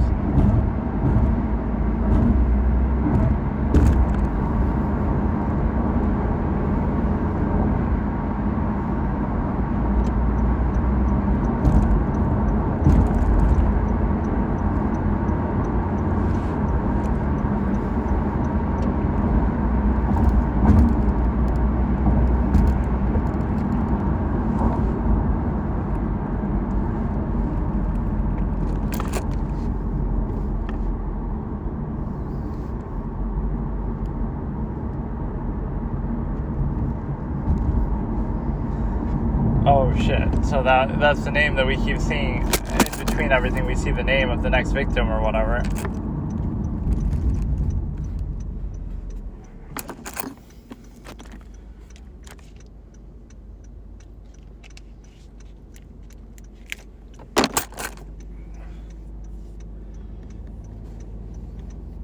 Look at her, the poster girl for pro-life.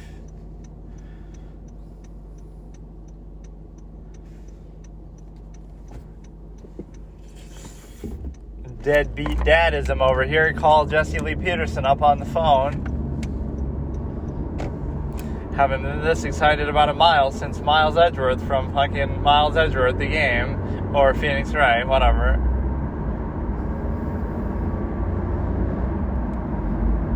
He's gonna grow up to be a famous lawyer, so make sure he gets through this. Even though we already know he dies. But yeah, how are you going to fit in the third death into here and resolve everything?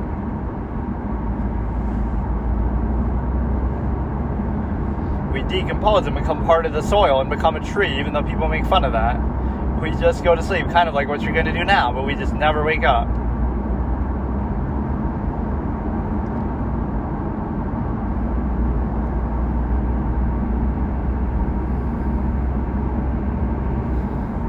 Aw, that's sweet.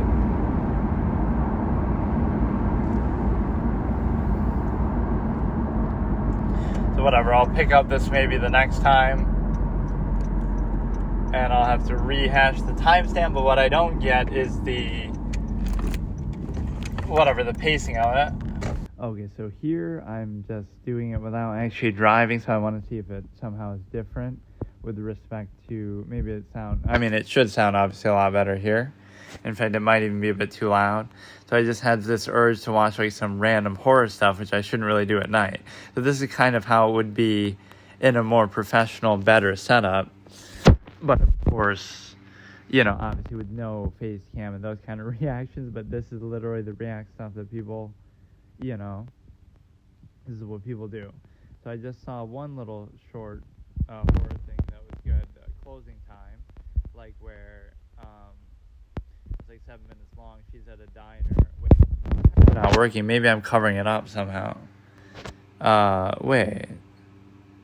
It was kind of dead silent for a second. Maybe I shouldn't hold the phone. I don't actually know exactly where it gets audio from. Like if I just put it down. Let me see. This is more so just practice with it. So if we put it down, I don't know if it's getting audio from maybe behind or the bottom. But either way, okay, so yeah, closing time was good. It's like this girl who just found out she's pregnant, I guess, and she wants to basically talk about it with her boyfriend. And there's a creepy guy in a hoodie sitting there, and there's a lot of good imagery. And then it turns out the waitress is actually the one who's the killer, and the guy in the hoodie is actually the boyfriend, and he's dead. Let me maybe try to turn it from behind and see, like, how does that work? Would it be any better? I can't really tell. I'm like laying it flat down. But yeah, let's look at some more of these. The problem is they're kind of just like a little gimmick, right? They'll be good for a second and then it'll be like, it's just like one little thing, right? Create the atmosphere and everything. Stay, run and gun short film. That one doesn't even say horror. There's just like random things in my suggested. So I guess I could do it like this too, but I normally don't really have time to do it. Or here's just my suggested things in general for some reason. ESPN. Travis Kelce made a surprise appearance at Taylor Swift's Era concert. ESPN is the Nickelback of sports media. Yeah, like they've talked about her way too much. So there's always this fallacy like, oh, people hate her or whatever. It doesn't mean you hate somebody. It's just like you hear about them too much in a place where it doesn't belong, right? It feels like a little bit unnatural somehow. Or this is always funny. Friends becomes a psycho thriller with Ross if he doesn't, with no laugh track or with no other thing. With no, okay, so In the Dark or Knock Knock. Let's do Knock Knock since it's 4:30. So I won't really do the timestamp, like if I even ever get around to uploading these, but I can at least say it. So let's just give this one a shot. I like the atmosphere that these things create, but they feel kind of cheap in a way. Like they're sort of just, again, it'll be just cliches and gimmicks, and there's like no other depth to it besides that. So we're starting in 3, 2, 1. So this is 4 minutes, 29 seconds. Let's just watch it. This is kind of a fun thing to do. So instead of just watching stuff, I could talk while watching it. But what did she got, a Bill Nye thing on her head? And what? Or no, that's probably New York something. We get the old cliche, the lights turn off.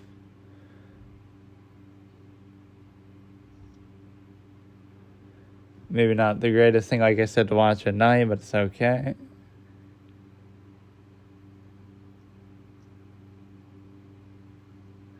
Or sometimes if your headphones are too good, it can kind of sound like it's happening for real.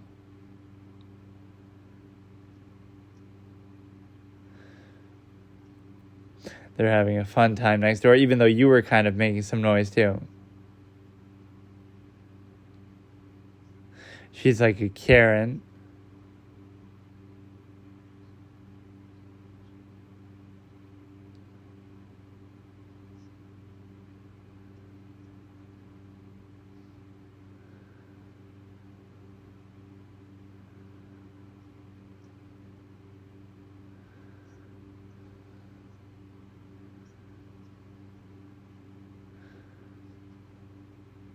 Okay, at least the guy's not kind of nice and accommodating. You always wonder, like in the last one, you were made to suspect the diner chick herself. Or like, why would you go to check yourself? He just said he'd send somebody. Or now you'll close the door behind you and stuff. When all you have to go on is the fact that they're banging. They could be having sex in there. But, or like, why would it be open in the first place?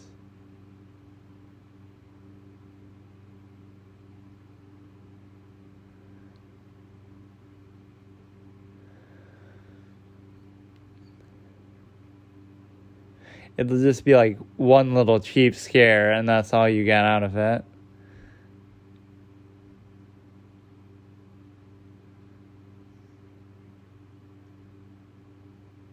Or, you know, like a lot of fake outs. I saw something red on like the little tissue holder or something to the side. A little red on the phone too, but I mean, that's normal. But that looked like a stain or something.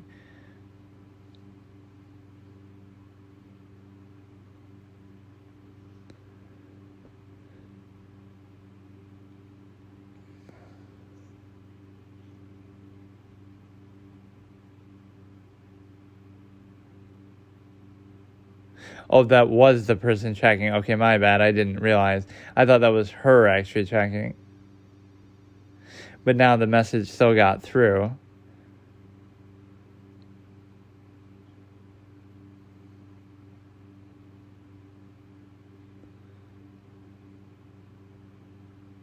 Oh, look at her being all bitchy and... Or this guy's doing it just to troll. That's sometimes how horror things work. Like, they have no real motivation. It's just like, this hallway kind of shot is pretty iconic. A lot of stories have that, you know, the empty hallway, like The Shining or whatever. So we just saw the guy's shadow. But it'll always just be like some inexplicable, over-the-top thing with no clear motivation that's done almost just for effect and shock value. Or yeah, why would you close the door behind you? Keep it open in case you have to run away. Put the lights on. Or you don't mind the fact that they're squatting in a room that they're not supposed to be in. You're just more bothered by... Or it'll be the girl who was just killed there. Which you wouldn't even really know the difference.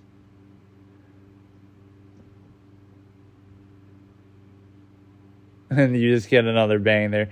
Tinder 2. As if that one was okay. I should have like some sort of grading system. That one's like maybe a C or a D. Like it, I don't know. These are like both satisfying and stupid at the same time. Maybe I should listen back to this to see like, or I should compare the different angles at which I would talk. Like, this is with me holding it, right? So I'm holding it right now. Then this is with me laying it flat on the thing, on the bed. This should, it should actually be fine either way, but... Tinder 2 though, really, dude? I should use, since I have this iPhone now, I should use Tinder myself or some kind of... Well, not that you really need an iPhone to do it. The main thing I wanted to try was like Little Nightmares or something. Where it's like... it's like certain iPhone exclusive games. So what I'm noticing from this is it's almost a little bit too loud. Like, I was listening back and I'm kind of already whispering a little bit. That's weird against all the competing things, so maybe I should move it a little further away. And I don't have to watch just horror stuff. I could just watch kind of anything. Just kind of react to stuff that I would normally watch anyway. Before, what is all this? This is a good debate topic, at least. Like, people complain about how dating apps have ruined dating, and the dating apps have turned it into a cynical game where everyone is judged by their appearance, and attractive, wealthy people have unfair advantages. Like, when was that not true? Yeah, it's kind of like, well, on Friends, Seinfeld, I guess those are not really real life, but they kind of represent it. Jerry goes to the women for having man hands. That's just more for comic effect and stupid stuff, but... Uber, Lyft horror thing. But no, it's like, yeah, it's on one hand, you can try to analyze the layers behind it. Like, on one hand, the fact that you would even use something like Tinder is a choice, and so it says something about you that you would even use it. Then on the second hand, how you use it, right, how you still talk to people and vet people and judge people on that basis is another factor. And then the third factor is if that's like the defining way that you meet people and you end up with your love of your life that way, or where it goes. So the fact that you would even use it is the whole thing, right? Like, it just exists. It's like the internet in general or something, or technology in general. It just exists. That's not inherently bad or good, although it is arguably good just because it gives you the option. So then number one, it's your choice that you use it. Number two, it's your choice how you use it. And then number three, it's your choice, the extent to which that impacts you and whether that's the deciding factor of how you meet somebody or whatever. So it's like you could use the internet to study something and become very knowledgeable and do something very productive, or you could use it to look up porn and this and that, or maybe a little of both. But it ultimately comes down to you then how you choose and how you want to use it, right? So it doesn't mean that you would think it wouldn't matter really if it's too loud, because then you could always just lower the volume, but I don't know. It might be a little peaking and stuff. I'm not even really uploading these, which is the problem. Let me see. I'm kind of in the mood to watch stuff like that, but let me look at some kind of a drunk Uber girl or something. Like some kind of incident where they accused of attacking Uber driver. We will add a great tip. Model who stole Uber tip jar. I have no idea if people would see it, but she's looking right in the camera as she's doing it. And then she gets on the news for it too, so she can clout chase that way too. She invited me for coffee at 3 a.m. That's, speaking of Seinfeld, that's like the George thing. No, I don't like coffee. It keeps me up. Miami doctor. This is not your Uber. I locked her in. It got awkward. Yeah, why couldn't it just be some nice guy giving you a ride? It doesn't always have to be an Uber. But I guess if you ordered it, drunk girl tries to steal Uber driver picks up crazy drunk passenger and kicks her out. Drunk Uber girl, it's like some kind of comic. No, there was some scenario, maybe it was on what would you do if you thought a drunk girl was getting in with another thing, with another person. I don't know, what else would I normally watch? Just literally random things. This is the problem with the suggested sort of mindset. Or I could react to other people's reactions and stuff. Noir detective music. Let's see what this is. That's the one game that definitely deserved a sequel, was LA Noir. They could have done, LA Miami, or not LA Miami, Miami Noir, this or that. Pool rooms, murky waters, exploration footage 3. I don't know how they come up with these. What is this based on? It's all, backrooms inspired stuff, but it's all different settings and stuff. If you ever worked in an office building, though, you would see that, because Salem, Massachusetts, 3 a.m. night walk.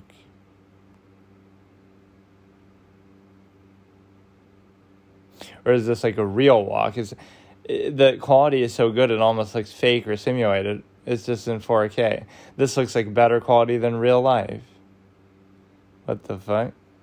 This guy's camera lens is cleaner than my glasses that I walk around and see shit with. Valley View Mall. Yeah, I could just watch like random shit. I was in the mood to watch scary stuff, but maybe it is too late, so it's not something that would normally bother me, but yeah, what other random things do I typically watch? I'm trying to even figure out. Yeah, let's watch this. Like Parkland fireworks. Judge explodes on Nicholas Cruz lawyer. I've seen this before, but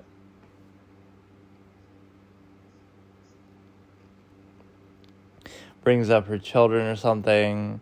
Bobby Fischer solves a 15 puzzle in 17 seconds. What is a 15 puzzle anyway?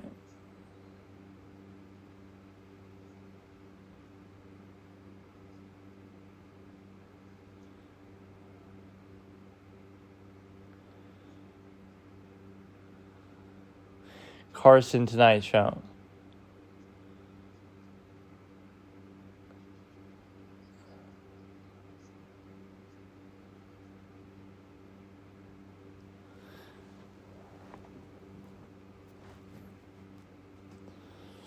If only Bobby Fischer didn't retire.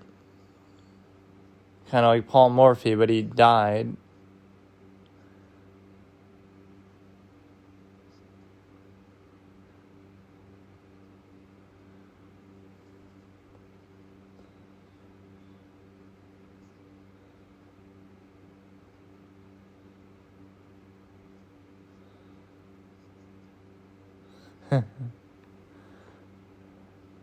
I don't know, I'm just watching like a random part of it. High anxiety inside Petty John's cave. This just lets you know, maybe based on what I watched, you could like trace back what I watched, that I would be seeing these things, as my suggested.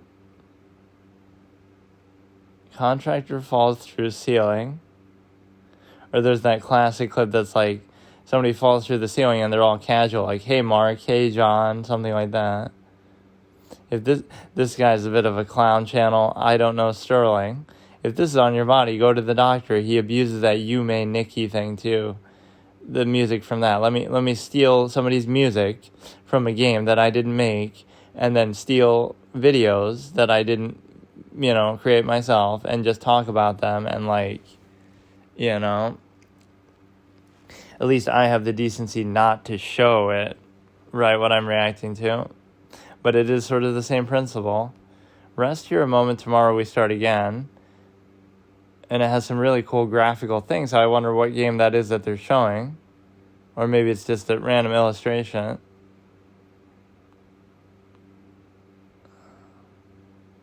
Clap, clap, full horror game. 17 minutes. Must be some fan-made garbage. Or yeah, this is a funny clip, the scream. Some random person walks up to sort of introduce themselves to their neighbor, and then somebody screams really rudely.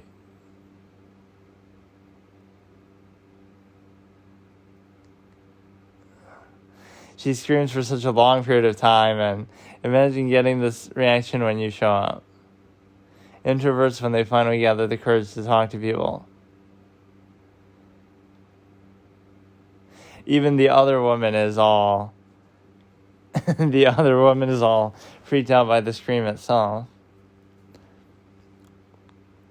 Like, being a little startled is one thing, but she kind of overdoes it there. Now they'll remember that moment for years to come. Just like he's just trying to introduce himself or something.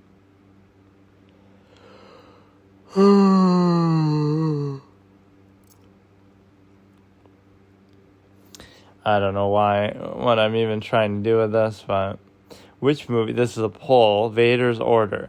Which movie was more emotional, Revenge of the Sith or Return of the Jedi? Definitely Return of the Jedi, because you're actually seeing everything come to a close. Revenge of the Sith is kind of overrated. I like certain aspects of it, but the dialogue is kind of still so clunky and just... Yeah, people are obsessed with this fucking back room shit. It's just like empty fucking... Just go work in an office building, dude. It looks like that all the time. Malika Andrews sort of hate videos.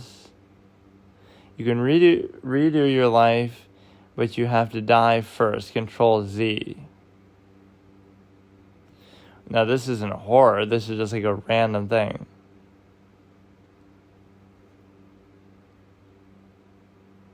I wouldn't trust it, though. How do you know that when you die, you won't really die?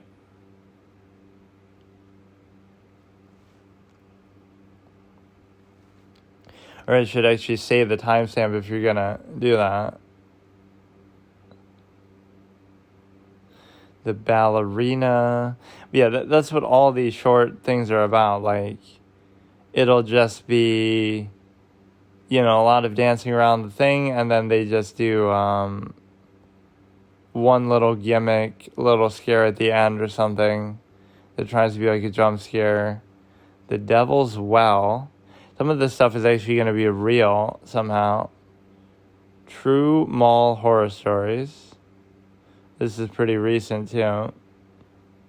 It's just going to be him reading this shit, though.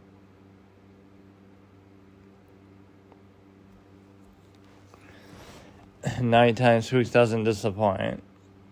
Like, there's going to be no video, or it's, like, all stock footage that they use. I don't know. I have an urge to just watch something, but I can't figure out what. Ignore it. Everyone is asleep except you. 5 most disturbing Reddit threads. You'd be surprised. These don't have to do with horror stories, but it'll actually be something much different. Average Reddit mod, average Reddit debate. Some Celtics related shit because they won the title. This is the classic Chess King sacrifice. I like how it'll recommend stuff that you've already seen before.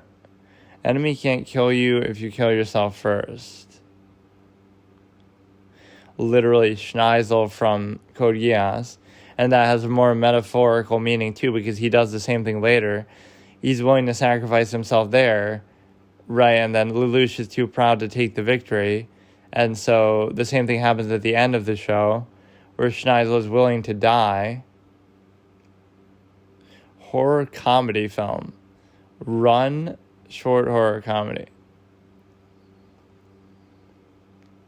Heartless thriller short film. I don't know what I'm even doing. Head massage funny orgasm reaction. Why the fuck would this be? What the fuck is this? What is this?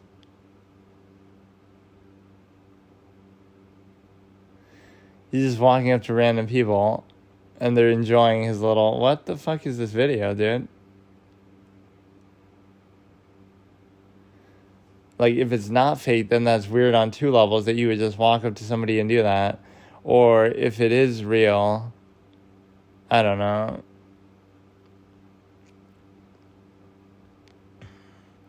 Teacher who has a new boyfriend, some kind of, random, you see all these, like, TikTok-esque things. Or this is always fun, like these, some of these actors and actresses in these shorts are so good. Like Stevie Emerson. Do you think this girl is pretty? This girl is like an Oscar award-winning fucking actress. Just from these shorts alone, like... Okay, so we're starting in... It's only 2 minutes long, but we're starting in 3, 2, 1. Do you think this girl is pretty? By Stevie Emerson.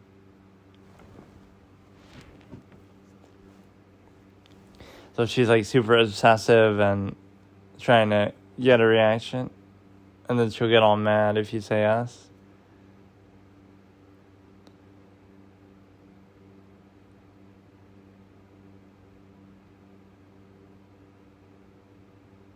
Oh, like passive aggressive. Her acting is just really good.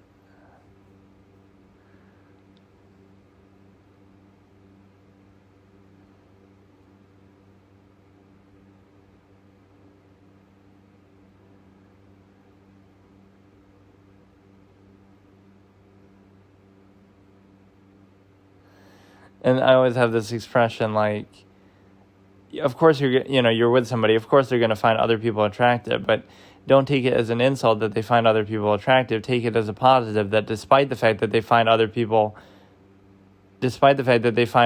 attractive, they are willing to sacrifice any action on that for your sake.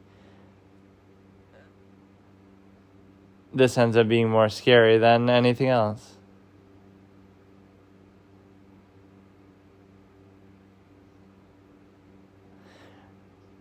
He'll say it and then he'll freak out. I think I've seen this one before too.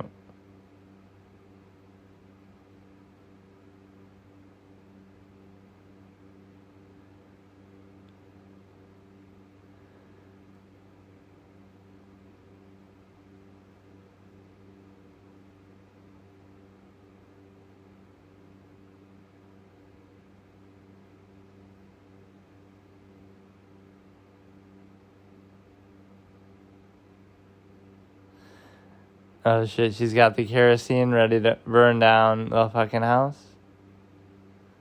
And she just had that at the ready.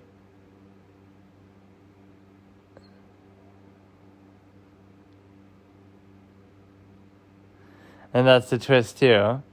That it's your fucking mom. Relationship handbook chapter 8, other girls. When your girl asks if another girl's pretty, don't say anything. Tell her she's beautiful except if you'd allow her to light your house on fire. Correct answer. Good one. I mean, I've seen some of the stuff on here. There's a couple channels like this that have the same theme to them. That is just like these very over-the-top comedic interpretations of stuff. New vids every week. Last video 9 months ago. That's the joke right there. What the fuck? Unless he means like a short. The shorts don't even tell you like when they were posted from. You can kind of guess from the comments though. Nope, 9 months ago. So he's literally lying right there. You heard it here first. Currently working on our first movie. Release date to be announced. 1.5 million subscribers. I mean, it is impressive. Or you know who I saw that kind of reminded me of myself in my debate format, histrionics and stuff, is this dude who has like a mask on, but he still shows himself, so that's the whole irony. I would be the truly objective one where I don't show anything. He's showing his face, but he's wearing like a mask, but he's also showing like his body and the background and everything. Does this make me look fat? I could react to and rate ASMR videos or something. It's a genius way to make money.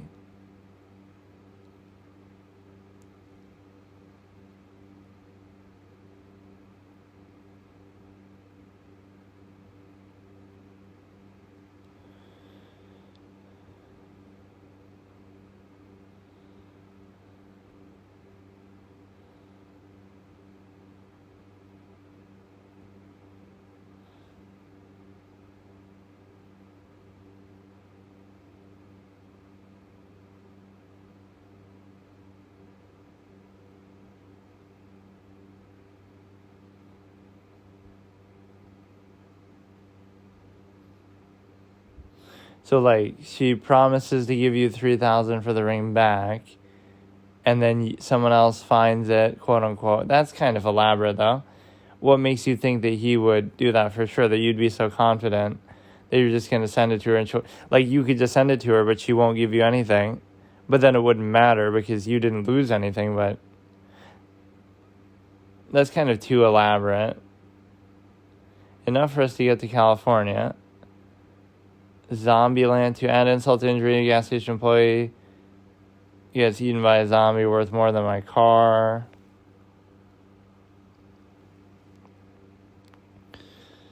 Your month equals your liminal space. Okay, let's see what these are.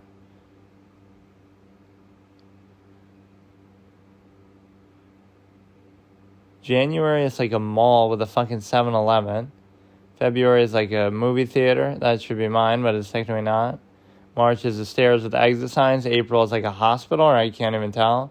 May is like a pool, which that was like the thumbnail. June is like a lit room with a bunch of chairs. July is a bunch of chairs, like a party, like a feast. August is like a airport, I think. September is just a fucking open field. October is just a random room, I don't even know. November is like a creepy one with a house and outside. December is some kind of, I don't even know what some of that shit is. The only one that was creepy was November. Like, there's a girl standing there. Bro's having beef with November. Finally, I can touch infinite grass, which means it must be September. September got the Windows background. That is a classic comment. Let's see, what else do we have here? There was one thing that was pretty funny that I saw. It's like, it's just a tip. It's just a tip. Like, the guy gives a negative tip. Let's see what channel that is. Negative tip. This guy tries to leave a negative tip. That's a bad idea. Is the channel. Just the guy's delivery is pretty funny. I can't afford to pay for the meal. He has like this sloppy, slurry way of talking.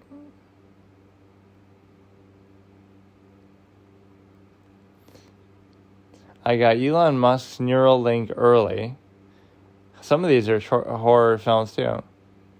This guy thought a commercial was real. And now the boss takes a side. It is, it does, it just comes out.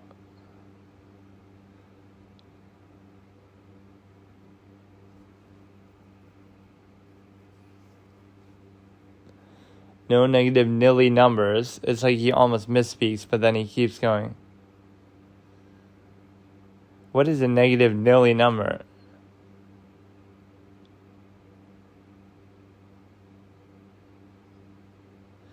It's just a tip. It's just a tip. It's not the whole thing, it's just a tip.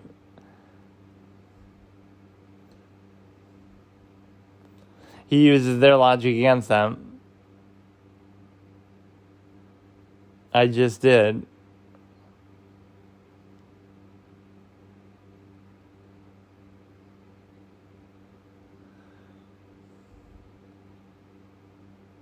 You can't do that. You can't equate. He has like this, I don't know how to even describe it, like this annoying just, when your boyfriend has an ex. Yeah, like, because nobody's ever going to do that. One of my things that I personally like just maybe some lore or whatever, I like the sort of, you could say, oh, it's like being submissive a little bit, but I like the power that it sometimes feels like you have because of certain things. So I like the whole idea of I don't know how to explain it. The power over someone that you may have, like a girl that you're with or whatever that you like. The sort of alpha vibe that it might be if you have they can get out of a ticket using their good looks. It's not the act of them doing that. It's just the power associated, like the fact that they could do that, right, is pretty cool. Like Nikki from Seinfeld sort of embodies that. She's like a character in some episode that Jerry's going out with, and she can just kind of get whatever she wants just from her good looks. So it's not the looks themselves that are so impressive, right, but it's the fact of how you can use them and...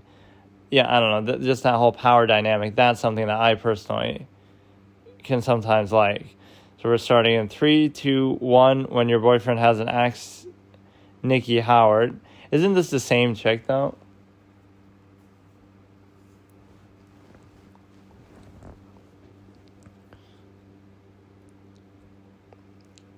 Maybe they, share the things, some go on her channel, some go on his.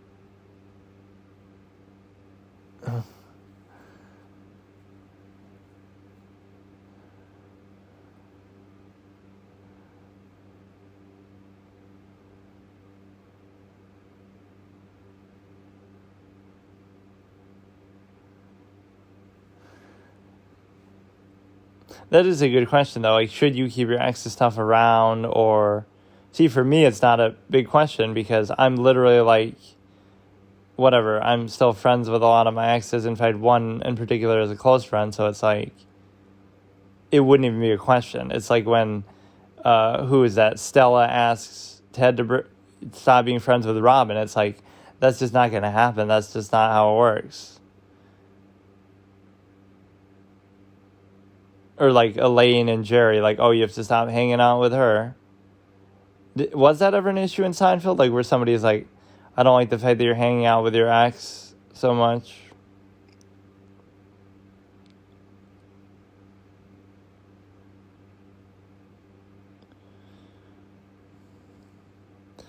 I don't know why this one is default such bad quality, too.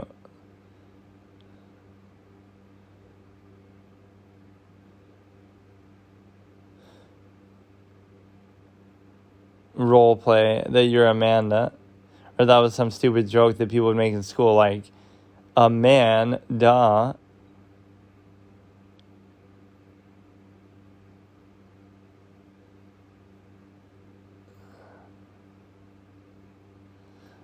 Oh yeah, that's a fetish of mine too, gaslighting. Any sort of psychological element can be intriguing.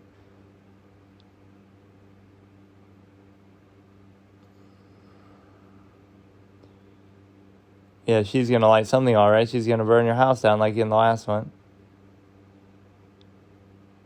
She always tries to backtrack her way out of it and then she goes crazy again.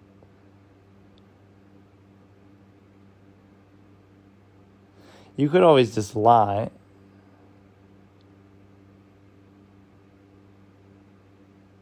It's from her ex.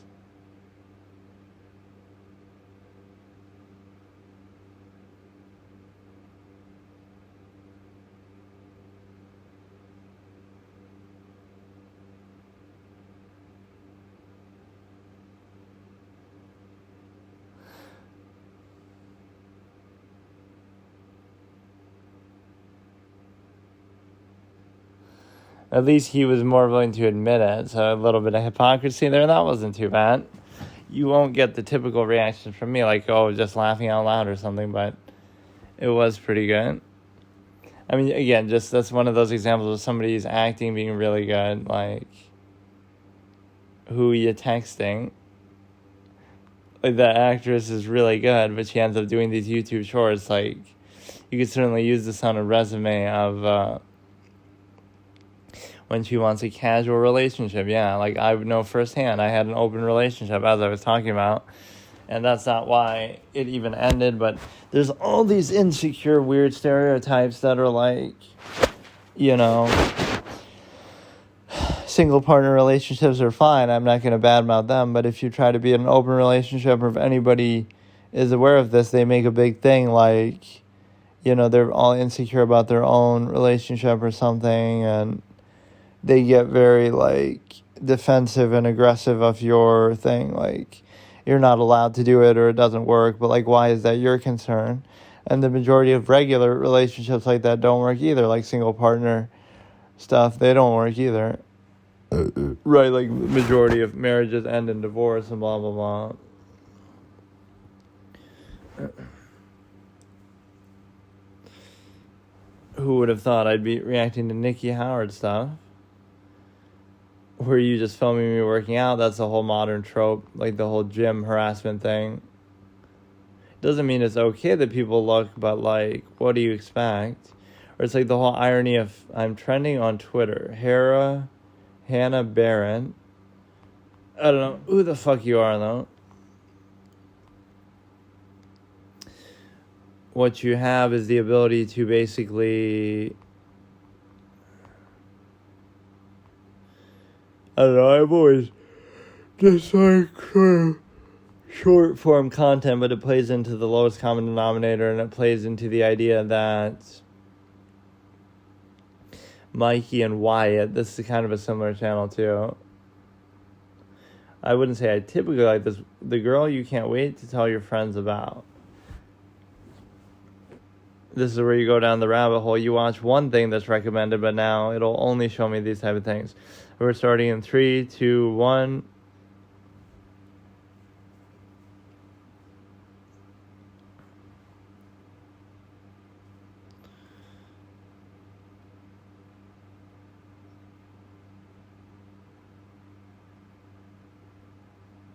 In-N-Out Burger shirt he's got going on.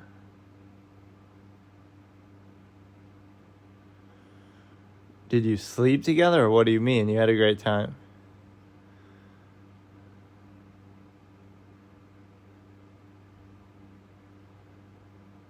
She's being all cute about it. You can't tell anyone. Never now.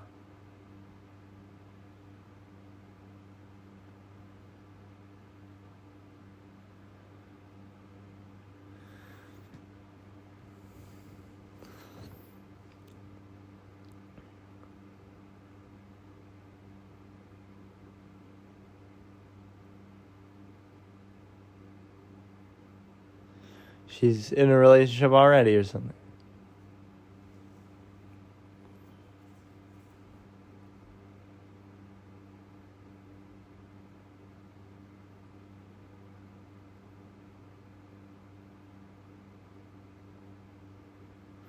She's obviously hiding something, or she has a secret.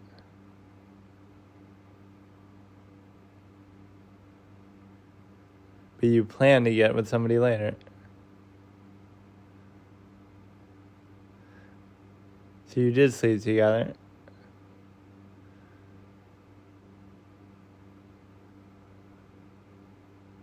This is like the opposite, where the guy is the crazy, neurotic one.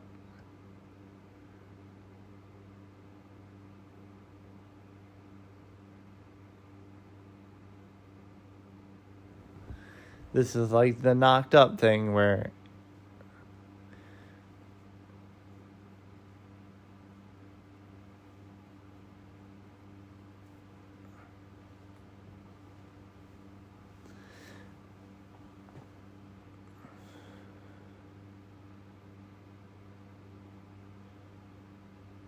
but see, I don't get the double standard here.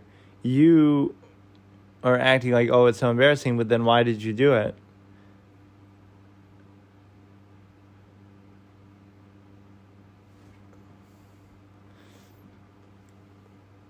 He's not a bad-looking guy. I mean, why are you being so snarky about it?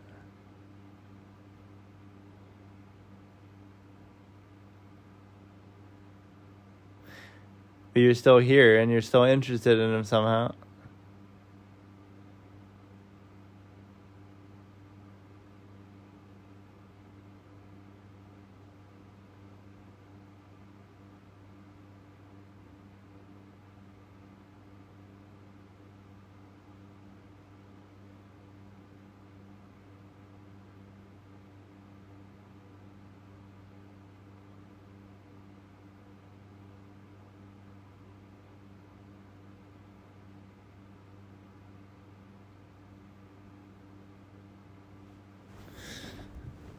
See, at the beginning, it seemed maybe, more you'd be on his side, but then he starts to obviously validate the lack of interest. Claire has the upper hand against Mikey every time. She's like 26-1 against him. Maybe this chick isn't as crazy. The other channel just gives you a bad impression. When your girlfriend meets your ex, let's try this one. Some of these just sort of take a dark turn, actually. So we're starting in 3, 2, 1.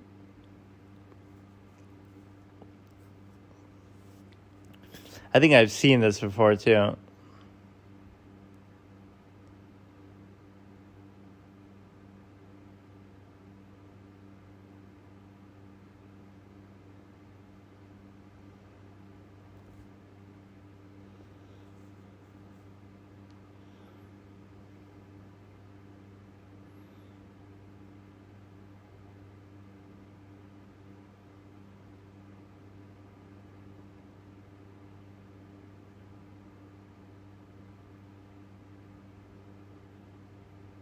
Oh, shit, we're going on a break, Phoebe? Like from Friends?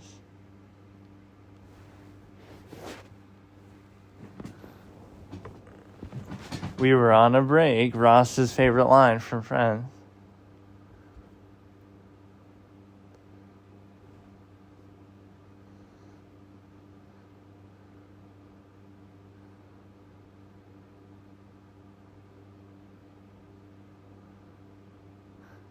But 6 months is a long time.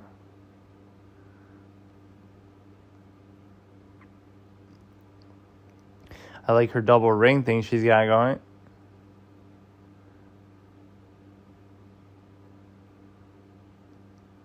She's just in denial. I mean, 6 months is a long time to be on a break.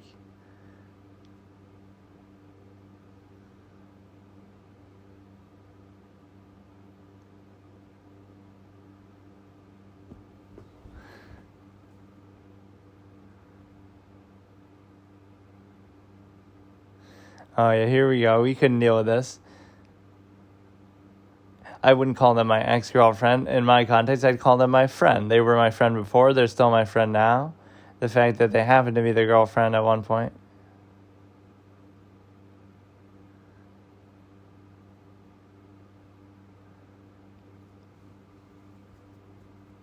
But this insecurity that you can't be friends with people is so stupid.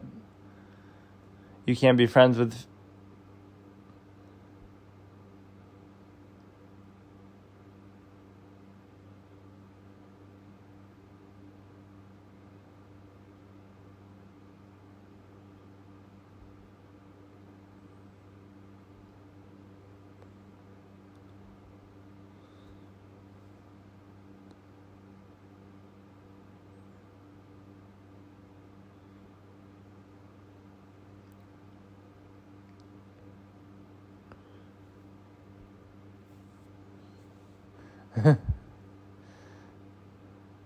It's like you can't have female friends if you're a guy. That's rule number one. Then you can't be friends with your exes. Then you can't be friends with anybody who's a girl. Like, I understand the stimuli acme is strong and people are obsessed with sex and that's all they think about, but it doesn't mean that... I like how her name's Phoebe too, because he's talking about friends, we're on a break.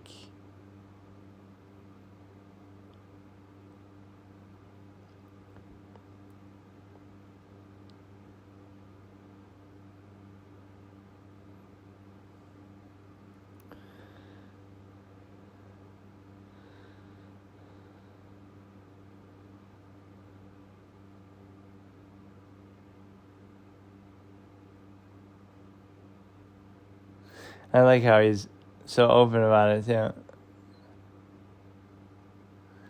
Well, if Phoebe's the other girl that we've seen though, then I do prefer her over this one. So she was really flaunting her rings there. Every time she said something, she would move her hand like very whatever, noticeably somehow. Let's see, what's their most viewed video? You know, that could be a fun format that you do. Go through a channel at random and be like, I'll watch the most viewed videos until I get bored, right, on whatever channel it is. So, like, let's go to... The problem is it keeps showing the same ones. Like, let's try to set a rule. Okay, we've seen Nikki Howard. I'll keep refreshing. Okay, we've seen Mikey and Wyatt.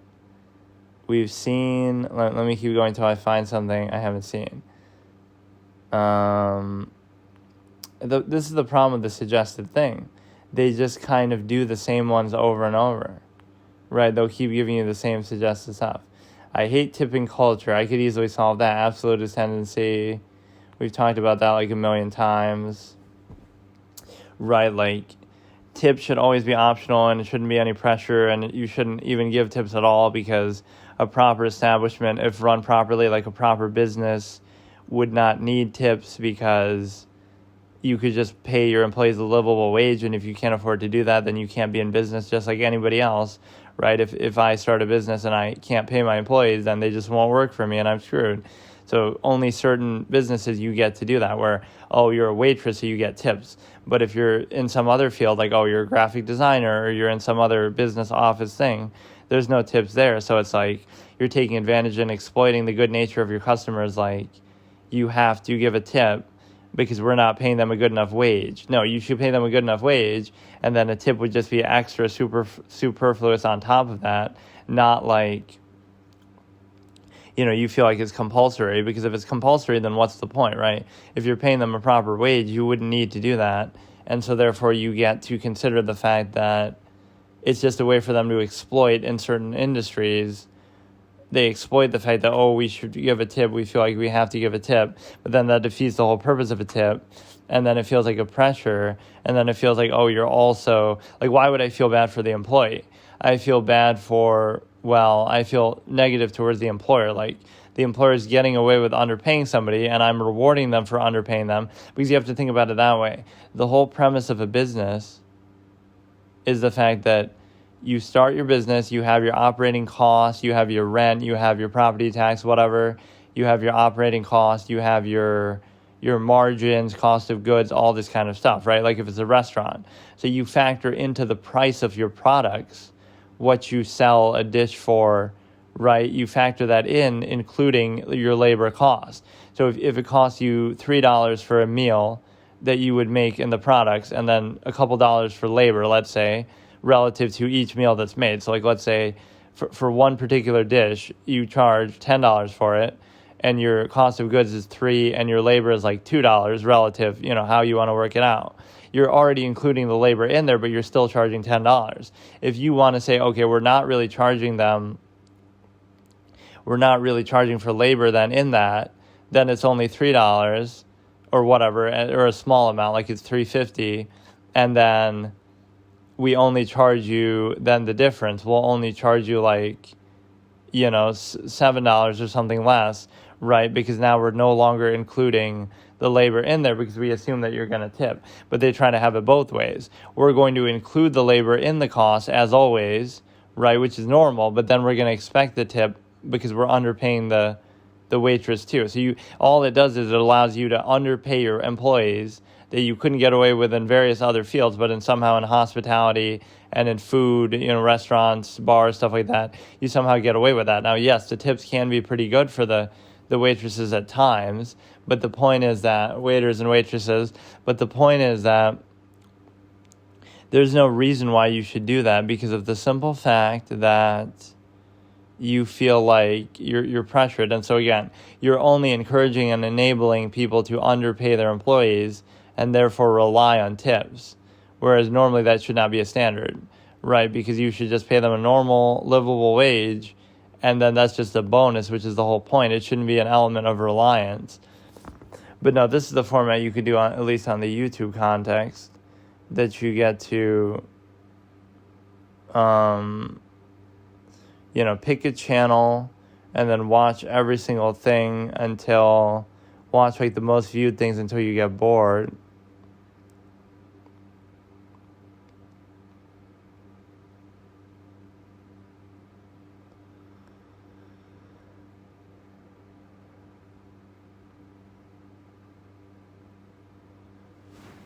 I wonder how much space I could have for this too. I could just do it like this where I do it like until I fall asleep and I just record everything, and if I'm just watching videos in bed. When you forget her name after a night out. Just the two of us. This one got a lot of views. It's just some anime girl with like Oppenheimer or some shit. Or it's not even Oppenheimer.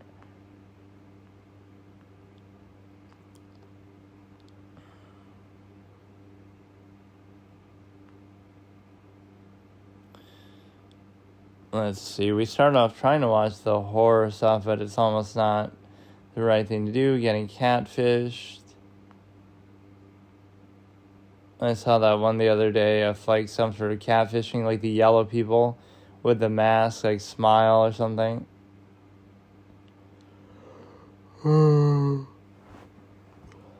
But yeah, you got like an award-winning actress over there with that shit, Nikki Howard. Very impressive. Who you texting? Let's try this one. So Stevie Emerson, we can check out his channel. This is like 8 minutes long though. So we're starting in 3, 2, 1. And if I raise the quality, will it like slow it down or something? Sometimes it'll auto adjust the quality anyway, but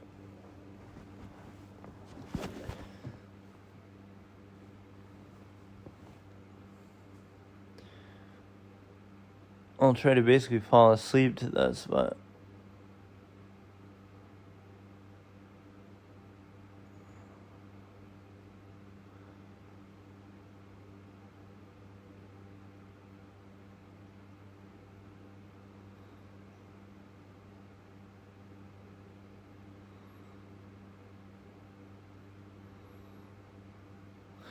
I'm texting my AI companion buddy, he could just say that.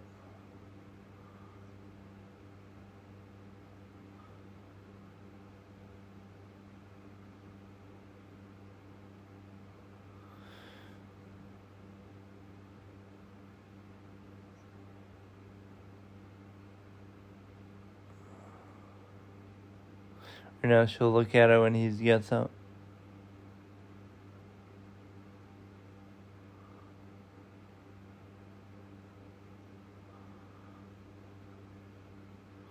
She's an emoji detective over here.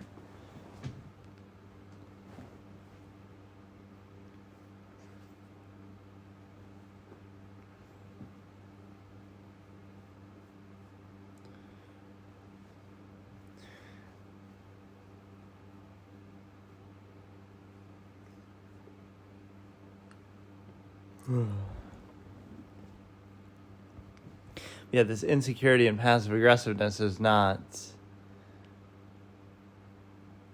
gonna work.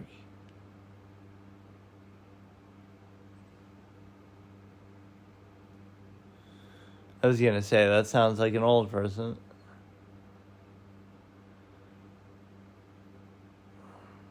So you were saying if she wasn't 75 that you would be into her.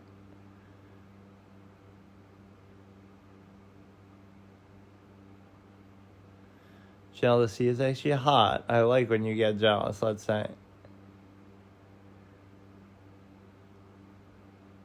Now she always turns it back on again. This is an 8-minute video.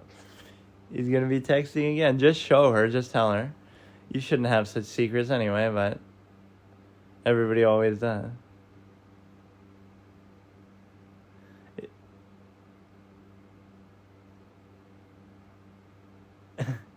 She's being all passive aggressive about it, so she's gonna like steal the phone or something. It's just a way to bait. Now she'll come back in, or she'll run and try to find out who it is, actually. She'll run all the way to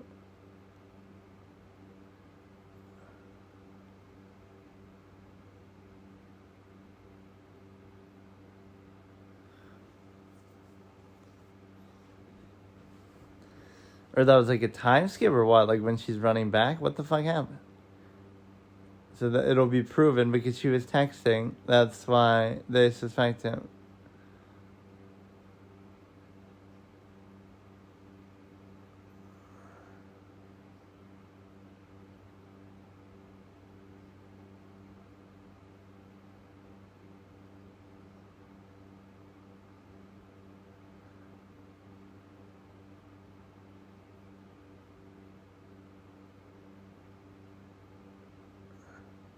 The fact that you were texting somebody would prove your alibi.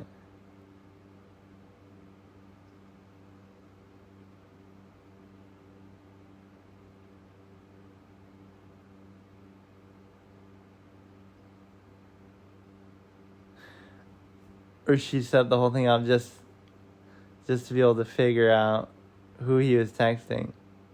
This is how over the top they are.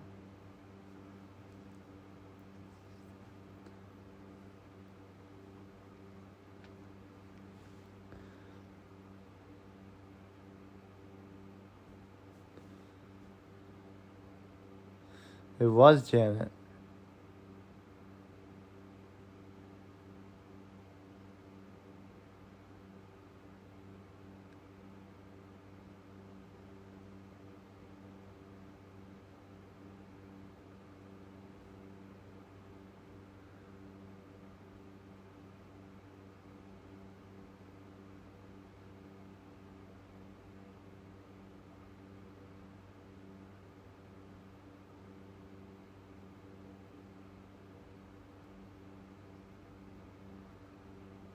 Pretty good, like dramatic, serious acting.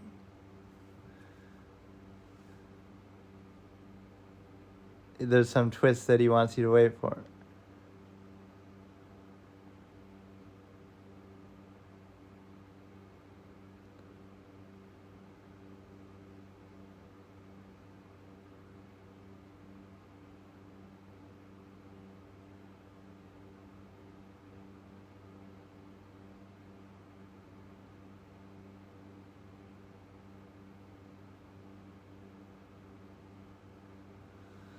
That was pretty convincing, though, because the way it sounded, you should have led with that.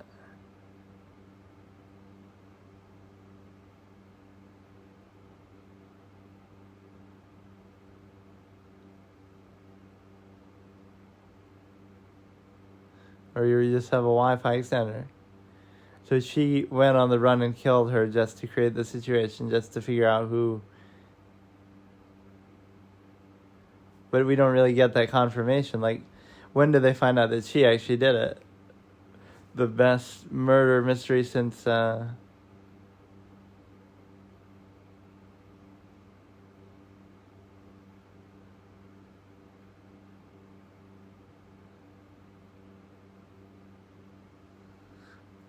imagine being that forgiving, too. This is like that presumed innocent.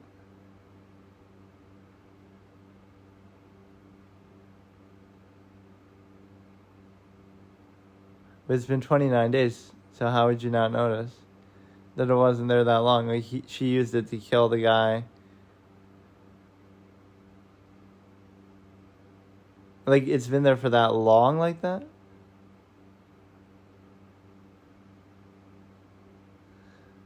She got away with it the same way that...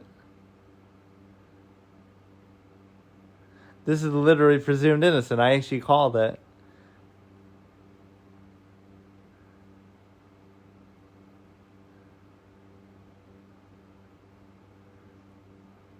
That's exactly what she does. She frames her husband. But in that case, he's actually cheating on her with the paralegal or something. They turned this into a fucking actual remake drama.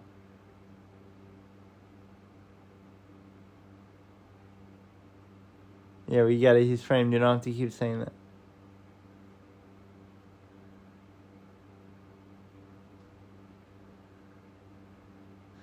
We clean off the fucking blood. Like, I think she made the same mistake, too.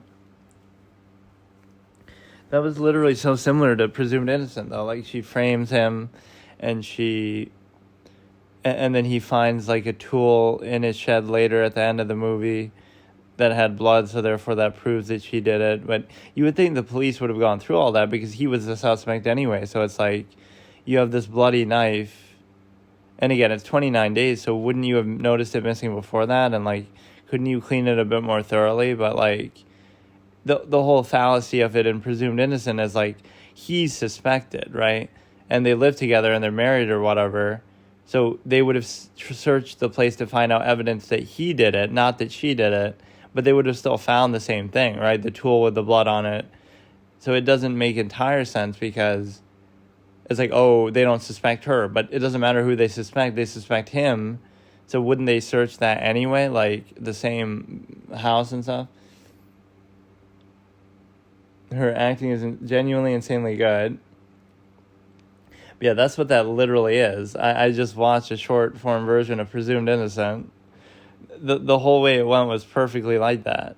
She frames him. She wants to see him get caught because she thinks he's cheating. She, goes on the run to do that.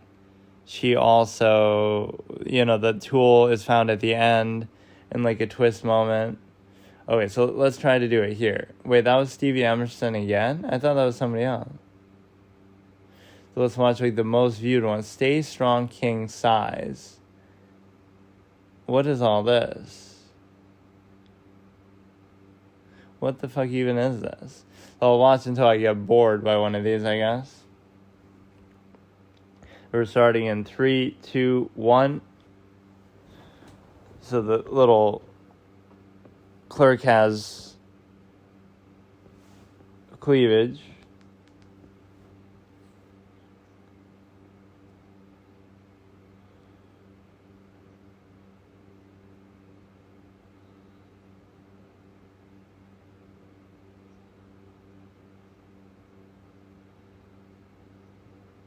Oh, you'll get off in more ways than one. Like,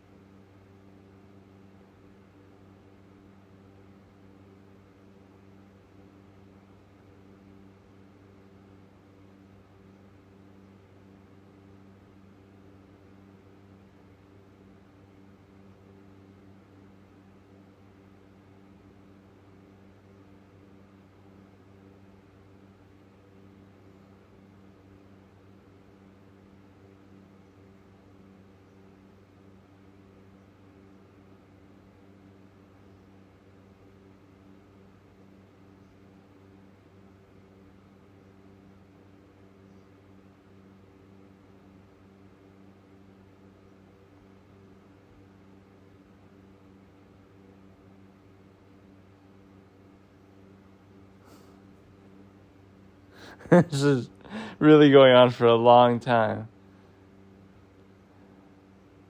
You made it way more awkward than I had to be.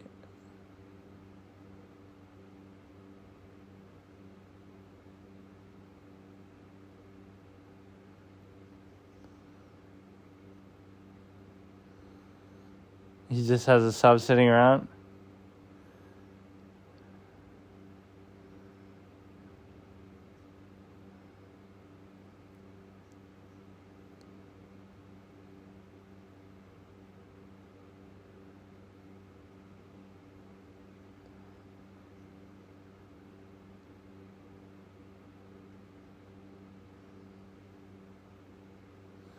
He sounds like an overcompensator, though.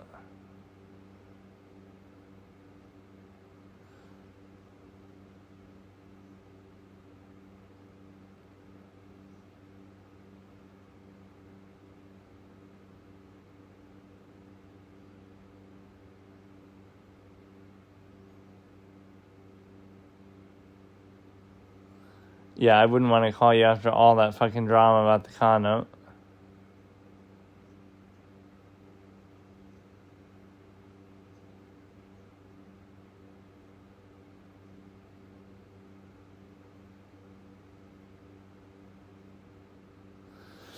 Okay, so really, like, you would flirt with somebody that much just to get them to... Why would that make him feel insecure either? Like, as if you'd have to buy them right then. Like, you could say you already have them with you or whatever, but... Okay, so that one was okay. Actually, I didn't really like it, though. They were, like, trying too hard. Stay strong, king, height. Okay, let's try this one. So we're starting in 3, 2, 1. I kind of want to fall asleep like this, but it's kind of hard to.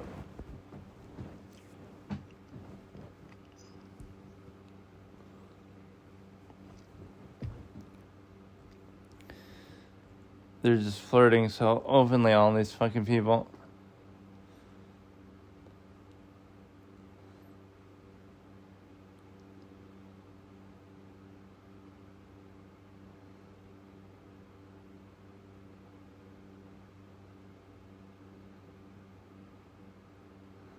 Like, she can't tell that anyway.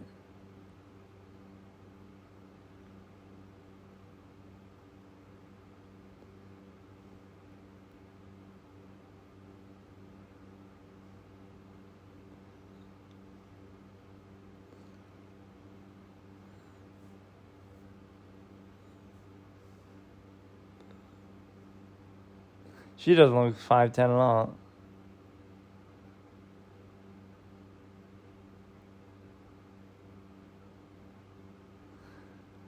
Being this insecure is the real problem.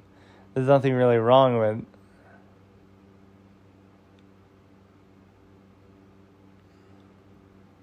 Like, that you would make such a big deal out of it.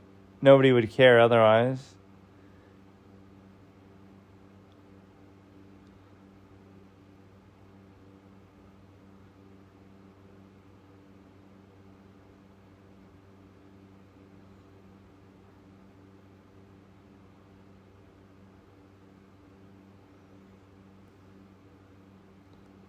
I wouldn't be interested after all this bullshit anyway.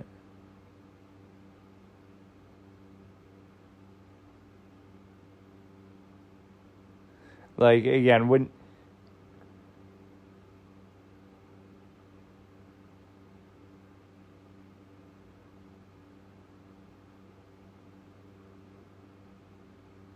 Or she's wearing high heels or something.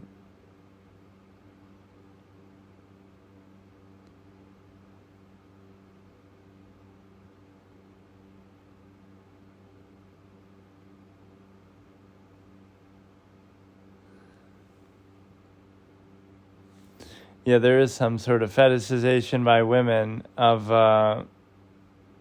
like tall guys or stuff.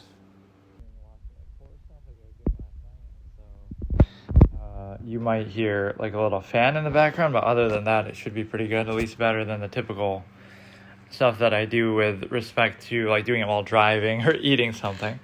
So let's see. My main issue is I've got to find a way to upload all this, and I never actually do that because I don't know. Like all I really have to do is put like an image over it and then just upload it, but I somehow never have time, and so I have a lot of this shit just sitting around. I just have to commit to it and start keeping up with it. But if I do want, or I guess what I could do is I could combine them. Like I could combine 2 or 3 days together, especially if they're like similar subjects and stuff. But yeah, let's continue watching that horror stuff. So I'm normally not like bothered by stuff like that, like watching something scary at night, but it is a little bit, I don't know. It was a little bit unnerving, I guess. Let's look at this post though. When you break into a house and rob them, but they're solving the daily puzzle. The weirdest thing about that is it's like a couple in bed looking at a TV that shows, like, how would they even be doing it like that? Some of these chess.com posts have become very meme-oriented and stupid stuff like that. So right now I'm actually holding it. I guess I wouldn't have to. I could just put it on the table. Some of this seems like it's a little bit too loud. 2:30 a.m. at a 7-Eleven near Disney World. But no, I was enjoying these kind of overall, but it doesn't have to just be that. It could be anything. AI short film. Let's see, a lot of this, I was watching like these stupid things, Mikey and Wyatt or whatever. Some of them can be funny and especially well acted, but it's not really like my kind of thing that I typically do. Her boyfriend saw a video of her grinding on another guy. Okay, let's watch this one. After a girl's night out. So then he breaks up with her. People take such satisfaction in stuff like this online, like just shitting all over other people or, you know, being all virtuous, like the moral majority. Like they never make mistakes or they never do anything like that either. It's easy to talk shit when, you know, you have something on camera that somebody else did wrong, but you know, how would you like it if you were, you know, recorded and ridiculed all the time? So I always find that a little bit strange, right? People are always willing to, you know, it's one thing, okay, fine, it's a bad thing, but they like to make a spectacle out of it. Like, oh, you know, you're just some random dude sitting in your grandma's basement or some shit, and you're talking all this shit like you're perfect. You're going to criticize everybody for everything, but you're not looking at yourself, or you're not seeing how that could work. So that's why I sort of hold this stuff back. Like, okay, maybe she made a mistake, or who really cares? It's just some random person. People do things like this all the time, right? So I don't really see it as the need to sort of, oh my goodness, let's shame that person completely and let's act like, oh, we're so superior, like we're not flawed and imperfect and make mistakes too. So again, you can still, something, you know, a bad action is still a bad action, but it's another thing to seek this sort of reinforcement through externality where you have to do this sort of stigmatizing and shaming and feel good about yourself through it and stuff like that. That is something about internet culture that's weird. Like, man saved himself from 25 minutes worth of Babe. It wasn't even like that. She wasn't calling to apologize. She was gaslighting him, play the victim card. Like, everybody, and maybe this example isn't the best, but there's so many things like that online. Like somebody getting upset at their job, right? Or you even see this, like, oh, here we go, racist, you know, kind of discussion. But like, there's this cop. That clip, it kind of really bothers me. There's this cop that's really mad and agitated, right? And she's like, she says something racial, right? And she's yelling and saying, like, I hate this world and this and that. She's obviously mad, as you might get in jobs like that. So what's unfair about the situation is she might, you know, she gets demoted or she could lose her job over it. The notable thing about that isn't so much that, oh, she says something racially motivated. It's the fact that it's being recorded in the first place. Like, I guarantee you, okay, record somebody at their job 24/7. You probably do and say things that you would regret and that you could get fired for and canceled for if there was a video of it on YouTube. So that's what's so unfair, is that you're acting like, oh, everybody's perfect, and then, oh, just because something got caught on camera, now all of a sudden, you know, it's the end of the world, and that's like the defining thing, not this simple awareness that everybody's going to have moments like that. So it doesn't mean it's okay. It just means, like, people act like they're too perfect, right? Nobody on YouTube ever makes a mistake or has any idiosyncrasies or any imperfections. They're just perfect. They do everything exactly the right way. They never say or do anything they regret. They're just gods and perfect people. And then only all of a sudden somebody comes along and now does something bad, and let's shit all over them and let's shame them. It shows a certain lack of awareness, and this is the whole, internet keyboard warrior type of mindset that everybody is always so, I don't know, they just feel like they're so perfect, and they seek some sort of reinforcement, like they're so insecure about something. They're insecure about themselves, or they're insecure about, they're insecure about certain standards that they have, like, cheating is so bad and this and that, but the solution isn't, you could just have an open relationship or something like that. Instead, it's like, let's reinforce this rigid sort of indoctrinated structure that we have that says you can do things one way and only one way. And so if somebody even suggests or simply practices something that's different, right, not even advocating for it, not even telling you to do it, but if they do that, then you'll ridicule that and act like, you're so insecure that, we've been indoctrinated and we have to constantly reinforce a contrivance state that says, for example, you can be with one person only. And so because you're so insecure about that, you have to go outwardly and attack and ridicule and say, these other things don't work, or you shouldn't do them, or this is wrong with it, that's wrong with it, right? Instead of just simply practicing your measure, your standard, that's not good enough. You have to attack other people's because you somehow are insecure about your own and require reinforcement, whereas they could just be minding their own business, just doing something. They're not telling you to do it. They're not telling you not to do what you're doing. So that's kind of a self-tell by society sometimes, where there'll be this idea that is insisted upon and taken for granted, when really it's just, it's something that has to actively be reinforced, because it's not so absolute as people frame it. But that's the whole point. You shouldn't need to constantly ridicule and social stigmatize all these things. If they're just bad, they're just bad. But instead, no, they're not necessarily objectively inherently bad. They're just something you have to actively keep up appearances and place undue emphasis, and it does show a certain insecurity. Right, and even on a more basic level, it's one thing just to condemn something, like, okay, that's bad, right? Somebody did something bad, fair enough. But there becomes this spectacle, right? Like, we have to make a big deal out of it.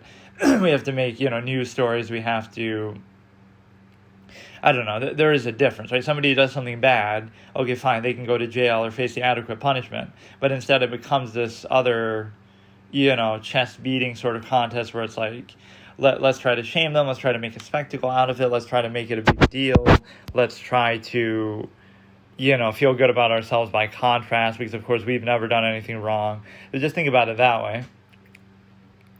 It's like an expression that I had where, if you follow somebody for 60 miles on the highway, you're going to eventually find them speeding. Everybody breaks the law. If you were to follow them and watch every move that they make, they're going to skip a stop sign, they're going to go through early in a red light, they're going to go over the speed limit by 5 miles or something small, right? If you really follow them and you really want to catch them for something, they're going to do something wrong. So if you really record somebody 24/7 or all the time at their job, they're going to do something wrong eventually. So by that logic, everybody could be canceled. I'm sure you've done or said something that's wrong that you shouldn't have done. You took a shortcut. You were lazy about something, right? So if you really watch somebody under a microscope like that, everybody's going to have something that they've done that's wrong. So again, I'm not saying you should defend the behavior, but you should look at it more in the context of, everybody isn't, let me see what actually is said. I could read through some of my friends' comments. It's like this cop gets mad, female, N-word, she says, something like that. Yeah, this is the one. But this isn't actually the one, is it? See, now look at what people say. Like, she definitely uses that word all the time. Her calling a child that makes it worse.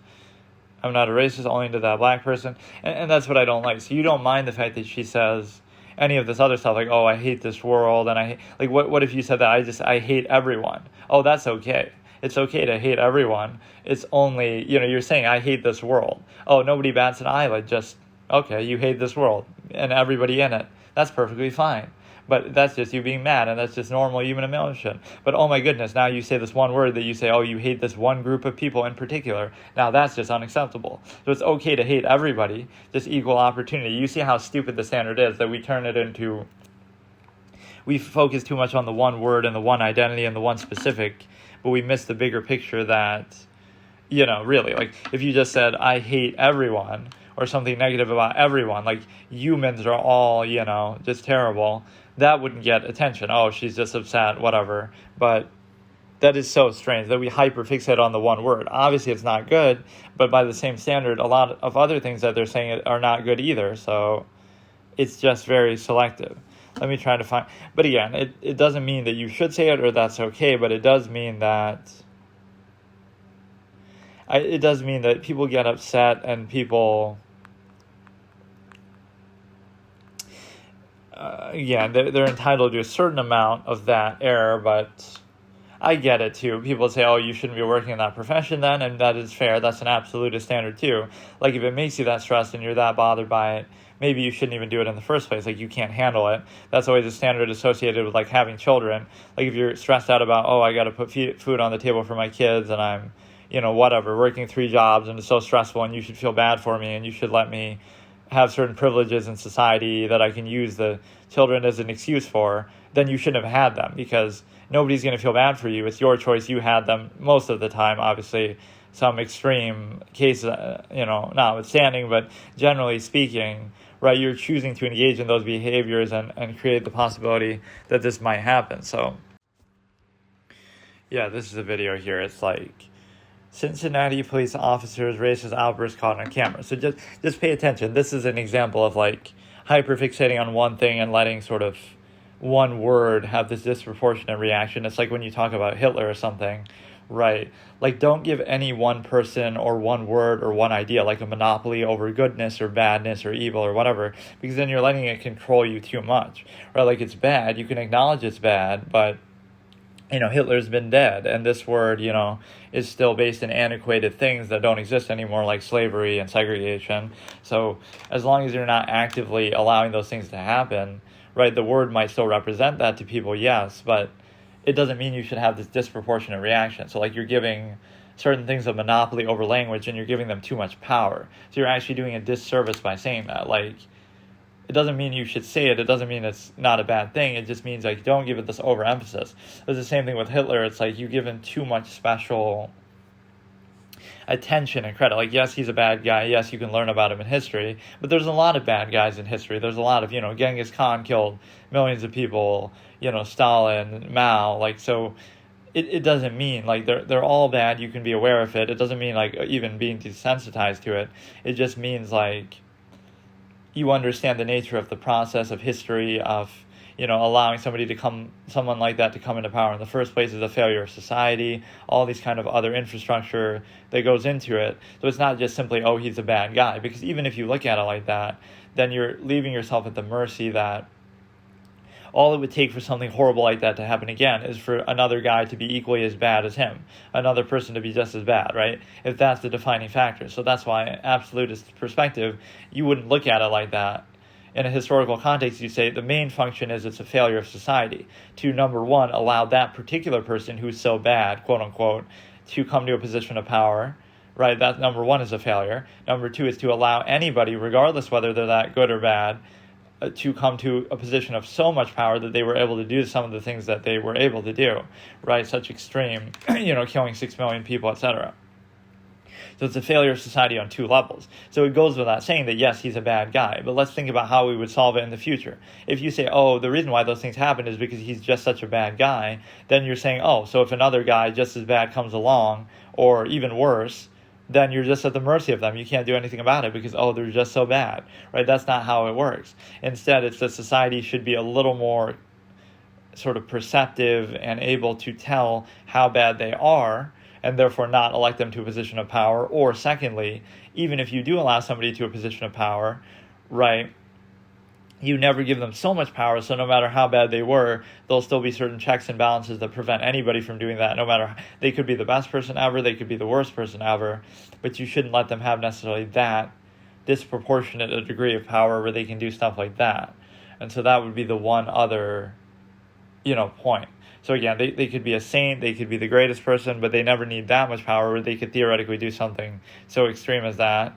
And also, they could be the worst person ever, but you still hold them in check. So even if society fails the first test of judging their character incorrectly and they're charismatic and they kind of trick people, you would still hold them in check so that they can only do so much, right?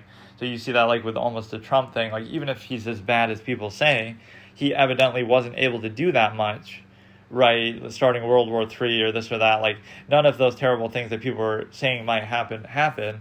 So either it's all hysteria or he was held in check at least adequately, constantly getting criticized by the media, constantly being, under scrutiny from the other party and even his own party to an extent. Like, so there was a lot of pushback. So even if he was as bad as people say, right, it ended up not really amounting to anything that terrible because, again, either you're being held in check by the media or by the system or the other branches, etc. So that's how it should be. In fact, in a way, that should almost be encouraging that if he's this terrible person that people keep saying, that with all this evil intent and he intended to do everything bad under the sun, but he wasn't able to really do any of it, that tells you at least the system works, that like, oh, even someone as bad as that could come to power, which means one of two things. Either he's not that bad and people are just embellishing it, or that at least, again, the system works in that regard, that you would hold them in check to some extent, that you wouldn't allow them, no matter who they are, to be able to do that, to be able to do anything, so extreme. So that's the assumption that you should make. Don't specify the conflict. Don't give any one person a monopoly over sin or over goodness and virtue. Instead, you should look at it in the broader, bigger picture, that you're looking at it from the perspective that, assume that they're the best person ever, but you still hold them in check and don't let them do too much. Assume that they're the worst person ever, but you don't give them any power, or you don't give them so much power that they could really act on that. Always hold them in account. So far I have like 13 recordings on this thing, whatever, just between, some of them are kind of longer sessions. One of them was like reacting to the James Bond thing. So let's see what this video actually is. Like, let's analyze some of the points. I don't know what it was that they actually said, but see, like, I love that. I hate this world, right? So that's okay. You can hate the world, but God forbid you can say it again. It's just, they're both bad. So it's just a lack of awareness of a larger process. Like, maybe that's the issue. So and the problem is, if they didn't say that N-word, right, specifically, now you wouldn't even hear about this incident. It would just be forgotten about, and that's it, right? But the headline, the whole story is you're focusing on that. Like, why shouldn't the headline be, not racist outbursts, just their outbursts that they say, oh, they hate the world? Shouldn't that be something that you're worried about, that they're working in law enforcement and they say that and they're so stressed out and maybe unstable, right? But, oh no, you're not bothered by that. You're only bothered by, again, the buzzword, the sort of hysteria. So it's easy to control people when they hyperfixate on things like that. And just as a general standard, this is the way people look at things. Like, they're looking at it from a perspective that basically, again, if you just say, oh, I hate you as a person, or I hate people overall, or whatever, like just something general, right? Everybody, just human beings, period, are terrible and I hate them, that kind of thing. That wouldn't get as much of a reaction as saying, oh, I hate this specific group, right? So it's this identity fallacy that, like, oh, let's divide and conquer and turn everybody against each other based on arbitrary, superficial things, right? And identities, it's like, it's not really a case of much significance, because you have this situation where, again, think about it on a more broad level, like, you're saying the same thing, like, oh, you hate everybody. Well, that includes every single group that you could hate individually, but it's only bad if you hate the group individually. It's okay if you hate everybody, apparently. Like, this is how stupid the mindset comes down to. Or again, what if it's for some other reason? Like, this is where the term hate crime is such a fallacy, right? Like, people say, like, just debunk the whole meaning of that. I thought most crimes were committed out of love and, just for positive reasons. You commit a crime against somebody because you like them, because you love them, right? Like, most crimes probably are committed out of hatred or some negative, malicious intent and emotion. That's why it's a crime. But, oh no, if you do it because of some identity, like somebody says, I killed that person or hurt that person because I don't like them, I don't like their personality, or I don't like something they did, or I don't like how tall they are or something like that. Right now, all of a sudden, whatever, just some other reason. Now all of a sudden that's not a hate crime. I guess maybe the tall thing could be construed as that, but like, I don't like them. I just don't like them as a person, their personality, things that they've done. That's not a hate crime. That's just, I don't like that person, even though you do hate them, right? And you're acting out of hate. But now if you say, you did it because of some other identity overall, right now you say, it's a hate crime because they hate that person's whole, group that they were part of and their identity. That's the thing that's so strange about it. In both cases, you're acting with malice and negative intent. So I don't like that usurping the crime itself. Like, what is the crime? What did they actually do? And that's bad, period. And then it's still worth looking into the motivating factors. Yes, it might be it might be based on identity. It might be based on something else. But I don't like to see one as better or worse than the other. Like, it's bad that you committed the crime. That's the defining factor. And then it's just secondary to consider the motivation. But somehow the motivation usurps even the crime. Like, you spray some graffiti, right, and that gets more coverage and attention. So, some graffiti, racist, whatever, and that gets more attention than somebody who gets murdered, right? Because, the murder was just because the person hated the other, you see, as a person, because of their personality. But, no, this graffiti that didn't hurt anybody physically, anything like that, but that's worse because, it says this word and it. So I'm just criticizing. Again, they're both bad. You can condemn them, but I think the severity of the crime should usurp the specifics of a certain identity, a certain attack on identity. And of course, people always link the two together, but that's what I mean. Like, one crime that's minor, like graffiti, that's based on race, will get more attention than another crime that's not based on race, but that's much more severe, like murder, right? You kill somebody. So that's what I find so strange about it, is the simple fact that you don't need to let that be the deciding factor and let that be always what you focus on. Okay, let's get back to watching some of this horror stuff, I guess, some of these horror short films. I should give more of a constructive critique, almost like I'm reviewing it, like how I like to try to do with some of these, but it's a little bit hard to, because they're sometimes so simplistic in premise. Let's see some of them that maybe I decided not to watch yesterday.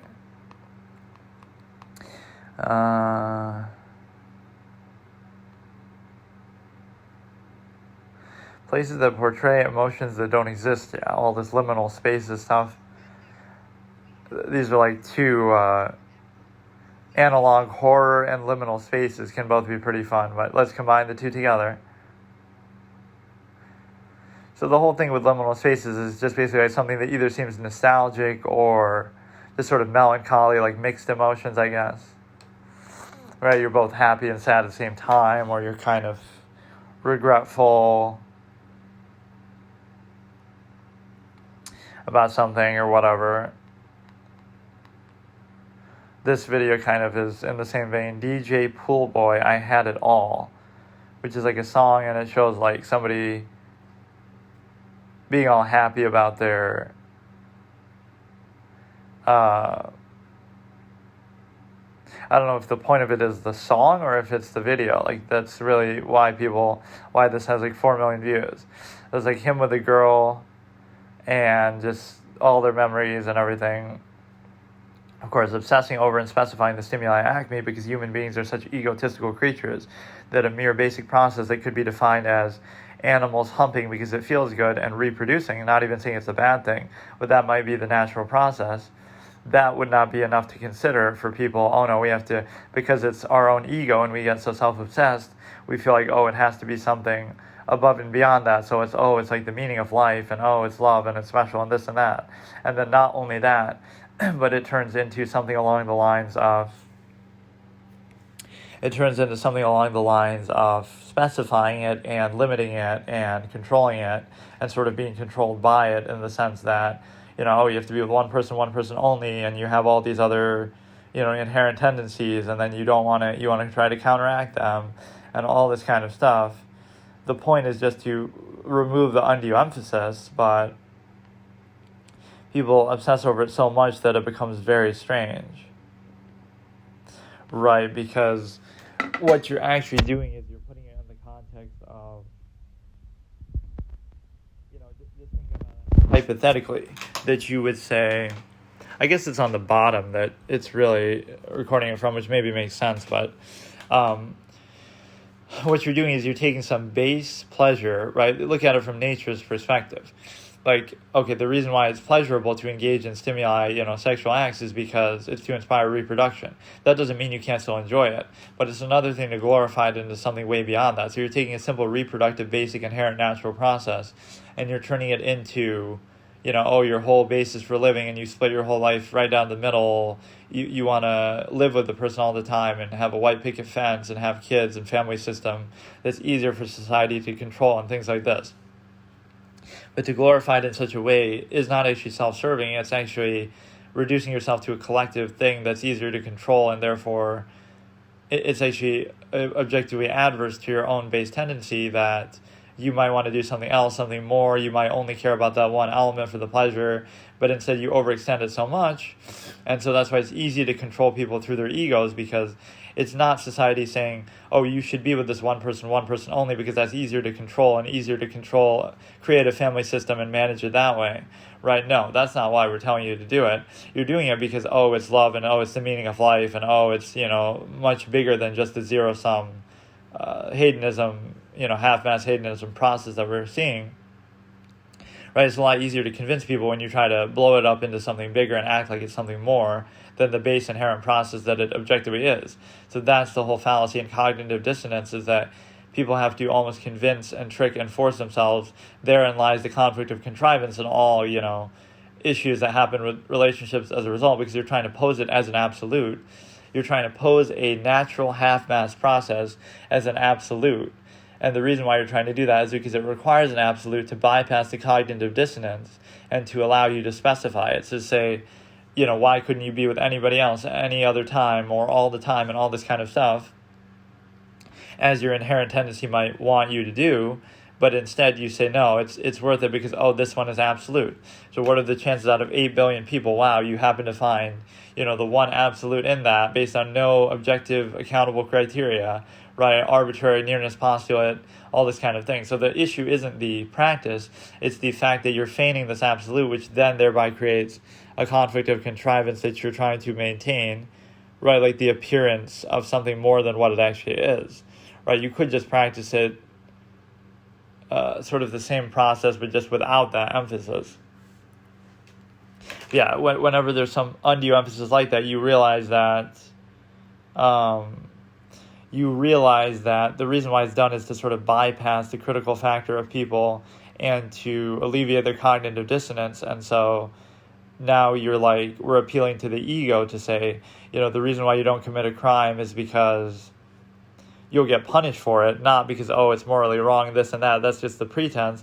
The real reason why you won't do it is because, oh, you're afraid of getting caught. And if you remove that, then all the moralizing and stuff like that goes out the window, right? It's still secondary to the enforcement.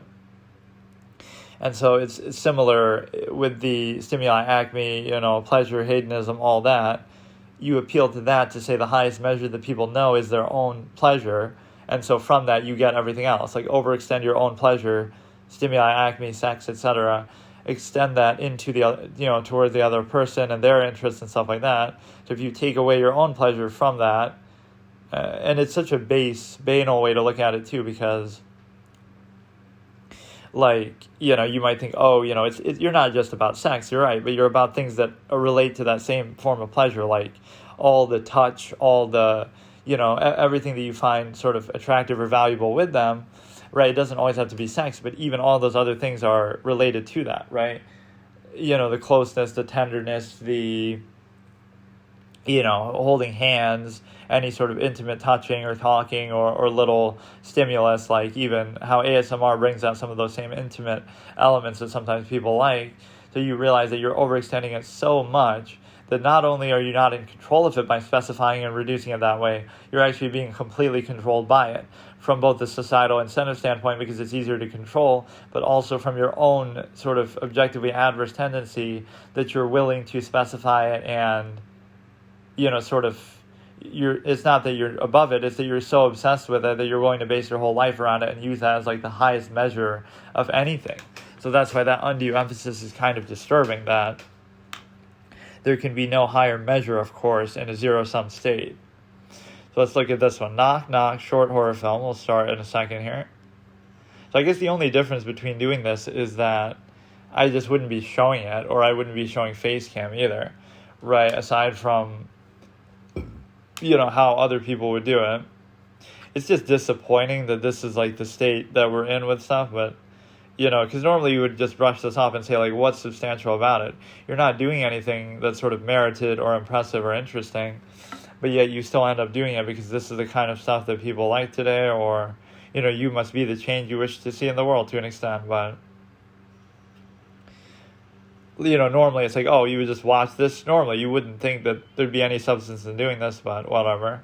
Or this is the kind of stuff you probably could show because they wouldn't care. It's not like, even with movies and stuff, you can show a certain amount under fair use, but I just in principle don't believe in that and don't like showing stuff like that. But here, like, maybe nobody would care about some little, short whatever thing that's not. Wait, did I already see this?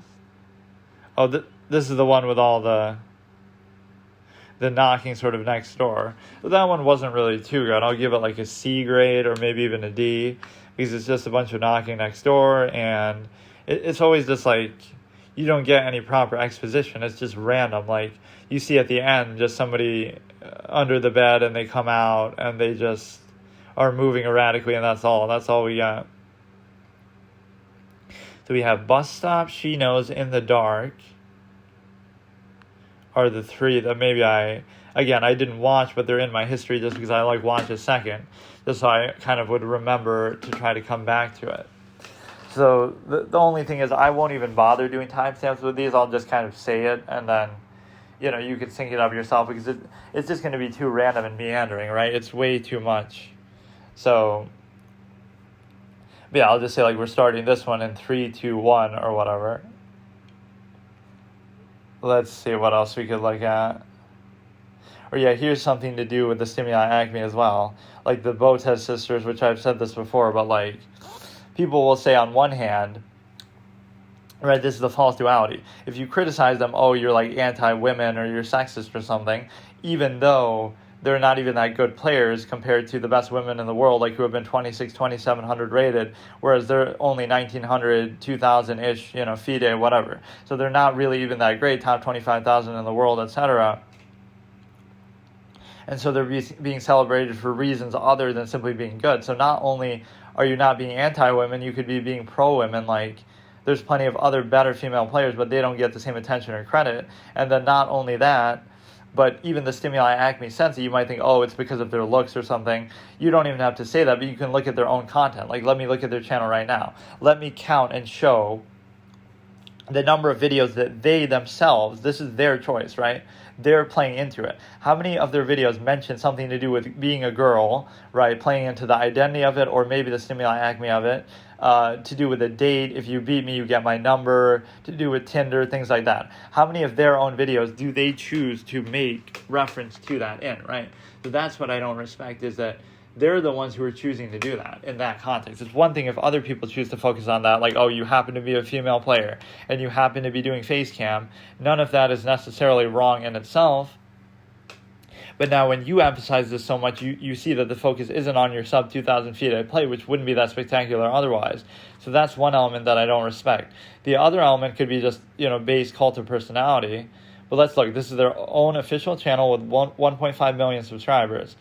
So let's go from their oldest videos to the newest, and I'll actually count the number of ones that make a reference to the stimuli acme, right? So worst stalemate fails. Okay, that's just a normal clip. Hyperbullet viewer arena, family chess stream. Chess is more important than family. So none of this has to do. And this is weird too, because how could you have this few videos?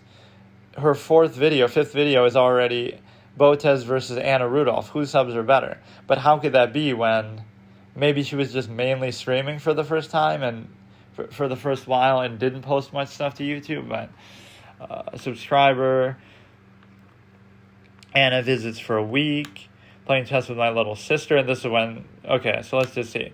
Legend of the Hot Gold Pants. Even that seems like it could be a stimuli acme reference, but I won't even. So I'll give a certain amount of credit. A lot of this early stuff didn't have to do with that. right? But at some point they really play into it a lot.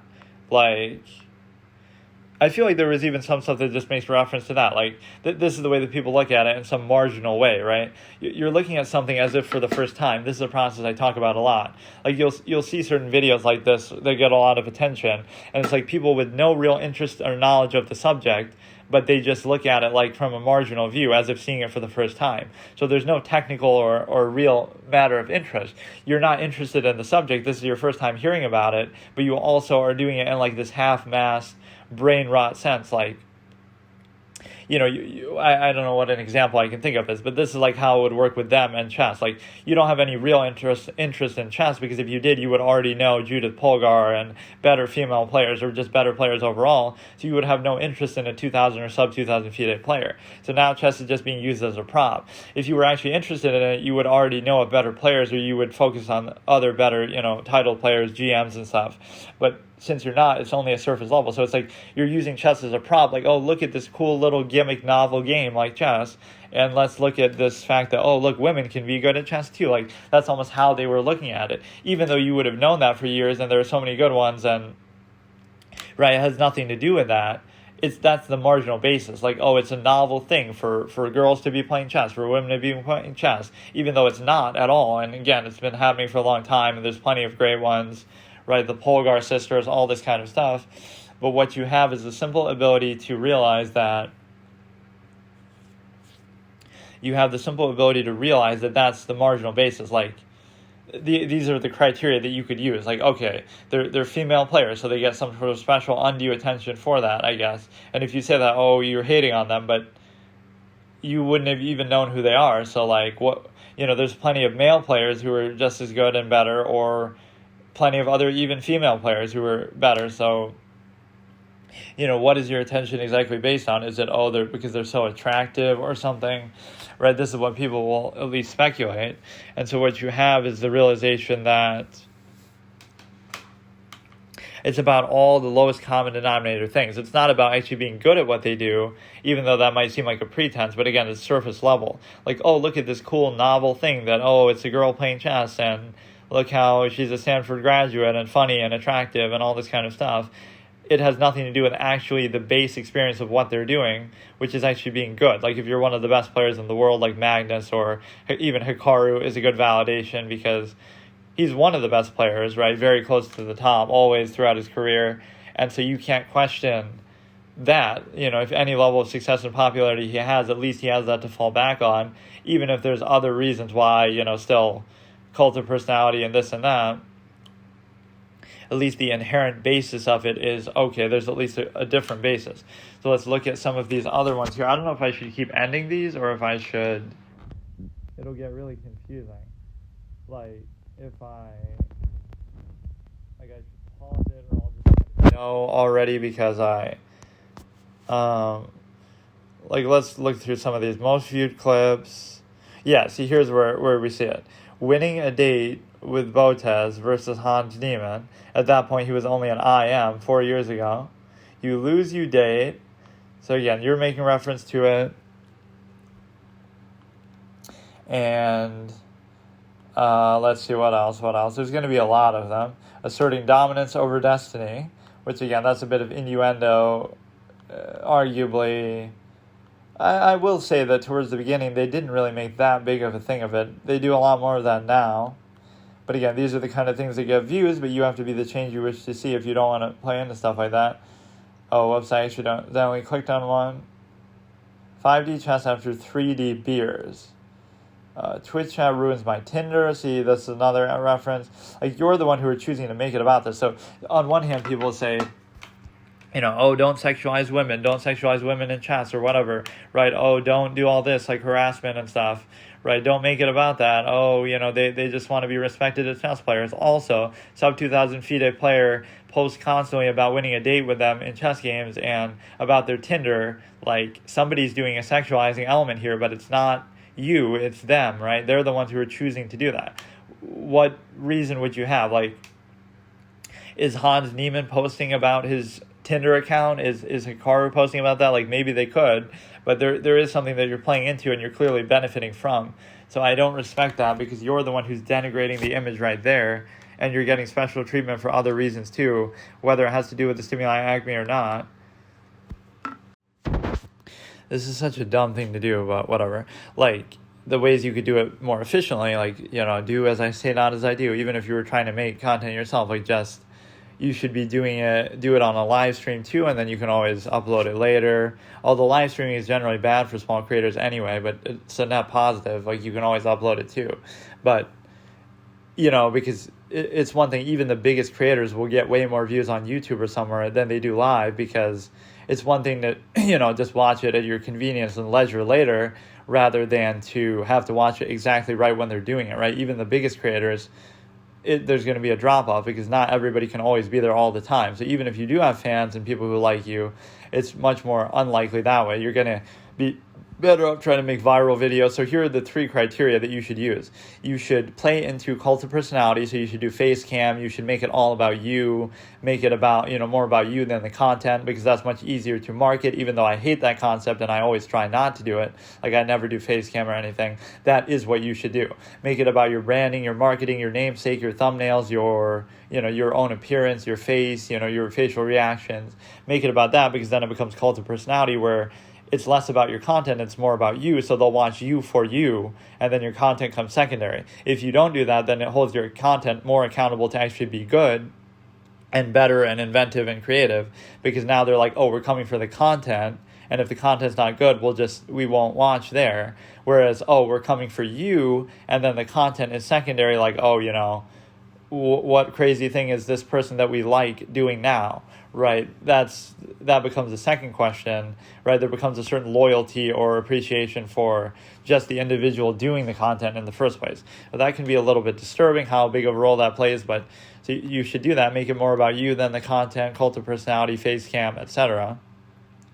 Number 2 is you should do a lot of short form content. Even if you do stream or do longer videos or sessions, you should always do short form content, because you feel like you're going to basically take advantage of people's low attention spans, and you get boosted by the algorithm, because if a shorter video is going to get more watch time relative to its length, and potentially more likes and more immediate reaction and response. So it's sort of like the TikTok mindset. Even if you're not doing TikTok specifically, you take your stream or certain clips and highlights or whatever, and you just make a short clip, and that's going to get the most views, and it's going to get boosted by the algorithm. And it's all about the short form, lowest common denominator element that you're going for. And then number 3 is appeal to other things as well, whether it be, current events, or, again, appearance, or collabs with people and things like this. Like, appeal to all things that don't have to do with inherently being good at what you're doing or doing anything of note.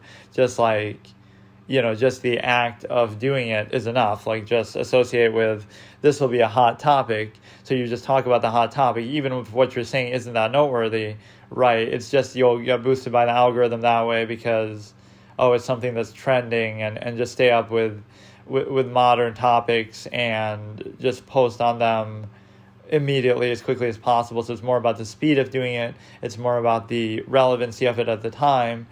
Again, all things that push quality to the side. If what you're doing is actually good, you could be talking about something from 50 years ago. It wouldn't matter, but it's this sort of hype of the, recency bias and all this kind of stuff that can certainly benefit you that way as well. So let's look at actually the rest of these.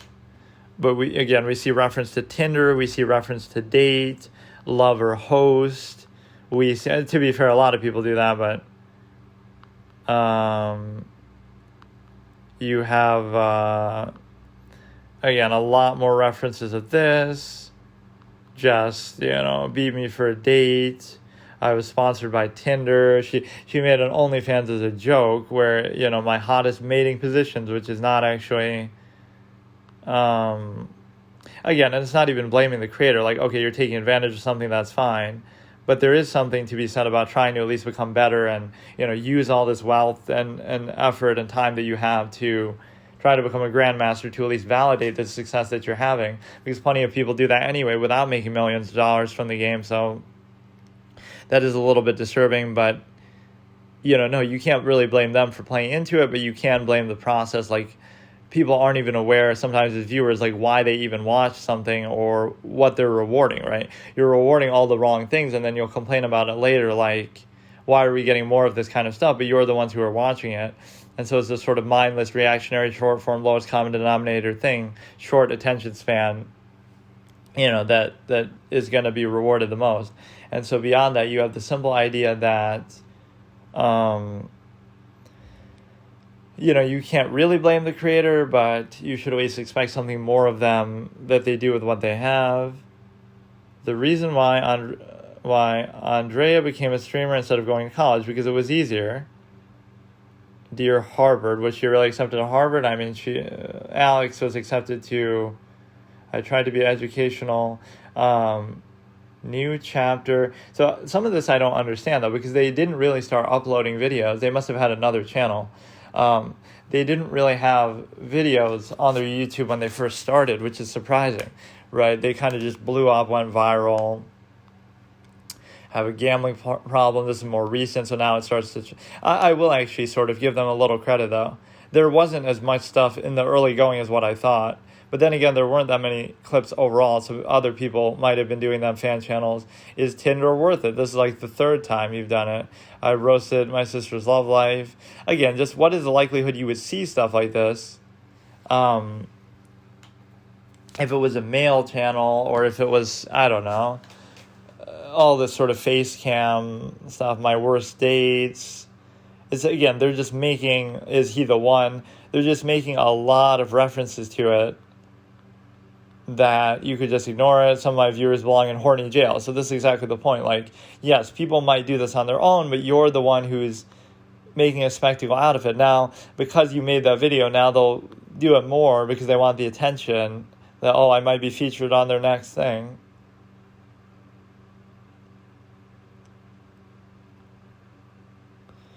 Became OnlyFans top creator. I won't even count that one as a negative. That's actually genuinely funny and, almost like a kind of joke I would make, like a nerdy, stupid thing. That's like, join to see my hottest mating positions, as in whatever. Beat my sister's ex-boyfriend in chess. Yeah, that's also people accused of clout chasing, like, not saying you weren't genuinely in a relationship, but you can't say that didn't benefit you at that point, like Chess Bra or whoever that that Alex used to be with, and so climb up the ranks using that. Clout acquired, mission accomplished, It's a two-way street, so like that, they can be aware of it too. It doesn't mean you have to play into it or be, sort of be used that way, but there is a lot of things that point to... Just pretend that way. Like, pretend Alexandra and Andrea were not female, or Anna Kramling, or even some of these other Dina or Anna Rudolph, even though they're better. At least Dina's like a 2300 rated player and stuff like that. But what is the likelihood, or even just in a literal sense, give me the case example of somebody who's known specifically for chess and rose up the ranks through chess, right? Not like somebody who's already established, like XQC or Tyler 1, or somebody who happens to play it. Right, that's different. But somebody who actually rose up using that, who's like a sub 2,000 FIDE player, or like 2,000 peak at most, right? They never got to 2,100 plus. Give me an example of that, right? Who's like a male streamer who doesn't do face cam, or even if they do, like who gets this much attention, right? And it would be very hard to find that. That's why people pick on these other things. Like, you're chasing cloud, you're dating somebody higher rated just to benefit from that. You're able to benefit from stimuli acme sense, being a female player, sort of marginal, looking at it as if for the first time, giving undue credit, right? People who don't really have true interest in the subject, using it as sort of a prop. So all these kind of things are related to this, because you get to appreciate the simple fact that you're not able to show me that case example, or it would be much less likely and much less rewarding. And you see a lot of this pop up in the one direction. Like, by contrast, really, just if you want to say it, I don't want to make it about gender necessarily either, but you have Hikaru, who's one of the best players in the world. You have Benjamin Feingold, who's at least a grandmaster. You have and still not as popular as some of these, other people. And then you have, Levy, who's at least an IM, although now we're getting on the fringe of like Dina. So Dina versus Levy is at least a fair comparison. Like, okay, she's 2,300, he's 2,400, he's extremely popular, she's also pretty popular. So you can at least explain that in a similar way. But who is like the 1,700 FIDE player like Andrea, or even the 1,900 FIDE player, right, like Alex, at least at this point? Who are these people that are not just successful, but monumentally successful? And I find that disturbing because you can't find an example, period, but especially, a male example would be a lot harder to find, or it just feels like you're getting undue attention and credit for something, right? Whether it be Stimuli Acme or something else. Okay, this is kind of fun to do. Like, maybe this is the sort of stuff I'd watch anyway, but once let me finish seeing this, references to Stimuli Acme here. And even using that term gives me a certain protection against a certain modern era. Like, what am I actually talking about? And not only would you understand the base element, like, oh, you're talking about stuff to do with sex, but it's something more than that. It's more specific and a deeper, long-form concept that you would have to delve into and understand. So if people want to focus on that, then by all means, even though it's a basic thing that people should already understand, they obviously don't in this era. It's very strong indeed and preserved, as I always say. So, I'm not going to be as harsh as I thought, but it's just always, have you ever been romantic with a creator? Like, obviously, why is that even a question? They're doing some sort of lie detector thing. All I'm saying is, chess has been played for a long time, and there's been thousands of players, tens of thousands of players who are better rated than these two. So you're trying to tell me that what is so fascinating to people is the sub-2,000 FIDE chess. We've seen Magnus, we've seen Bobby Fischer, we've seen, countless GMs, 2,000 GMs in the world, over centuries of, great players, Paul Morphy, this and that. But you're trying to tell me this level of interest and fascination comes not from the Stimuli Acme, that, oh, look at these two pretty girl players, or it's not coming from even potentially cult of personality and other lowest common denominator short form fallacies. But, oh no, it's coming from their high level chess play, because clearly we've never seen anything like this before, right? It creates this very difficult element to explain. The chess drama, when they ask Magnus a question. Magnus is actually a pretty good sport about it, too. Right, but Nepo was kind of pissed, and a lot of people were pissed. Like, this sort of shows you what they're all about. Okay, Hans Niemann, again, plays you for a date.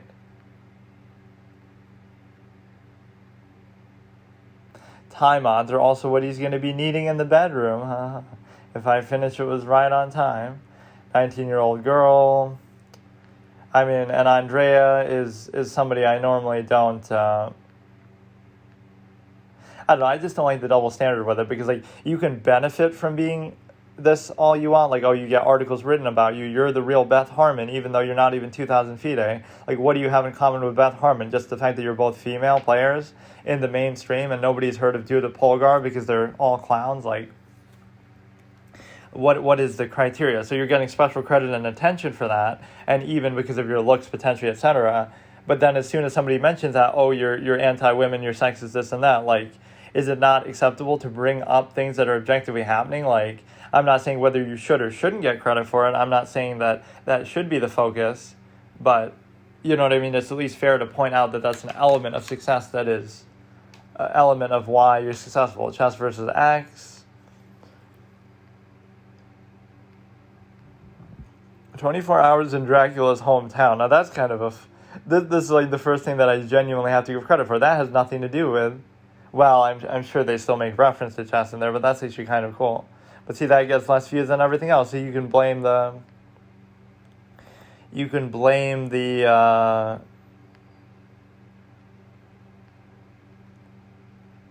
our women versus chess, like so many, or even just like how much they call themselves chess masters, even though if they were a male player, they might not be able to do that, or maybe, certainly Andrea wouldn't be able to do that, but at least Alex would barely be able to. She might be a national master. But, I don't know, it's just something disappointing, and you might think it's too harsh, but I'm coming back to professional chess. Like, were you ever there in the first place? Did you ever leave? My best classical game this year, more like your only classical game. I could just steal all my friend's comments, even though he always steals my things anyway. So, yeah, it's not actually as bad as I thought. But again, they do still make tremendous reference to it. Can two girls beat a blindfold chess master? Of course they can. That girl's name is Judith Polgar. She can beat them blindfolded herself because she's beating Levy, right? Like, what do you mean, dude? It's nothing to do with being a girl then. See, you're actually denigrating and, using this as the lowest common denominator fallacy.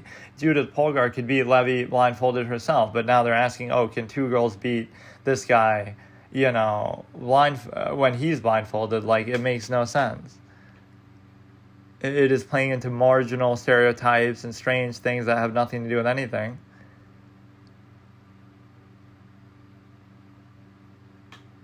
And so what you have is the simple ability to realize how much they're playing into this. Just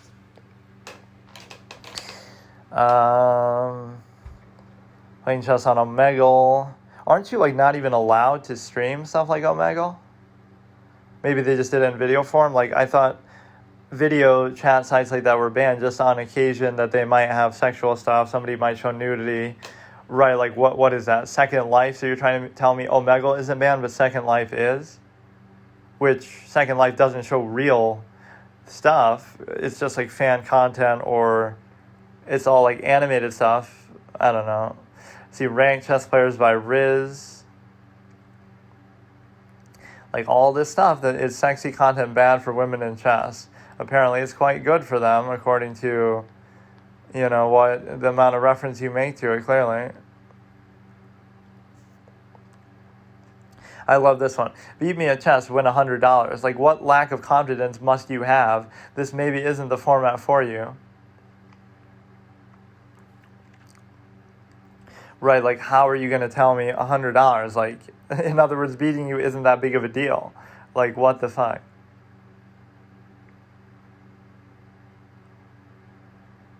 Ten things you can't live without. Clout chasing. Can 3 women beat a grandmaster? 1 woman can. Like, fuck.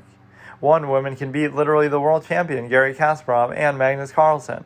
Again, not every game, not on a regular basis, but Judith did do that.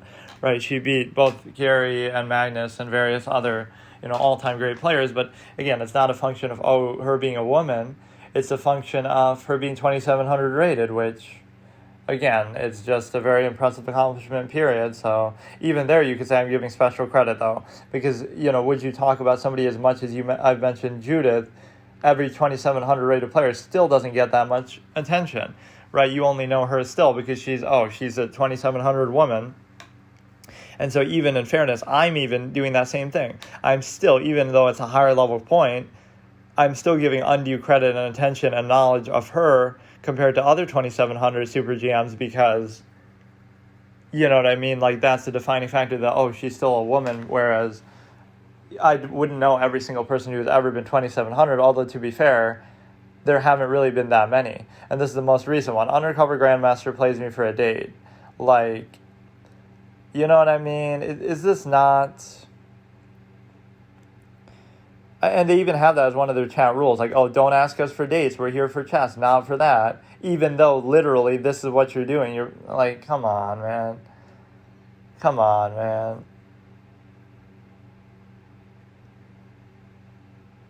Like, they're big enough. You shouldn't keep doing this. You shouldn't keep...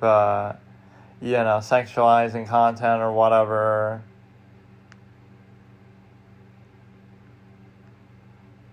It's very strange, It's a total non-accountable foul. Like, if somebody else does this and says, look at you in terms of being a woman, look at you in terms of your looks, look at you in terms of, going out on a date with you, just because you're a female player, you might get offended, right? And you're bothered by it, and, you have rules in your chat, against it. But then when you do it, can you not be criticized that, you're somehow demeaning and marginalizing women and portraying them in this way? Like, the only way for chess to be noteworthy here is, let's make it about that. Let's make it about something that has nothing to do with it. Like, there's something very disturbing about that, but, again, you have to blame the audience. So let's look at one of these other things in a minute here. I'm sort of like downloading stuff in the background as I'm doing this because this barely even requires internet. It's just like, head massage. This is like that weird trend. I don't know why. I mean, wouldn't they have a more disturbed reaction to somebody doing that? It was something even weird. Yeah, funny orgasm eye roll. What the fuck kind of thing is this, dude? And why was I suggesting it? Imagine creeping up on somebody and randomly rubbing a whisk on their heads. I guess maybe they're into it, but it is very weird. And so now we get to... Let me look at those horror ones that I had skipped out on. So yeah, Knock Knock wasn't very good. Just like the random shit that you find here, dude. You'll recommend this to me, but not a Noam Chomsky video or something. Like, really, dude.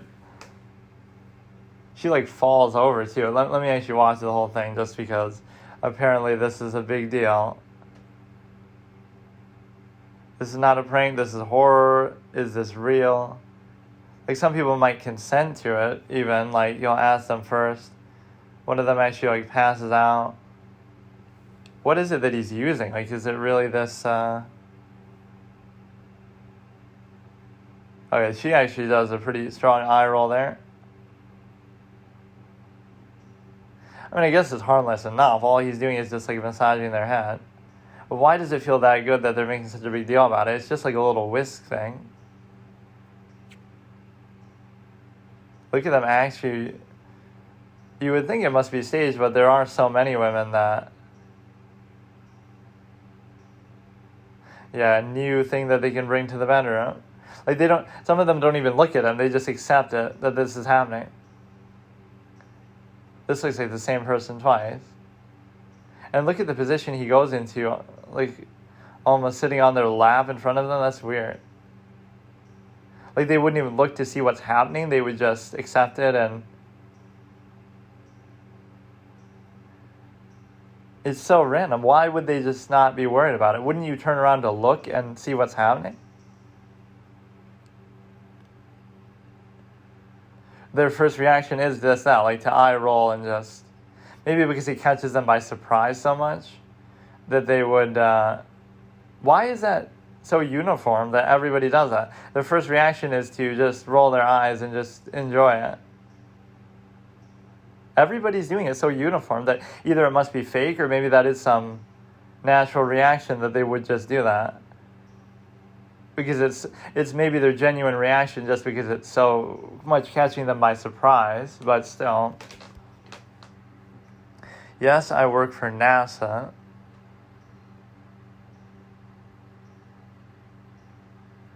I don't know what the fuck this is. Okay, let's look at some of these. Or actually, maybe I should wait till the thing is done. Yeah, the 2016 clown sightings. I'm actually a big fan of those for some reason. Like, again, I'm not encouraging them, and some of them could be pretty dangerous. And, I mean, if you get shot while doing this creepy clown act, right... Then, you know, if you get shot or get run over by a car, you can't blame anybody. But somehow I find it enjoyable because it seems at least authentic. I like stuff like that, like whether the Ring doorbell stuff seems generally authentic or that. So it's like with prank calls. Prank calls can cause problems and mess with emergency services, 911, and cause somebody to die because, they were distracted by a prank call instead. So I'm not encouraging it on that basis, but when they do happen... And when they are done well, it still can be enjoyable. So, right, I'm not encouraging it, but I'm saying if it's already there and it's already been done, then so be it, you know. And so this clown thing happened like around 2016, apparently. And I'm not even talking about Donald Trump winning the election, but obviously that's just a joke. Like, I'm not even saying that, but I at least respect his whole upheaval of the media. That's always something that I... have criticized, you know, how biased the media can so obviously be, but nobody ever notices it, or it'll be noticed only on one side of the aisle. Like, I got to see how much space these things are actually taking up on my thing. But no, it's like one side of the aisle with respect to... Like, how would I got to figure that out too. Like, I want to do a session of Little Nightmare, so I could record my commentary like this as I'm doing it. But I could also, how would I record the sound of the screen, right? because I don't know how else to do it on here. But no, what I would be aware of is the fact that, okay, let's see. Let's just find the ones that we're doing. We're going to watch these 3 as we finish these downloads here. This is a fun thing to do because you can just do it so much, you know. So we have In the Dark, horror short film, 14 minutes. We have She Knows, horror short film, 5 minutes, 26 seconds. And then Bus Stop, 13 minutes. And, you know, we can see what happens from there. That should probably be enough to fit into what amount of time I have left here. Okay, and here's one thing before we start the little horror shorts.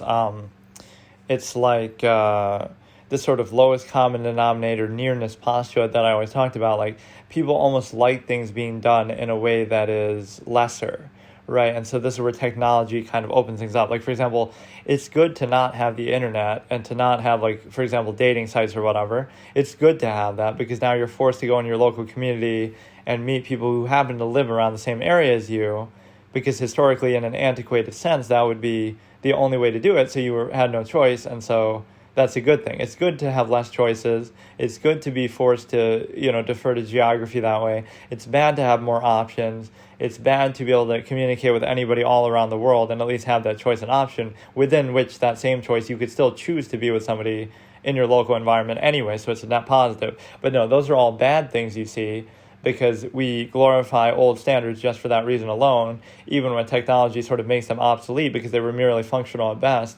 And so people don't want to admit that, oh, they were functional at best. You know, just that you believe them not because they're true or objective or some moral higher standard. You only believe them because they're useful and that because they counteract some inherent tendency and they allow you to basically... You know what I noticed? Does this thing not even have a headphone thing to it? This little iPhone shit. How could it not have an iPhone jack? Or maybe I just don't know where it is. You have to like open something or... That is bizarre. Yeah, what the fuck? How can you not have a headphone jack? Or actually my other Android Razr Phone 2 thing that I have also doesn't have one. You would have to unplug the charger and use the charging slot and have like a... And I think I maybe had to buy that too separately. All these things that I get baited on. One of my computers didn't have an Ethernet slot, so I had to get an adapter for it. And the Razr Phone 2 doesn't have a headphone jack, so I have to get a thing that gives it that. Like all these ways that they cheap out, even when they're giving you a very expensive phone. Which is probably my fault. Like, it probably says that somewhere, but they're just not super clear about it, or you would just assume that they would have it. But no, like, yeah, this nearness postulate, like, let's reduce ourselves to this near environment, and all our standards are based around that reactively, rather than having inherent higher standards or something like that. So now you feel like you're glorifying everything just reactively just because it happens to be right in front of you, not because you have any actual real value or interest in it. Right, so there's like this spiteful element that it could create. Like, it's one thing to put up with it and be okay with it, but it's another thing to glorify it and accept it and sort of worship it. Because then you realize the standard is arbitrary. Like, oh, you love the place that you live in, but the only reason why you do is because you happen to have lived there. Right, there's no objective standard. If you had lived anywhere else then by that same criteria, you would have liked it just as much, or, you know, maybe more, or whatever. Like, it's just arbitrary reactionary insistence. So it's surprising that people actually do that. Right, this sort of irrational insistence upon something where you feel like, you know, even like with country or something like that, or race, you take a certain amount of pride in it. Like, it's a non-choice reaction, right? You're just born there, you're just born that way. And so now you have a situation where you're giving it special value as if to imply that you would have done that no matter what it was. And so you know that value is arbitrary. It's like you have to bypass reason. So the reason why that's taken for granted isn't because it's actually meaningful, it's because it has no standard, so the only standard is this sort of irrational bypassing of thought or accountability. So it's like, oh, this goes without saying, but the reason why it goes without saying is because it has no value, not because the value is so absolute and intrinsic. Right, so for example, even a family system could be looked at that way. Like, you don't choose to be born as part of that family, so, oh, you should... You know, it's the most valuable thing. You have to place constant insistence upon it. But the reason why you have to do that is because there isn't any value otherwise, because you're not choosing it. So you have no choice but to almost struggle against that fact to the extent that, you know, you didn't choose it. And so you just are placing undue emphasis and all this sort of indoctrination and insistence upon it only because it's a non-choice reaction, rather than, you know, oh, you actually go out and meet somebody or whatever. So now I keep delaying this because some of these are like too long. Let me do one short one here. Or yeah, I could even do anything else. Like you could just do this like all the time, like turn it into like a 24-hour type of thing. But I wouldn't really want to do that in the streaming capacity, even though this is the kind of stuff that sometimes does get you a certain amount of attention. It's just like, I'm not really doing it for that reason, but at the very least I should upload these, or I should try to upload them on like a daily basis, but I don't think I'd be able to do that either. But what I could do at least, I guess, is I could basically try to upload a whole bunch, I guess, together at the end of the week or whatever. Because, yeah, like, all I really have to do is just transfer the audio file and then edit it if there's, like, any major silence in it. And then maybe just make, like, a little image on there. Put an image and then export it, and then you're done. And then just upload it. None of which takes really that long, but it's just... If I could just, like, directly upload this just as it is, I'd be fine with that. But I don't know how you put an image over it then. There should be some feature like that on YouTube. Probably, like, not just a thumbnail, but you make your thumbnail image the image in the video, too, for the whole length of it. Because there is no video, obviously, on there. The hardest thing with this is just going to be figuring out, like, even what each clip is. Like, I'll have to go back, and that's why I'll just, like, combine them together and just not even care. But then I'll have to put timestamps later or something. It's just very hard to, or I guess when I'm editing it, I would know, I would have to listen through a little bit, but it's just a bunch of random stuff. So let me try to find this one now. I will watch the first of those three that I was talking about. Let me watch the shortest one. Some of them are a little bit too long. So this is She Knows. So what you have is, one second. So She Knows, horror short film by Spencer Keller. So we're starting in a second here. Let's see. Get an ad for the fucking Incredibles here. Or I use Disney Plus. There's all these stupid bundles between these streaming sites. So it's like, you can watch this on Hulu, but oh wait, you have to get the Disney Plus bundle for Hulu. But then why not just get Disney Plus period? Or HBO Max or whatever. Like, there's too many of these fucking streaming services now. So we're going to start in 3, 2, 1. Or kind of delayed, so let me try again. We're starting She Knows in 3, 2, 1. It seemed like there's a delay on the thing, but whatever. I love the atmosphere that horror stuff creates, but it ends up being sort of lacking in substance again, where it's just sort of, oh, random supernatural stuff just happens just because it does, or, you know, there's no real deeper story. I'm talking about even in full feature-length movies. Like, there's no story to it. Like, oh, the killer is out there and he's doing supernatural stuff just because. This looks like somebody hit a girl with their car and is just trying to hide the body. And that's it. Like, how'd they clean that shit so easily? She knows. So the girl's going to come back and try to... Or maybe she survived. 14-year-old girl, shit.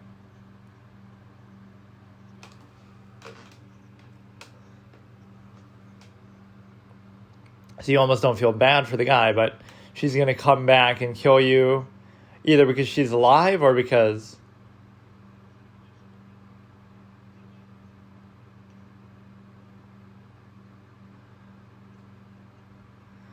That is tough. I mean, because he didn't do it on purpose, but you still feel bad for him.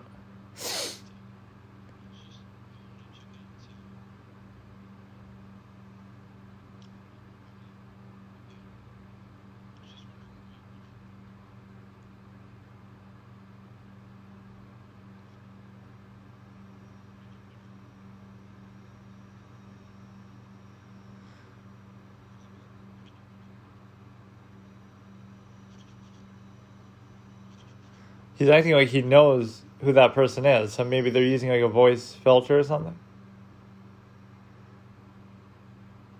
Yeah, nice job covering up the evidence, you dumbass. What are you, that clown from that one thing? That just...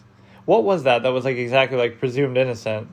Oh, that wasn't even a horror thing. It was some dating thing where she frames him for the neighbor of their murder of their neighbor, but forgets to like wipe the blood off adequately, and then it takes a whole month for him to finally use that.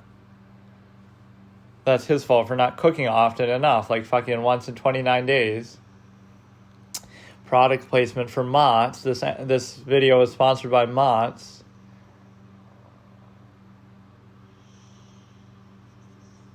So this is the image from the thumbnail again. That wasn't, not only was that not scary, it was almost kind of boring the way they showed that, like just so blatantly. Like, maybe I like horror stuff without the supernatural element. Like, it should just be an actual killer, right, with real life, because the supernatural stuff is sometimes so hard to, there's no real explanation or game theory behind it. It's just random. You know, it just is just because it is. It just works the way it has to work for the sake of the story. You know, even in the original Halloween, people would question that. Like, Michael Myers gets shot multiple times and he just walks away. Like, what the fuck? How does he just do that? Right? They explain it in later sequels, but there's nothing supernatural about Michael Myers. He's just a random guy, right, who's a killer, and that can be scary in itself, but there's something very strange about the supernatural element. He doesn't seem even adequately freaked out by the fact that, of the call and stuff. Like, nobody's supposed to be in your house right now, so why wouldn't you just leave? Merchants baseball. Yeah, go bring your bat with you. Swing away, whatever your name is, swing away.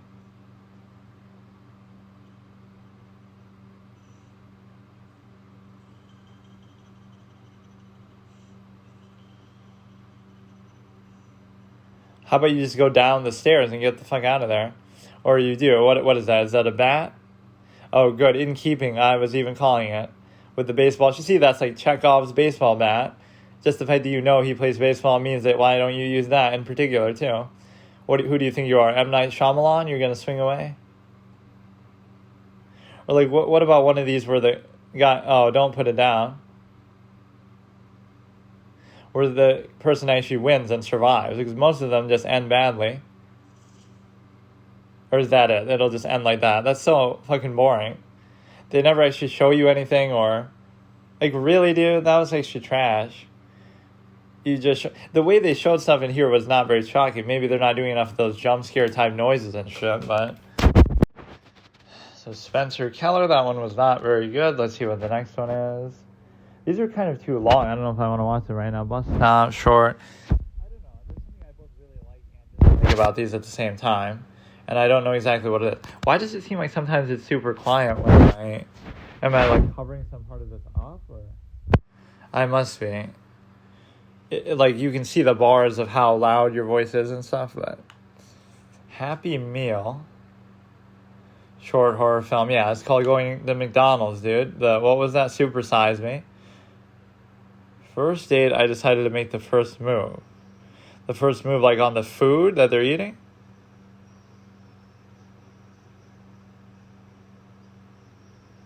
They're, like, holding hands.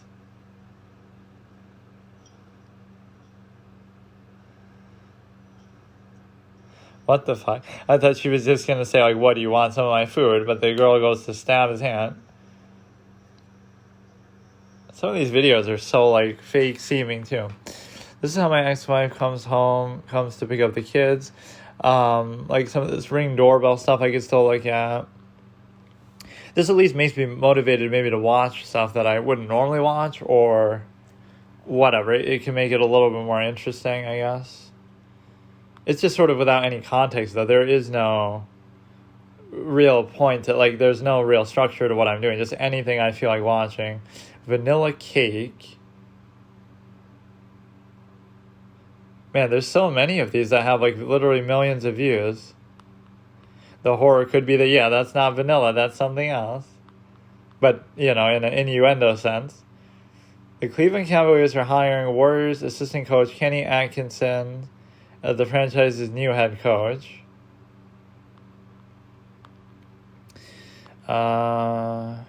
If you laugh, you subscribe. Oh, yeah, we could do some of these. Let's see if I actually genuinely laugh.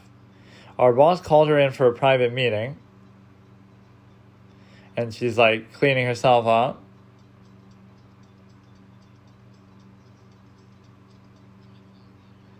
But see, that looks so fake.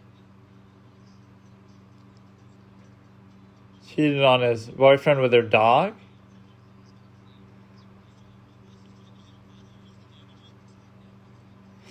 It's got to be some kind of almost like a jump laugh thing instead of a jump scare. It's got to be something sudden and unexpected. Like physical comedy, like this guy falling off the side could be moderately funny at least. It didn't get me there, but at least I could see. Oh, now you're saying if you love Jesus. Dude, that wasn't funny at all. The first clip says everything. After her and the boss was in there for a while, bro was dramatized. Yeah, couldn't you, you could have been more subtle about it. Like, you'd really come out and do that. Like, that's how you know it's fake.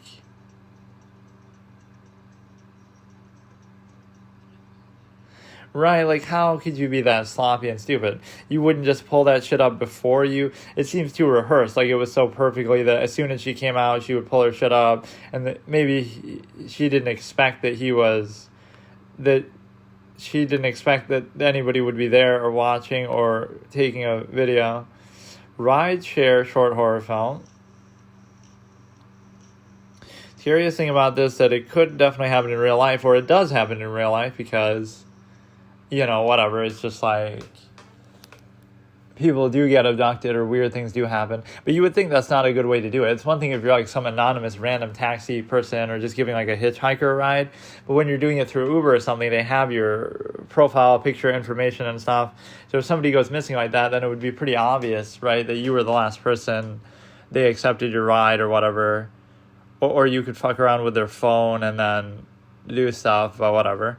Or it's always weird when you're coming up with theories like that, like, oh no, I'm not crazy, I'm just coming up with a plot for a horror movie or for like a detective story where I'm trying to come up with the most convincing ways to get away with murder and, you know, whatever. But it's obviously just in a fictional fun context, not like for real. So okay, we'll watch this one in a second. Here we will do Rideshare short horror film by ACM Official, starting in 3, 2, 1. So that just means the timestamp is obviously a 0 for that. And hopefully there's no pauses or ads. Sometimes that fucks obviously everything up. Coming in 2 minutes.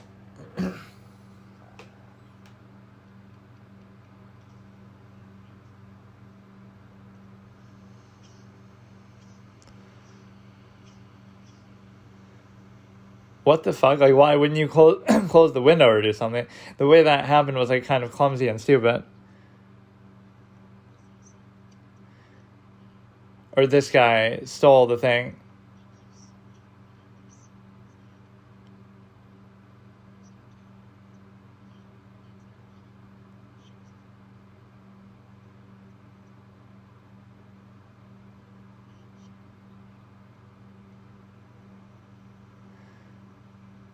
Or like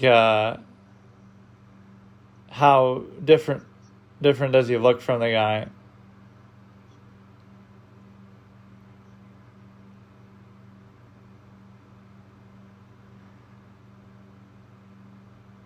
Saw, Nightmare on Elm Street.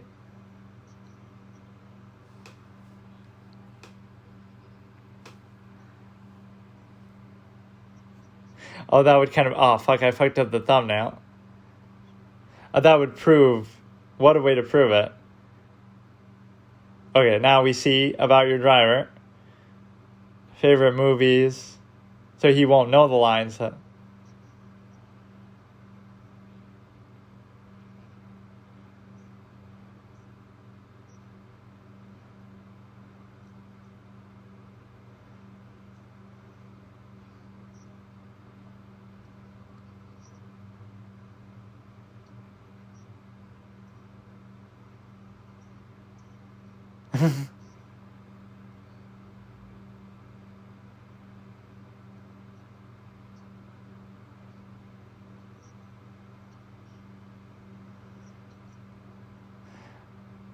He's from Arizona. She's pretty smart, though, for doing all this. You know, just do it in a subtle way without letting him know. I like the way she's handling this, actually.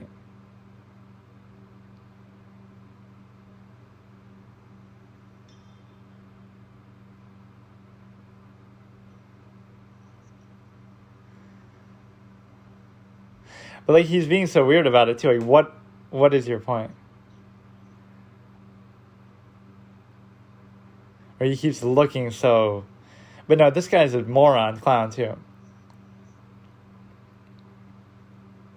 Oh, he's still alive too.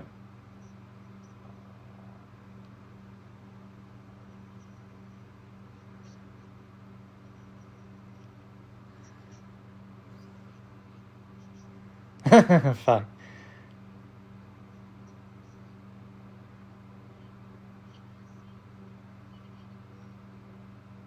You technically did see it. We were in the same theater. Just jump out the door. He's not going that fast.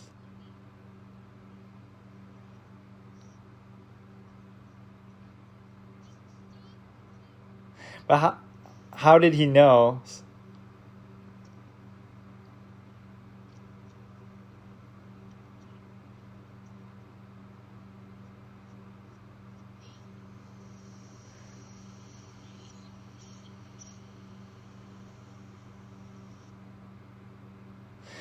Like, you can't just force unlock it yourself, or you can't just, like, jump out the door or something?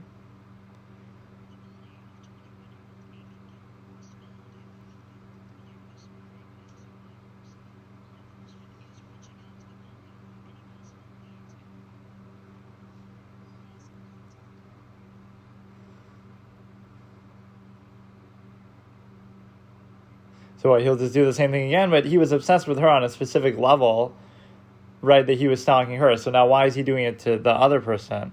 Right, he has I guess it doesn't take much for him to get a crush, because he's just like, I was behind you in the grocery store line or something. But no, it's impressive how he even knew. Like, even if you were stalking somebody, how would you know exactly what they're doing at that moment? Like, that who their Uber driver was going to be and where they were picking her up? Like, how would you know that? What would you have to do? You'd have to, like, hack into their phone or something?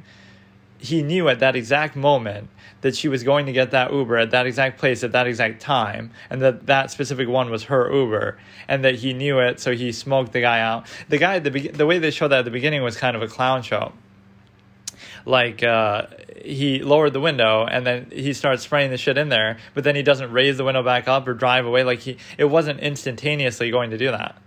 And even the girl, like, you could have just forced the door open. There's no such car that I've seen, like, where you can't unlock it yourself. So you could just unlock it in the back seat and just jump out the door, because he wasn't going that fast. Or you could have basically also just unlocked it when it was stopped. Okay, so I have been enjoying these little horror shorts, so let's do another one. Or they're not shorts, they're like short films. Let's do the next one is Vanilla Cake. I'm just doing that sort of at random. And so there were two that were pretty long, like a bus stop or something, so maybe I can do those some other time. But let's do this one, Vanilla Cake. I haven't been this nervous about a cake since that cake prank.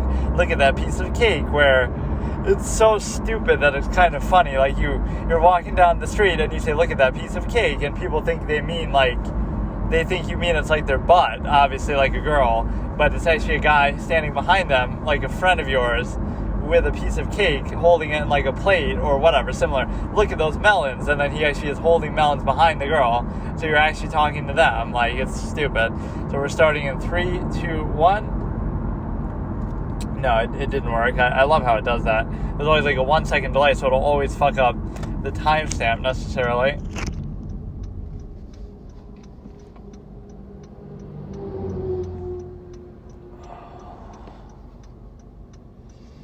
And so we'll start in a second here.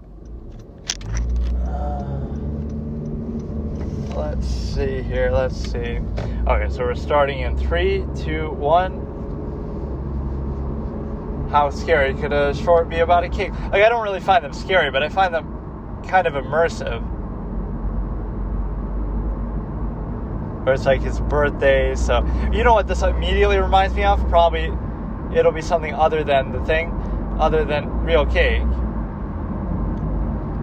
It reminds me of that movie that I never finished watching. What was it called? Like, where the kid thinks that his parents are doing something weird.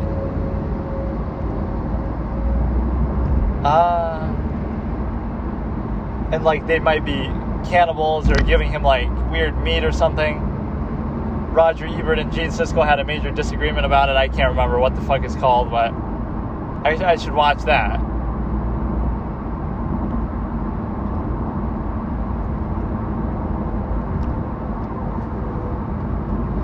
He's not questioning whether he was a Jew or not.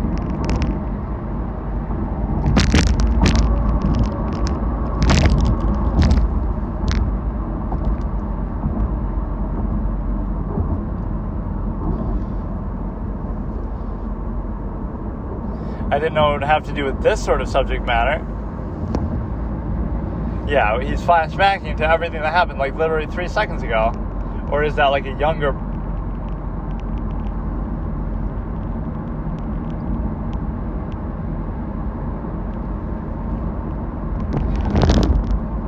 Alright, yeah.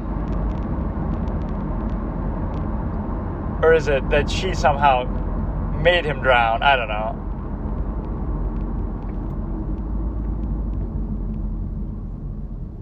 Yeah, thanks for all the random needless exposition that you're just talking about stuff that you probably have mentioned a million times that he's sick of hearing about.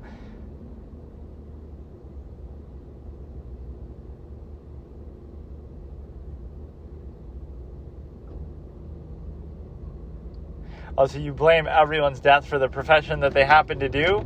Like, it's worth it then. If Babe Ruth died because of baseball, at least he made his mark. Like, and like his dad was a Navy admiral, so...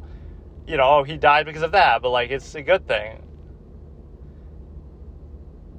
Like, you're at least doing something you're passionate about and something good.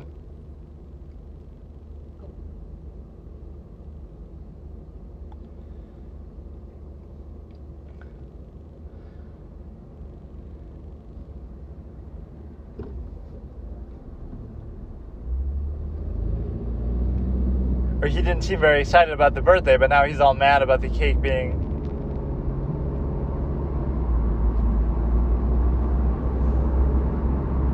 Or she's like very apathetic, but also... Oh, shit.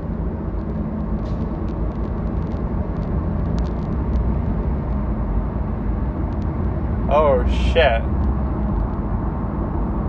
But that kind of knife looks a little serrated edge or whatever you call it, like softened edge, where it probably wouldn't stab you that well and kill you.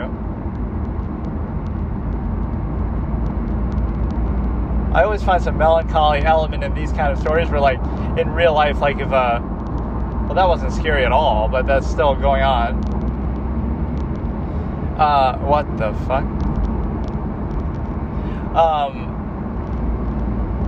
Like a kid kills their parents over a video game or something like that, you gotta reflect a little bit. Like, no matter how mad you are about it, it means your life must be pretty good if that's the biggest thing you're upset about is a game or a cake or something. But they were trying to give us context to maybe make us sympathize with the kid, like that the mom is like a Nazi or she's all kind of fucked up and bothering him about every little thing.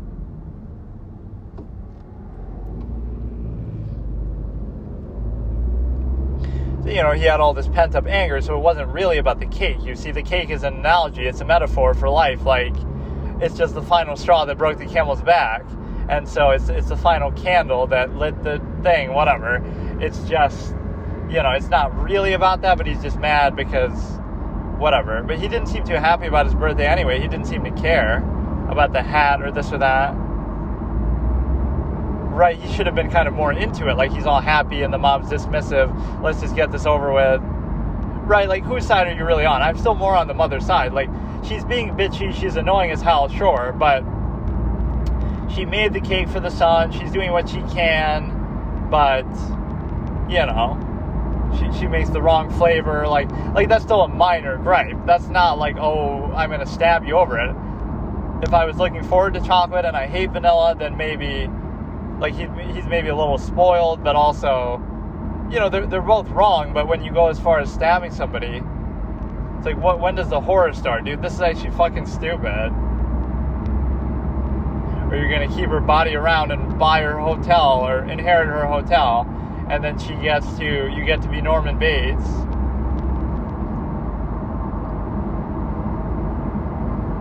This is actually terrible, though. No matter what the outcome is, like, it's not a horror thing at all. It's stupid. this is like some sort of family drama that just culminates in murder, but it's not the same thing.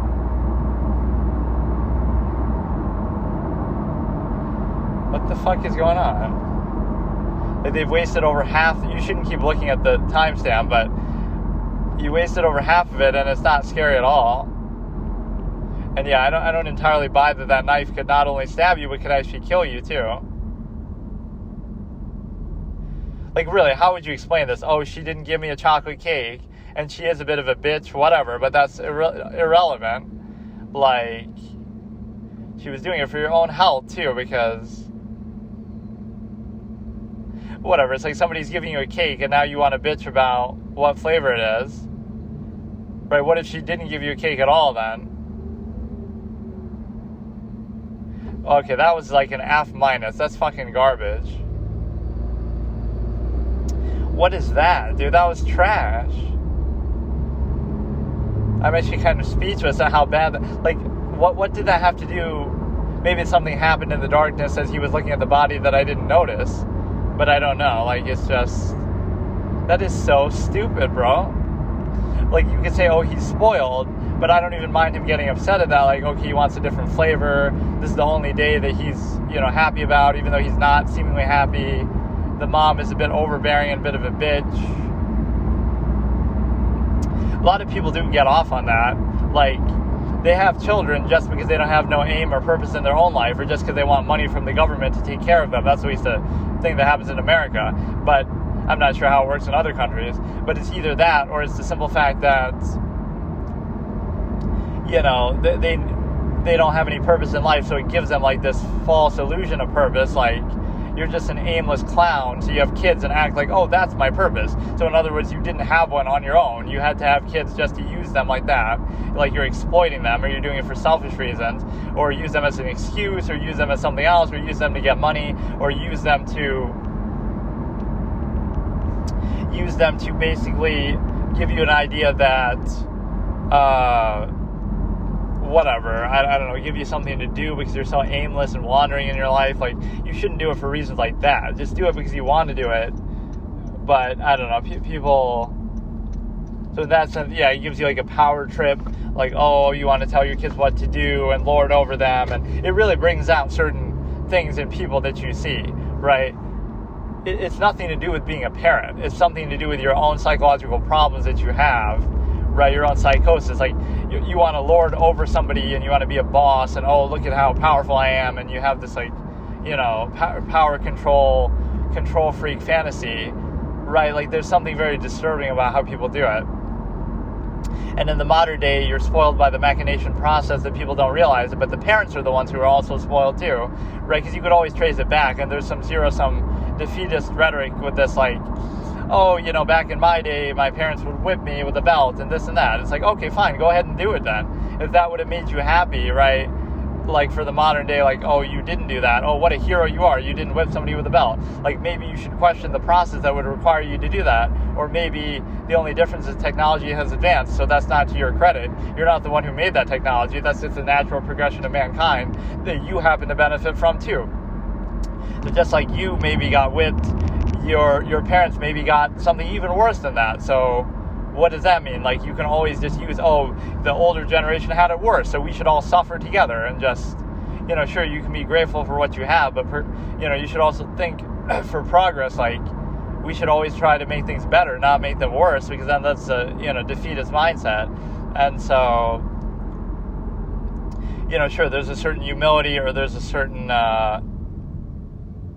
you can still be grateful and not, spoiled and bitchy, but it's like, what is the point, right? Like, we should be grateful that we're only struggling or suffering a little bit.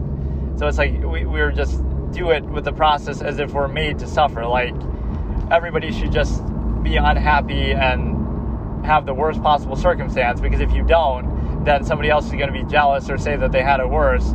And so let's just all suffer together and keep making sure that we suffer. Like, what is the point of that? Shouldn't we be trying to make it better and as good as possible? But some people are just like bitter like that. And again, you don't even deserve credit for the technology that you're talking about, like, that, you're benefiting from in the modern era.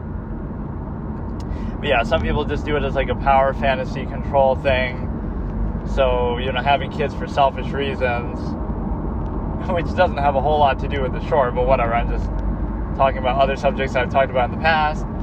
So that one was really bad. That might be the worst one that we've seen, because just from a horror element, what is the horror? Like, I look at that more like a family drama gone wrong, but that was very just lacking in substance. I'm not saying it has to have some supernatural thing. In fact, I'm the first person to say I prefer the ones that happen in a real setting, but the buildup was the dude sitting at the cake, and we don't get like a very good reaction from the mother either. She's just sort of shocked and then just dies. She should have stayed alive, the way that a lot of these are written is like somebody will kill somebody and then they'll take revenge as like a ghost or something. So like, what was that one? I forget the name, like where the guy hits some girl with his car by accident and then buries her, and then he gets a call on the phone, where is she? Where did you put her? And then she ends up haunting him or killing him or whatever. Yeah, that one wasn't particularly strong. And I would try to find another one, but it's like impossible to navigate this shit, especially at this angle.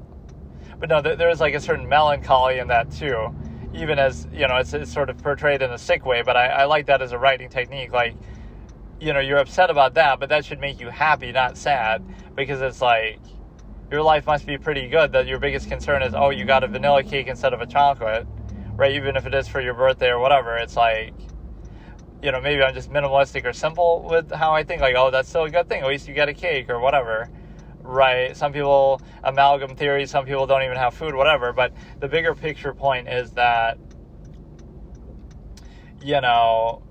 it's both a good and a bad thing. Like, oh, I didn't get the right video game for my birthday or whatever, but at least you got one, or at least you had the, So it's both a positive and a negative.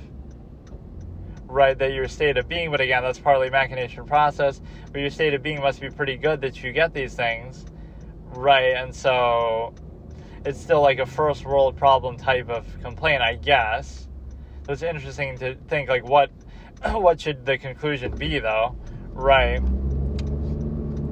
You're not wrong for wanting something maybe else, but you're also not entitled to every little thing you want, so I just don't get it, though. It's a zero-sum process. Like, oh, you can have it worse. Okay, fine. So just have kids and, be poor and just be a bitch and beat them up because, oh, your parents beat them harder. So it's okay if you beat them a little bit. Like, this is really the mentality that we should have. Like, okay, fine.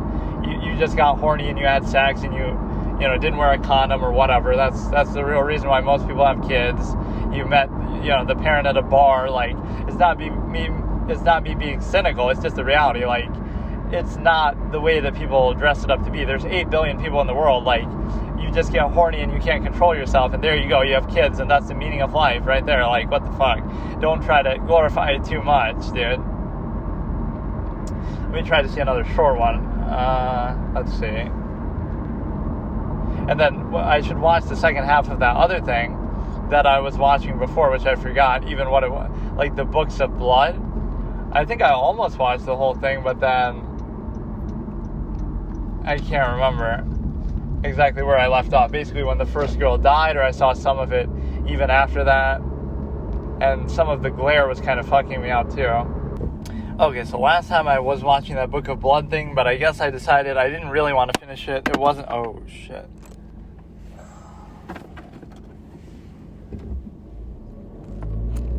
It wasn't really that good, and so I just watched, like, sort of the first story of it, which was the one that the clip I was watching was from. Like, oh, they found bodies in the house in the hotel that they were staying in, even though it wasn't technically a hotel. But there was some good build-up, but it was sort of just random. Like, she runs away from home, and her whole backstory and her condition is interesting, but then she just ends up dying, I guess. Like, that's why it's called Book of Blood, because everybody in the story dies. But it was just sort of, it's just a random meandering story, kind of like Psycho or something like that.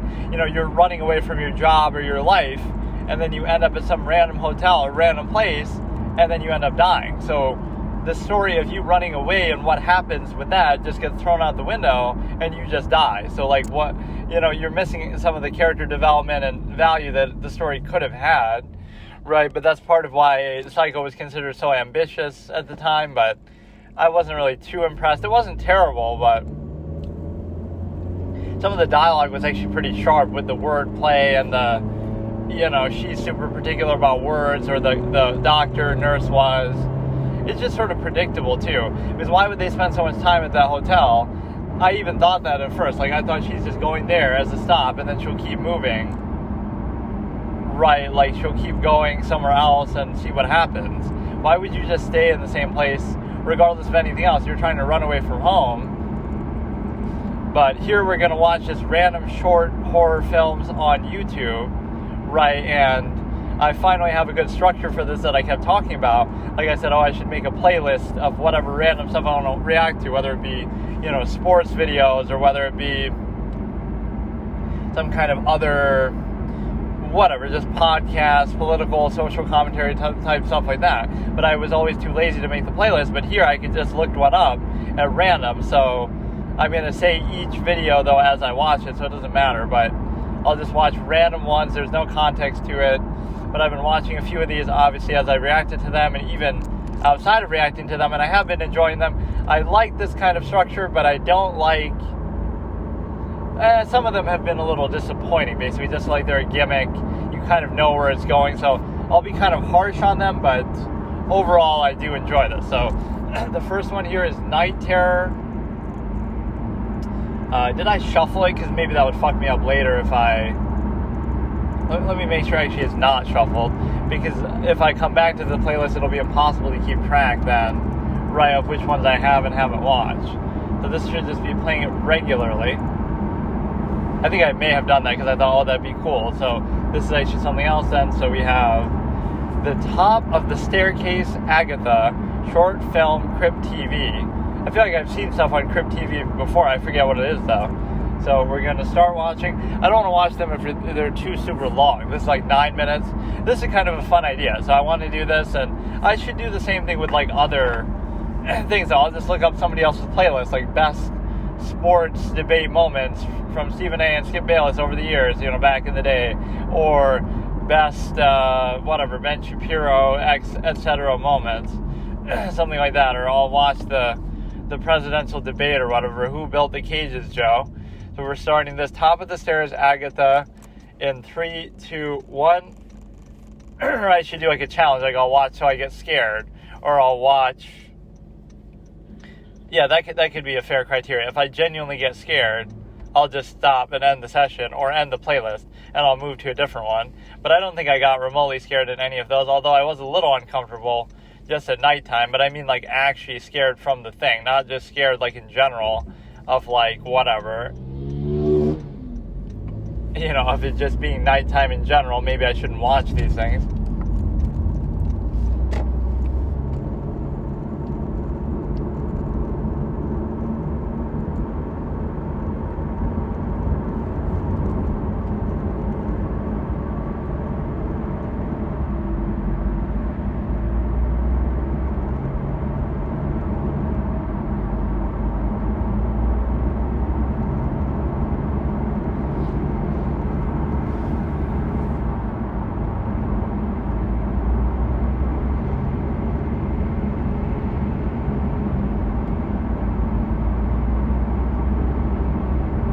But the act of me putting the food down will make a sound. See, they always tell you exactly what to do, but you just...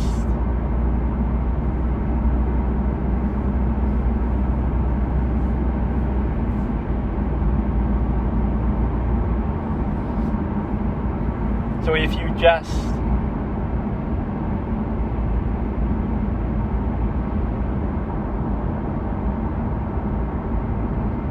Why not just leave it outside the room and then you can bring it in yourself, you dumb bitch? But no, like they'll always tell you what to do, but then you won't listen.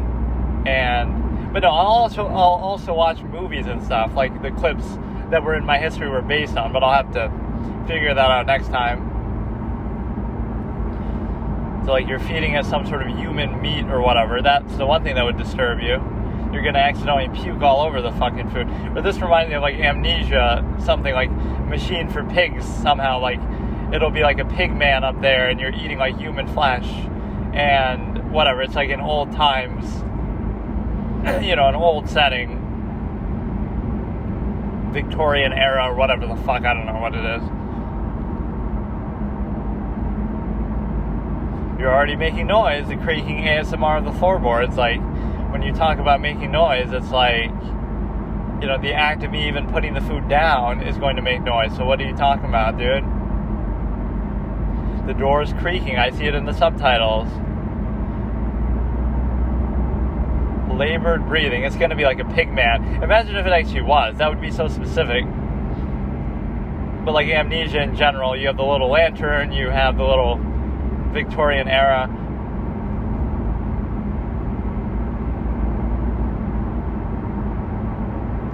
It does sound kind of like an animalistic thing. So he's asleep, and so basically, there was like a log almost in the road as I'm driving here. This is kind of scary in real life too. Like if I get too immersed, I'll fucking crash if something unexpected is in the road. But no, it's like he's asleep, but then he'll wake up at the smell of food, or he'll kind of leave her alone on its own. Like, why are we keeping this thing alive, though? Dude, this is kind of less scary, though, because you already know kind of what's happening. You're sort of choosing to, like, do this shit. You saw what he was. You see what he's eating. Like, just get the fuck out of there. I don't want to deal with this. Whereas sometimes it's a genuine surprise or something. Got some weird carving on the wall. What is this? A statue? I don't know.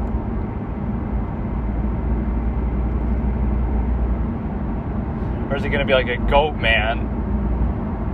It's obviously some kind of animal creature. And that breathing is really fucked up. Get him some asthma medicine, dude.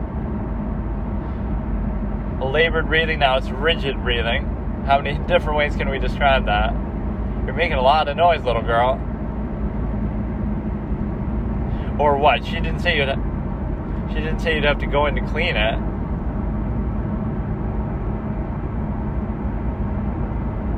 You are the food, or never just take the plate. Always bring food back. Like, she's trying to do you a favor, dude. She's trying to bring you food and keep you happy.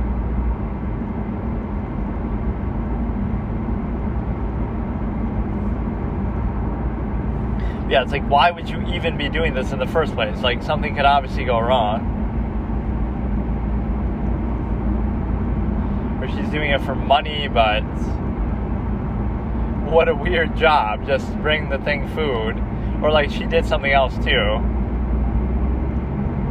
Like at the beginning. Or like just don't tell people where you're going. Why would you make a kid do this of all things? Maybe because the kid is expendable, but like, or because an adult would attract the beast, and the beast is easy on kids. Like, I'm just trying to speculate. Or like he left the food, he doesn't like it. She's being very judicious about her role, though, where she's being all quiet and stuff. Or it's kind of like in the same position that we were seeing it earlier. Yeah, you better fucking pay up, bitch.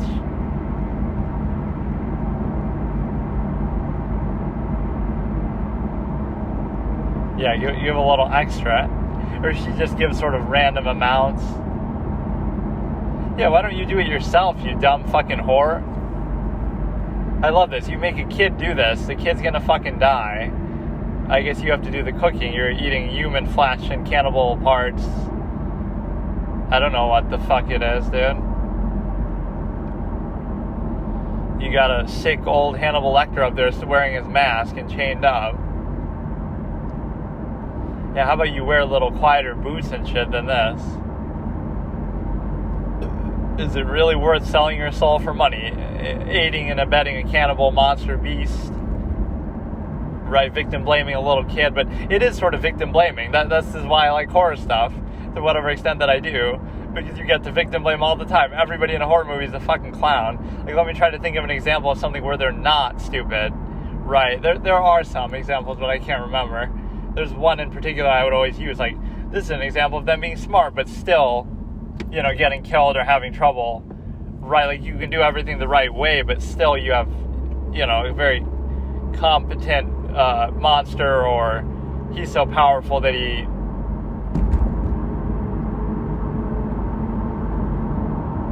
didn't really look all that scary, or what? Is that just the end of it? That'd be kind of anticlimactic. You just see his face behind you. I hope that money was worth it, dude. Or now it'll just show some other little girl coming up to do the same thing.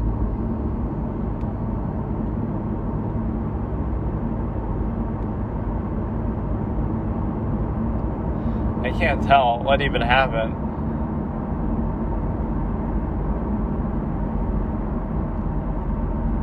Like, the vanilla cake thing, I guess I figured out what happened is that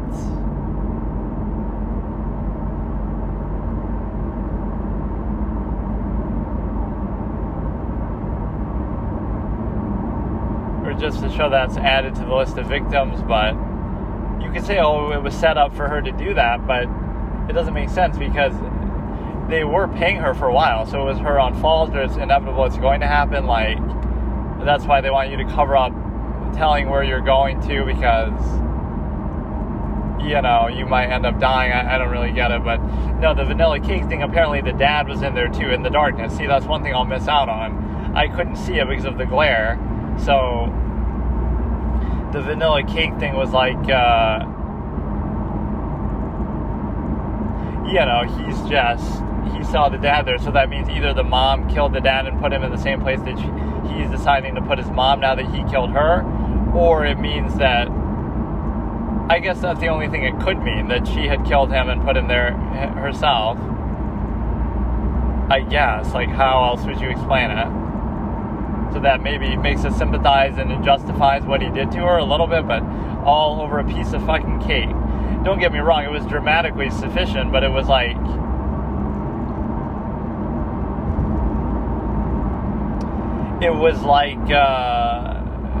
you know, still, it's stupid to do it over cake, whatever, but it was just the last final straw.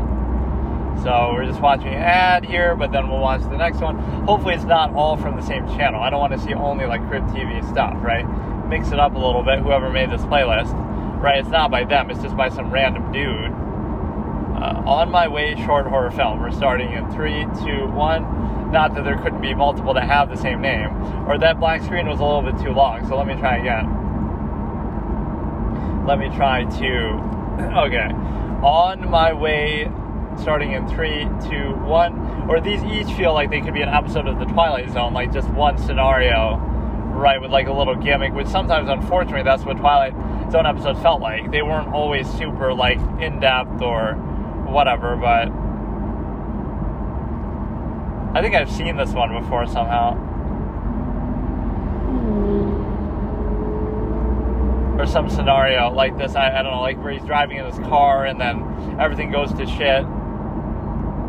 Yeah, I think I've seen that. I remember this, yeah, from many, many, many years back. Now a zombie apocalypse starts, like as he's on his way or something like that. I'll watch it again, but as long as it's not too long. Oh, it's 7 minutes, though. Like something bad starts to happen as he's going now. Which maybe made me question, like, you know, why is nobody else freaking out, like on the phone and stuff? Right, like they just keep asking him, where are you?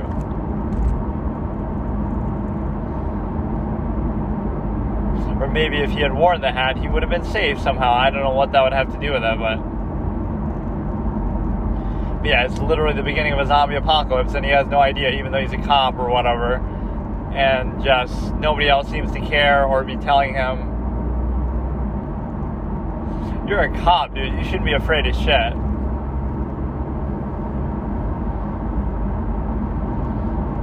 You know, turn this into some kind of Silent Hill fucking hero story. Look at how vivid my memory is. It's been probably 5+ years we'll see when this video is posted, but like, it's been a long time. But I did, yes, are you okay? Of course, I can't read all this shit. Where are you? On my way. Don't text while driving. I'll arrest you right now, you fucking cop clown.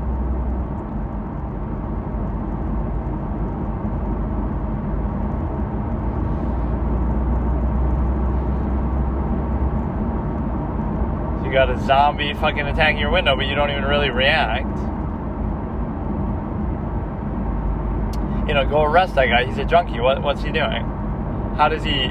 Like, he doesn't know what's going on, but he's not really reacting to it. React harder.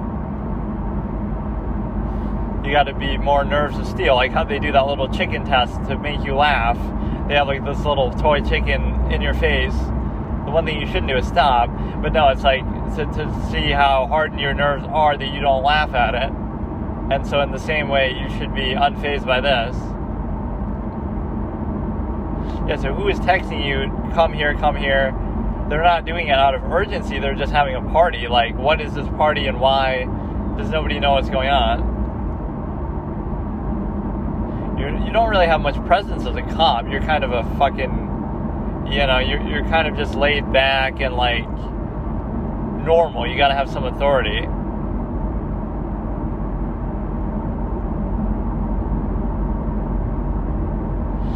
Everything's okay after all, officer. Just get out of there.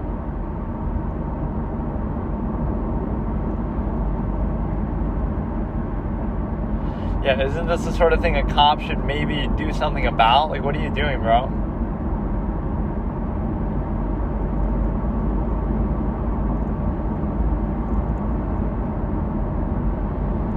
Fast zombies are always the worst. Ones that aren't just lanky and dumb and slow and whatever. Just started driving.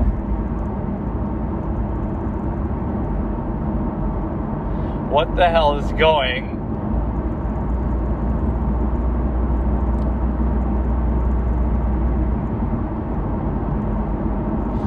I never find it too convincing in these stories that, like, The Last of Us has that same problem. How does it go from nobody knowing this is happening to, oh, it just goes full-on invasion mode or full-on infection? Like, yeah, you hear about it in the newspapers and stuff, but you would think it wouldn't just go from 0 to 100 where everybody turns at the same time, right? Even if they're trying to cover it up, like, you would see isolated incidents or something. It wouldn't just be, oh, yesterday there were 0 zombies, now everybody's a zombie all at once. That's not how it works, right? You'd have a couple cases here and there. Maybe, again, they were covering it up, but still.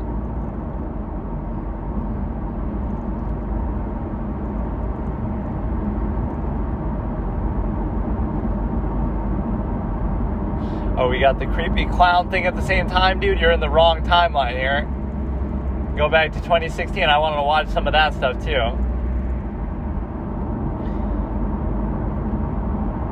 Oh, now you're finally taking initiative, running somebody over.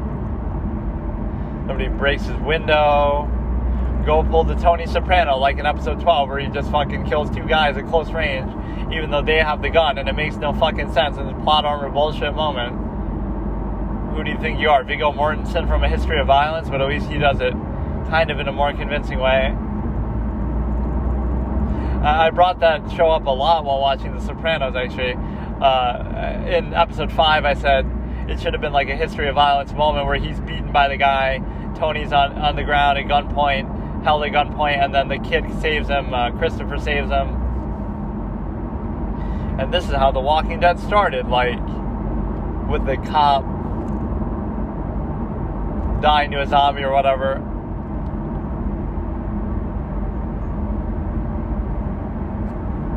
These always end sort of abruptly, like, just they don't show you the actual kill or anything that happens. So what the fuck was going on? Like, why? I don't get it. Like, they always end with, like, a black screen where something as interesting is about to happen, which I guess, you know, that's good as part of the suspense, but you could show it. I like when they actually show it. Not that I'm a sick fuck or something, but, like, even in the context of, like, Hellraiser, right, Jesus wept and he gets torn apart by the chains. At least you get to see the kills. they don't have the effects budget for that. This is why these are so common. It's such a low budget thing as it is, and then, you know, I could literally make a thing like this myself. Well, maybe not with all the zombies and stuff, but you know what I mean. Like, some of these are not very complicated to make. MakeDoEntertainment.com. Is this copyright music? I'll have to cut this out. Oh wait, I don't even show it or play it. I guess the one thing I saw that I could do is that, like with Girls, I played the audio of episode 1 and I didn't have any copyright strike from it. So maybe I could play the audio of a show, but not the video. Or like a movie or whatever. Maybe they won't detect it that way. Humbug, A Christmas Horror Story. Do I really want to watch this? Like 6:58. I don't know, man. I'll leave it maybe up to skipping. I shouldn't have to just watch everything. Right, like, I don't know. Like, the one condition is, okay, if I get scared, I'll stop watching. Right? It's interesting that I had actually seen that before, though.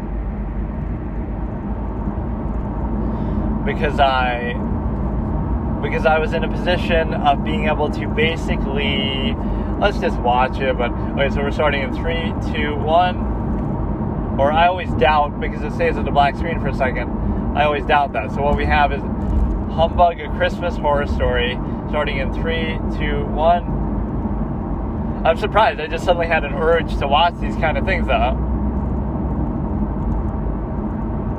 I guess it started with me wanting to watch the Ring doorbell type shit, too.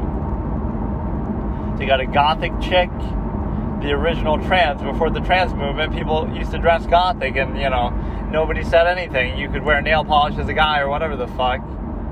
Oh, shit, dude. That's not me getting scared. That's me just, I don't like this shit, dude. I don't like when people cut themselves. Either in real life or in fictional context. It's just, like, uncomfortable. It's not even, I'd rather see somebody get torn apart by chains.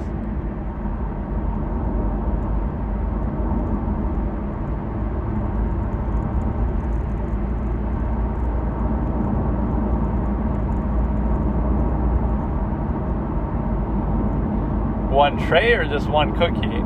Oh, a little skull goblin. Oh, look at her being such a bitch.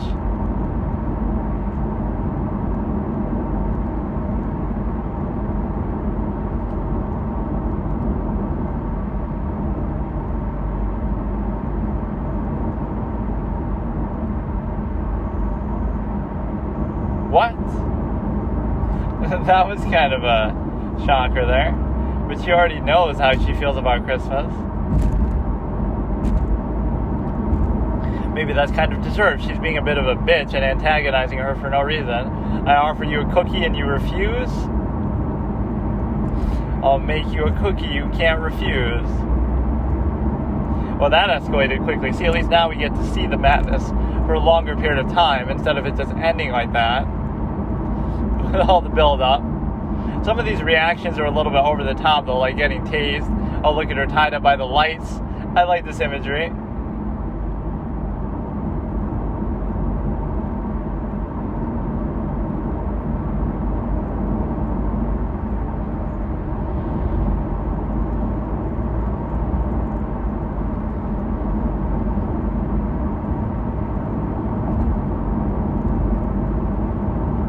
Oh shit, you don't hear that word often.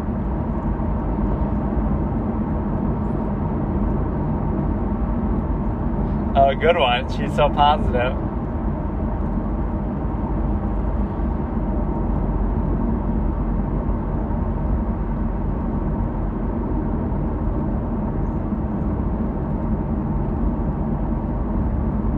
Oh, so she likes Halloween, but not Christmas.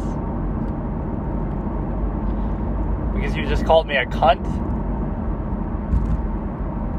Oh, you ruined it for her then?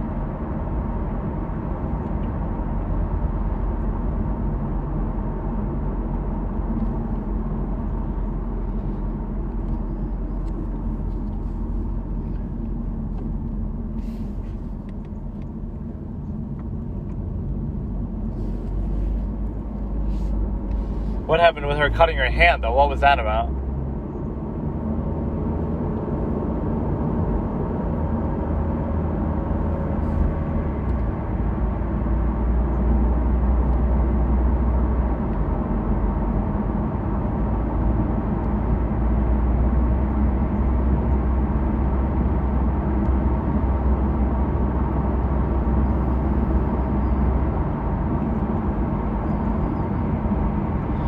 Or do you think she'd be into the terrifying stuff?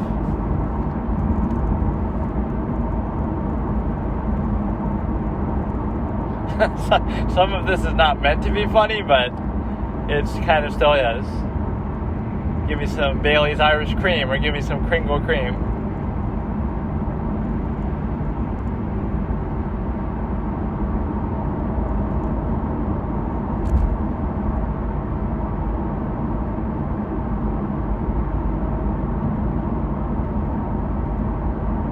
This is kind of semi-comical, at least, like dark comedy. I'm glad I didn't skip it, though. It's actually kind of fun. You were just cutting yourself.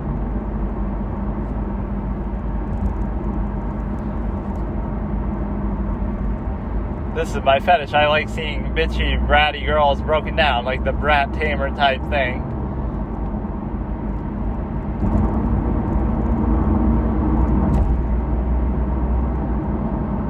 What is happening? What is she doing?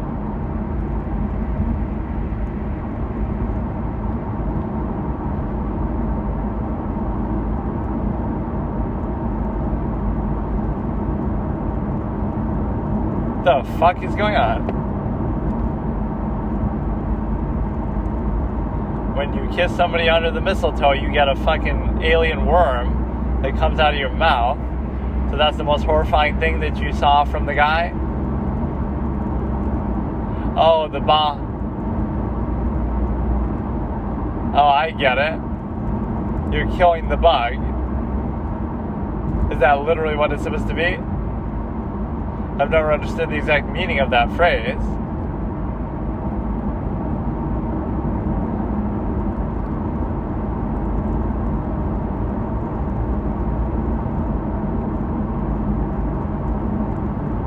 Or she's just pretending so she can kill that bitch. Wouldn't you still be mad about her,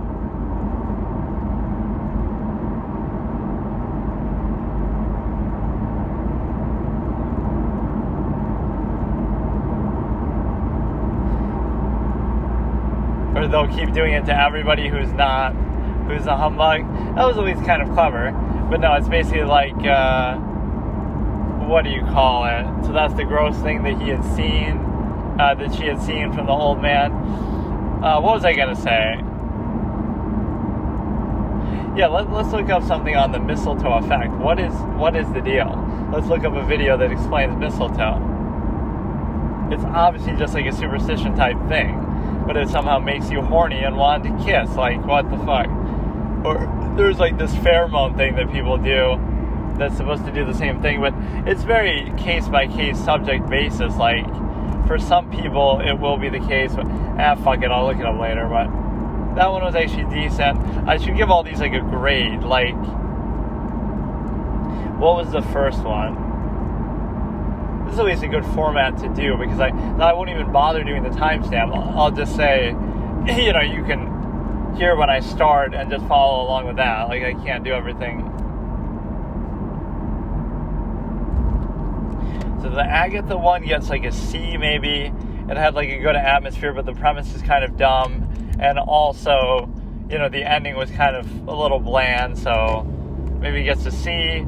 Then the On My Way also gets like a C. It was nothing special. It's just kind of random, the guy driving. I've seen it before. And then, although I'm not holding that against it, that I've seen it before. And then you have this one, which is a case where this one is actually more like a B, because even though it at least had a certain sense of personality. It was kind of funny. It was, you know, it has a lot going on for it.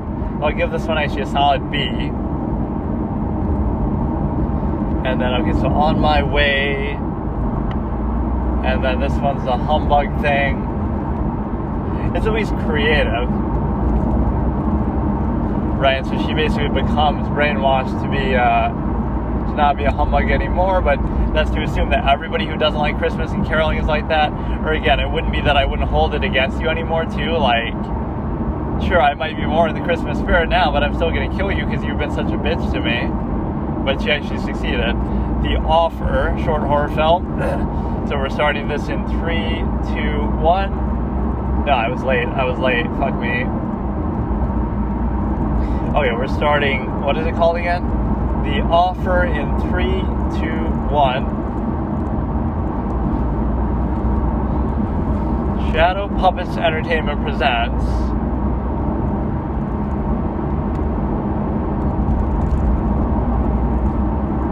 I don't want any of these to be too long, though, necessarily. Because, you know, you'll sit through a 2-hour movie that effectively does the same thing. It'll just keep beating around the bush.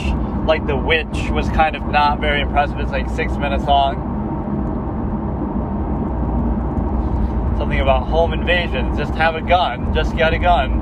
Just get a security system. Just be like the, what was that one family that got so much news coverage, that the McCluskeys or something, where they had the guns on the lawn and they were just standing there against the big mob outside that may or may not have had ill intent, but you don't want to wait to find out.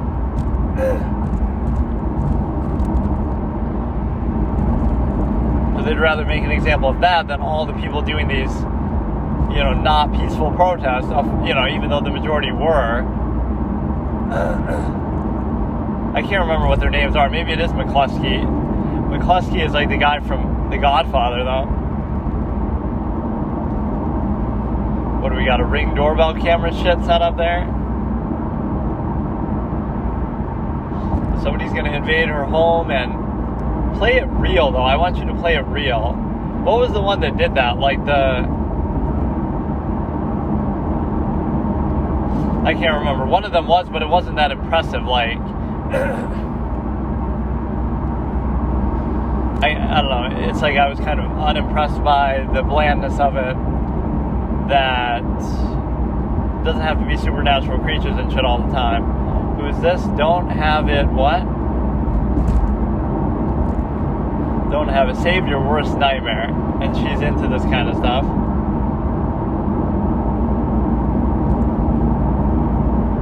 I got a free something. How am I supposed to read this shit when I'm... No, really? Who is this?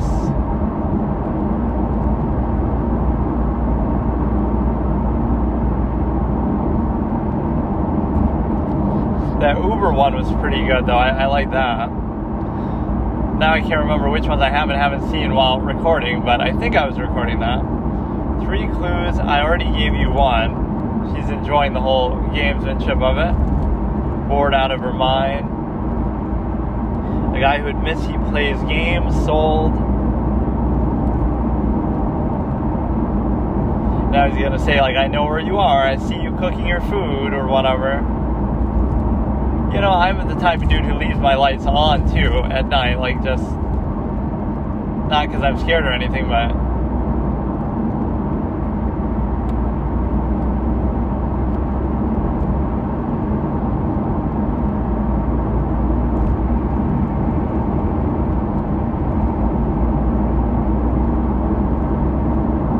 Wrong. How often do I see you? All the time, or never, but I see you all the time.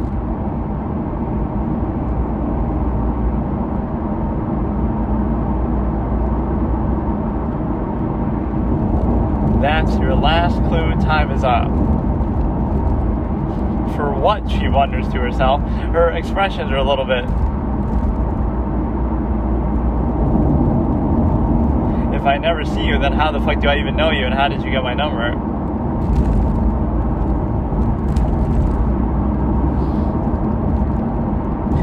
I don't date over...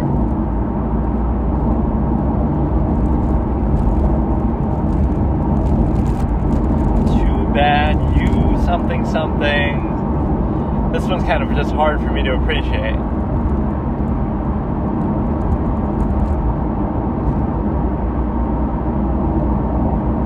What are you, a single mother?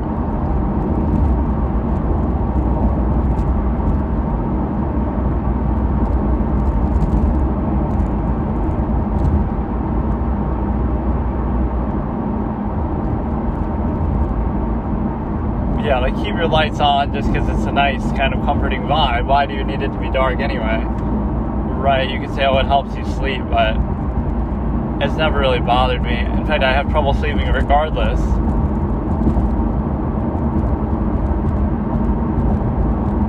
What?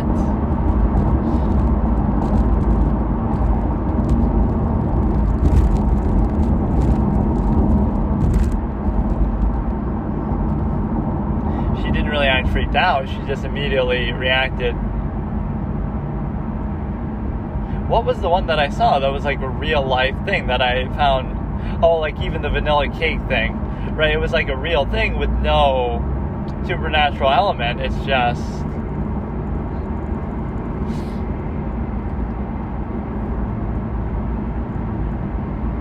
yeah, we have Scream at Home, Scream at Home. God damn it, dude, they always end like that. What the fuck is the point? Starring Julie Page. That was okay, but it's like, yeah, it kind of was like Scream instead of calling, you're texting. Like, that one was kind of bland. In fact, I don't like how they... I'll give that one like a D. I don't like how they made it like... you know, even the mask looked like the guy from Scream. Like, you don't have to make it like that. Ghostface or whatever he's called. Where did they even get that name? Like, it's only from that movie, right? Like, what is the... So how would they give it a name? It's just you're wearing just a random... I guess it obviously it looks like a ghost, but I don't know what the real meaning behind it is. Smile, a short horror adaptation. Yeah, I gotta watch some of these modern horror movies too, like the Smile movie itself. I like the idea of doing this sort of impromptu like I'm doing, though. Just sort of whenever I have a minute, like, you know, I'm driving, I'm eating, I'm whatever, before I go to bed, etc. Just kind of do it just on a whim, right? So the only issue then becomes, which I'm really struggling with, it becomes actually editing and uploading it, which I'm just not doing. I mean, it's one thing to try to catch up with what I've done. I don't even care, really. But as long as I start doing it now again, like I'll just start with this one, or... I have like 20 plus recordings on here already, but a lot of them are short where I would just do it for 10 minutes and then stop. So we're going to watch Smile. This will probably be the last one. And so what is the actual thing? For like 5 minutes. So we're starting Smile, a short horror film adaptation, in 3, 2, 1. The Brothers Grimm Productions presents... yeah, original name, dude. In memory of Jacob Dinkelbach, 2015. You were my brother and the other half of the Brothers Grimm. It's just the way that name sounds in that context is a little bit silly.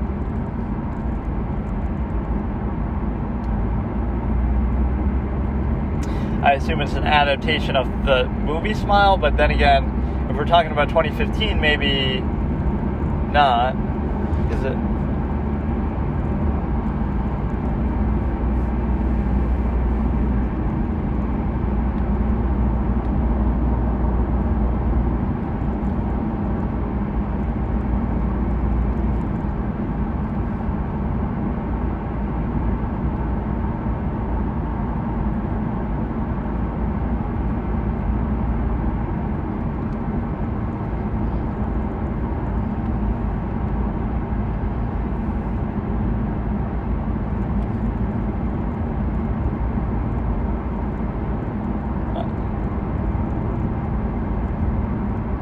Until now, and then everything went wrong. You're giving the background of how everything was fine. At least that's a good way to justify the character's arguably stupid behavior. Why are you walking around late at night? But she's explaining how nothing bad ever happened when she did. Just keep a little pepper spray, taser, gun with you. You know, that'd be kind of hot. You're a woman and somebody tries to rob you or whatever and then harass you and you pull out a fucking pistol. That makes you look pretty badass. Like, I like that. I'd be into that. Not that I would be the one to bother them in the first place. So it's possible that all of these are a little bit loud, but I don't know how exactly to change the settings on this as far as the mic. Right, like I don't understand how this thing works.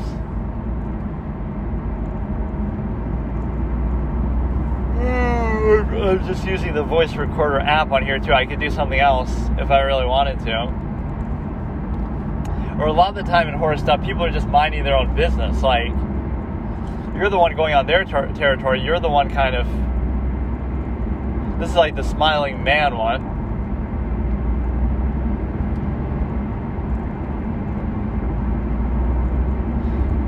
He's like, again, they could be minding their own business, and you're the one coming upon them, and you're kind of like, looks a little bit like Rami Malek or somebody. Why are you just standing there, though? You could have just run away. Like, what are you just doing? Yeah, see, this would be a good time for pepper spray. It's going to turn out it's like some sort of robot or android doing this shit. That'll be the real prank. You send an android that makes it seem like a killer, but it's actually like, that seems like a person. Well, what was she doing? Just sort of standing there, like she wasn't putting up any fight. She could have just run away, or she could have...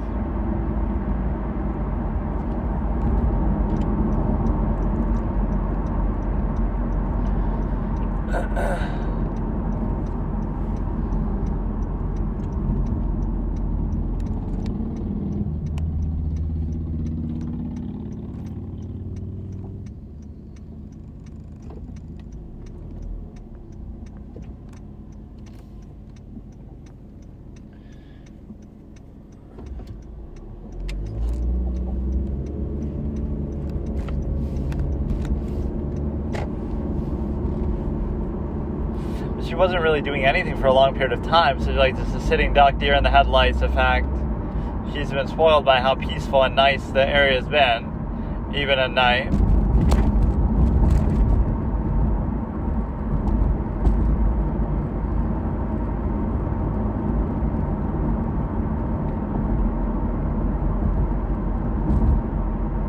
That's still a pretty good track record. You've been doing it for years, like she said, and only the first time you've really been bothered. So you should be grateful.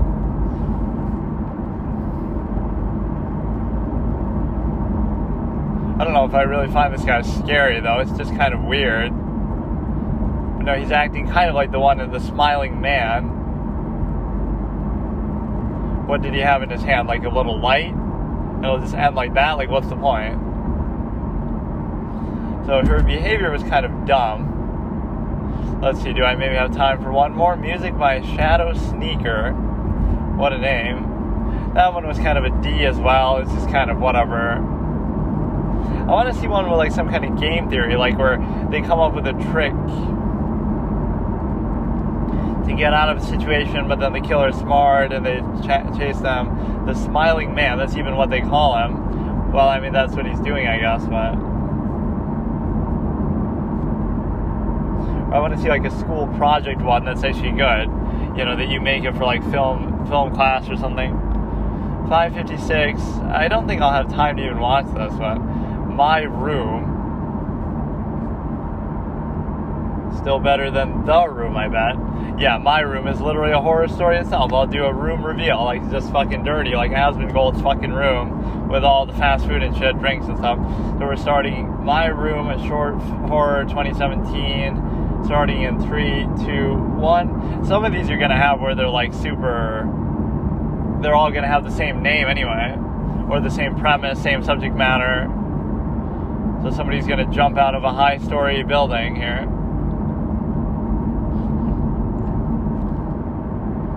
Right, that is a bit of a scary thing. Like, even if you try to escape, you're not on ground level, so you have nowhere to go. Right, so you're kind of trapped at the top of a tall building. Potentially could be. That's one bad place to be in, at least, so. This is such a weird way to do something like that. I'm doing it, like, while driving, but it's, like, the only time where I'd actually have time to do it, so it kind of makes sense. Yeah, I like the ones that sort of don't have a lot of dialogue in them, but just so I can ramble on over it, but it's not like it matters. It's like the dialogue is more functional here, just to get you from point A to point B. It's not going to be like super eloquent. Like that Book of Blood was actually pretty good with that, though.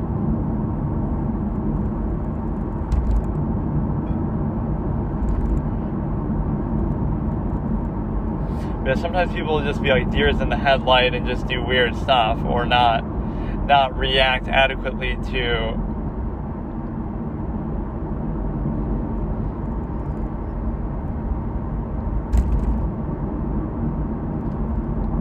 like, where exactly is she right now that she would be surprised to see somebody? Aren't you just in like a public place? You're not in your house, right? You're like in a hallway. I don't get it.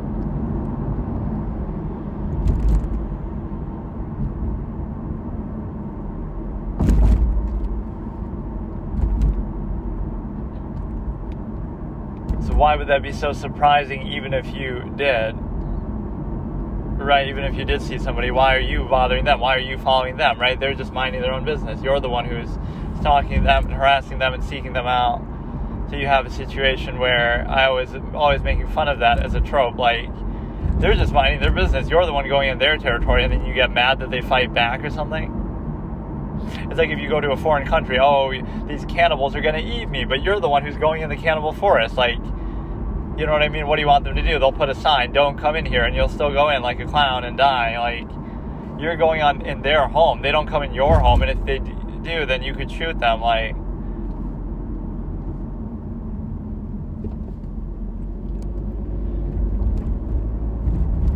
I'm so confused. Like, what is she doing, and why is she doing it?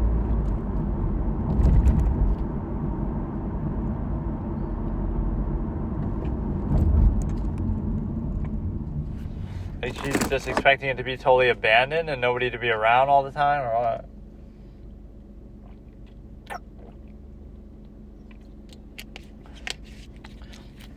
Or she didn't even lock her door. Wait, what? She didn't even close or lock her door, even though she's still bothered by the whole situation. I'm so confused. What is this, Syracuse University? I'm seeing the S's. Speaking of a film project, wait, what? What are the chances of that? I'm something of a Syracuser myself. I mean, it could be anything. It's just a bucket that says S, but it has the orange too on it.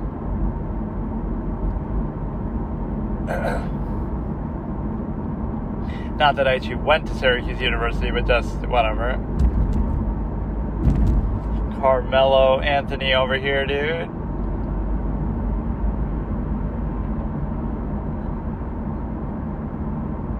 Yeah, like, she's all panicked and stuff, but she doesn't even lock her door or close it all the way.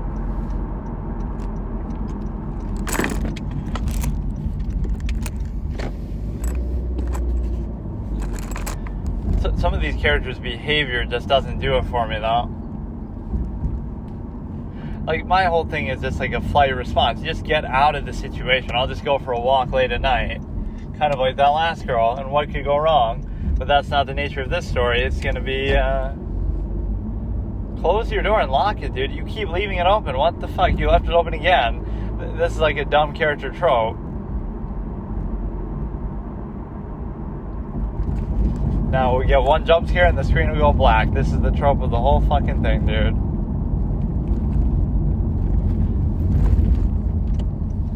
I'm waiting for it.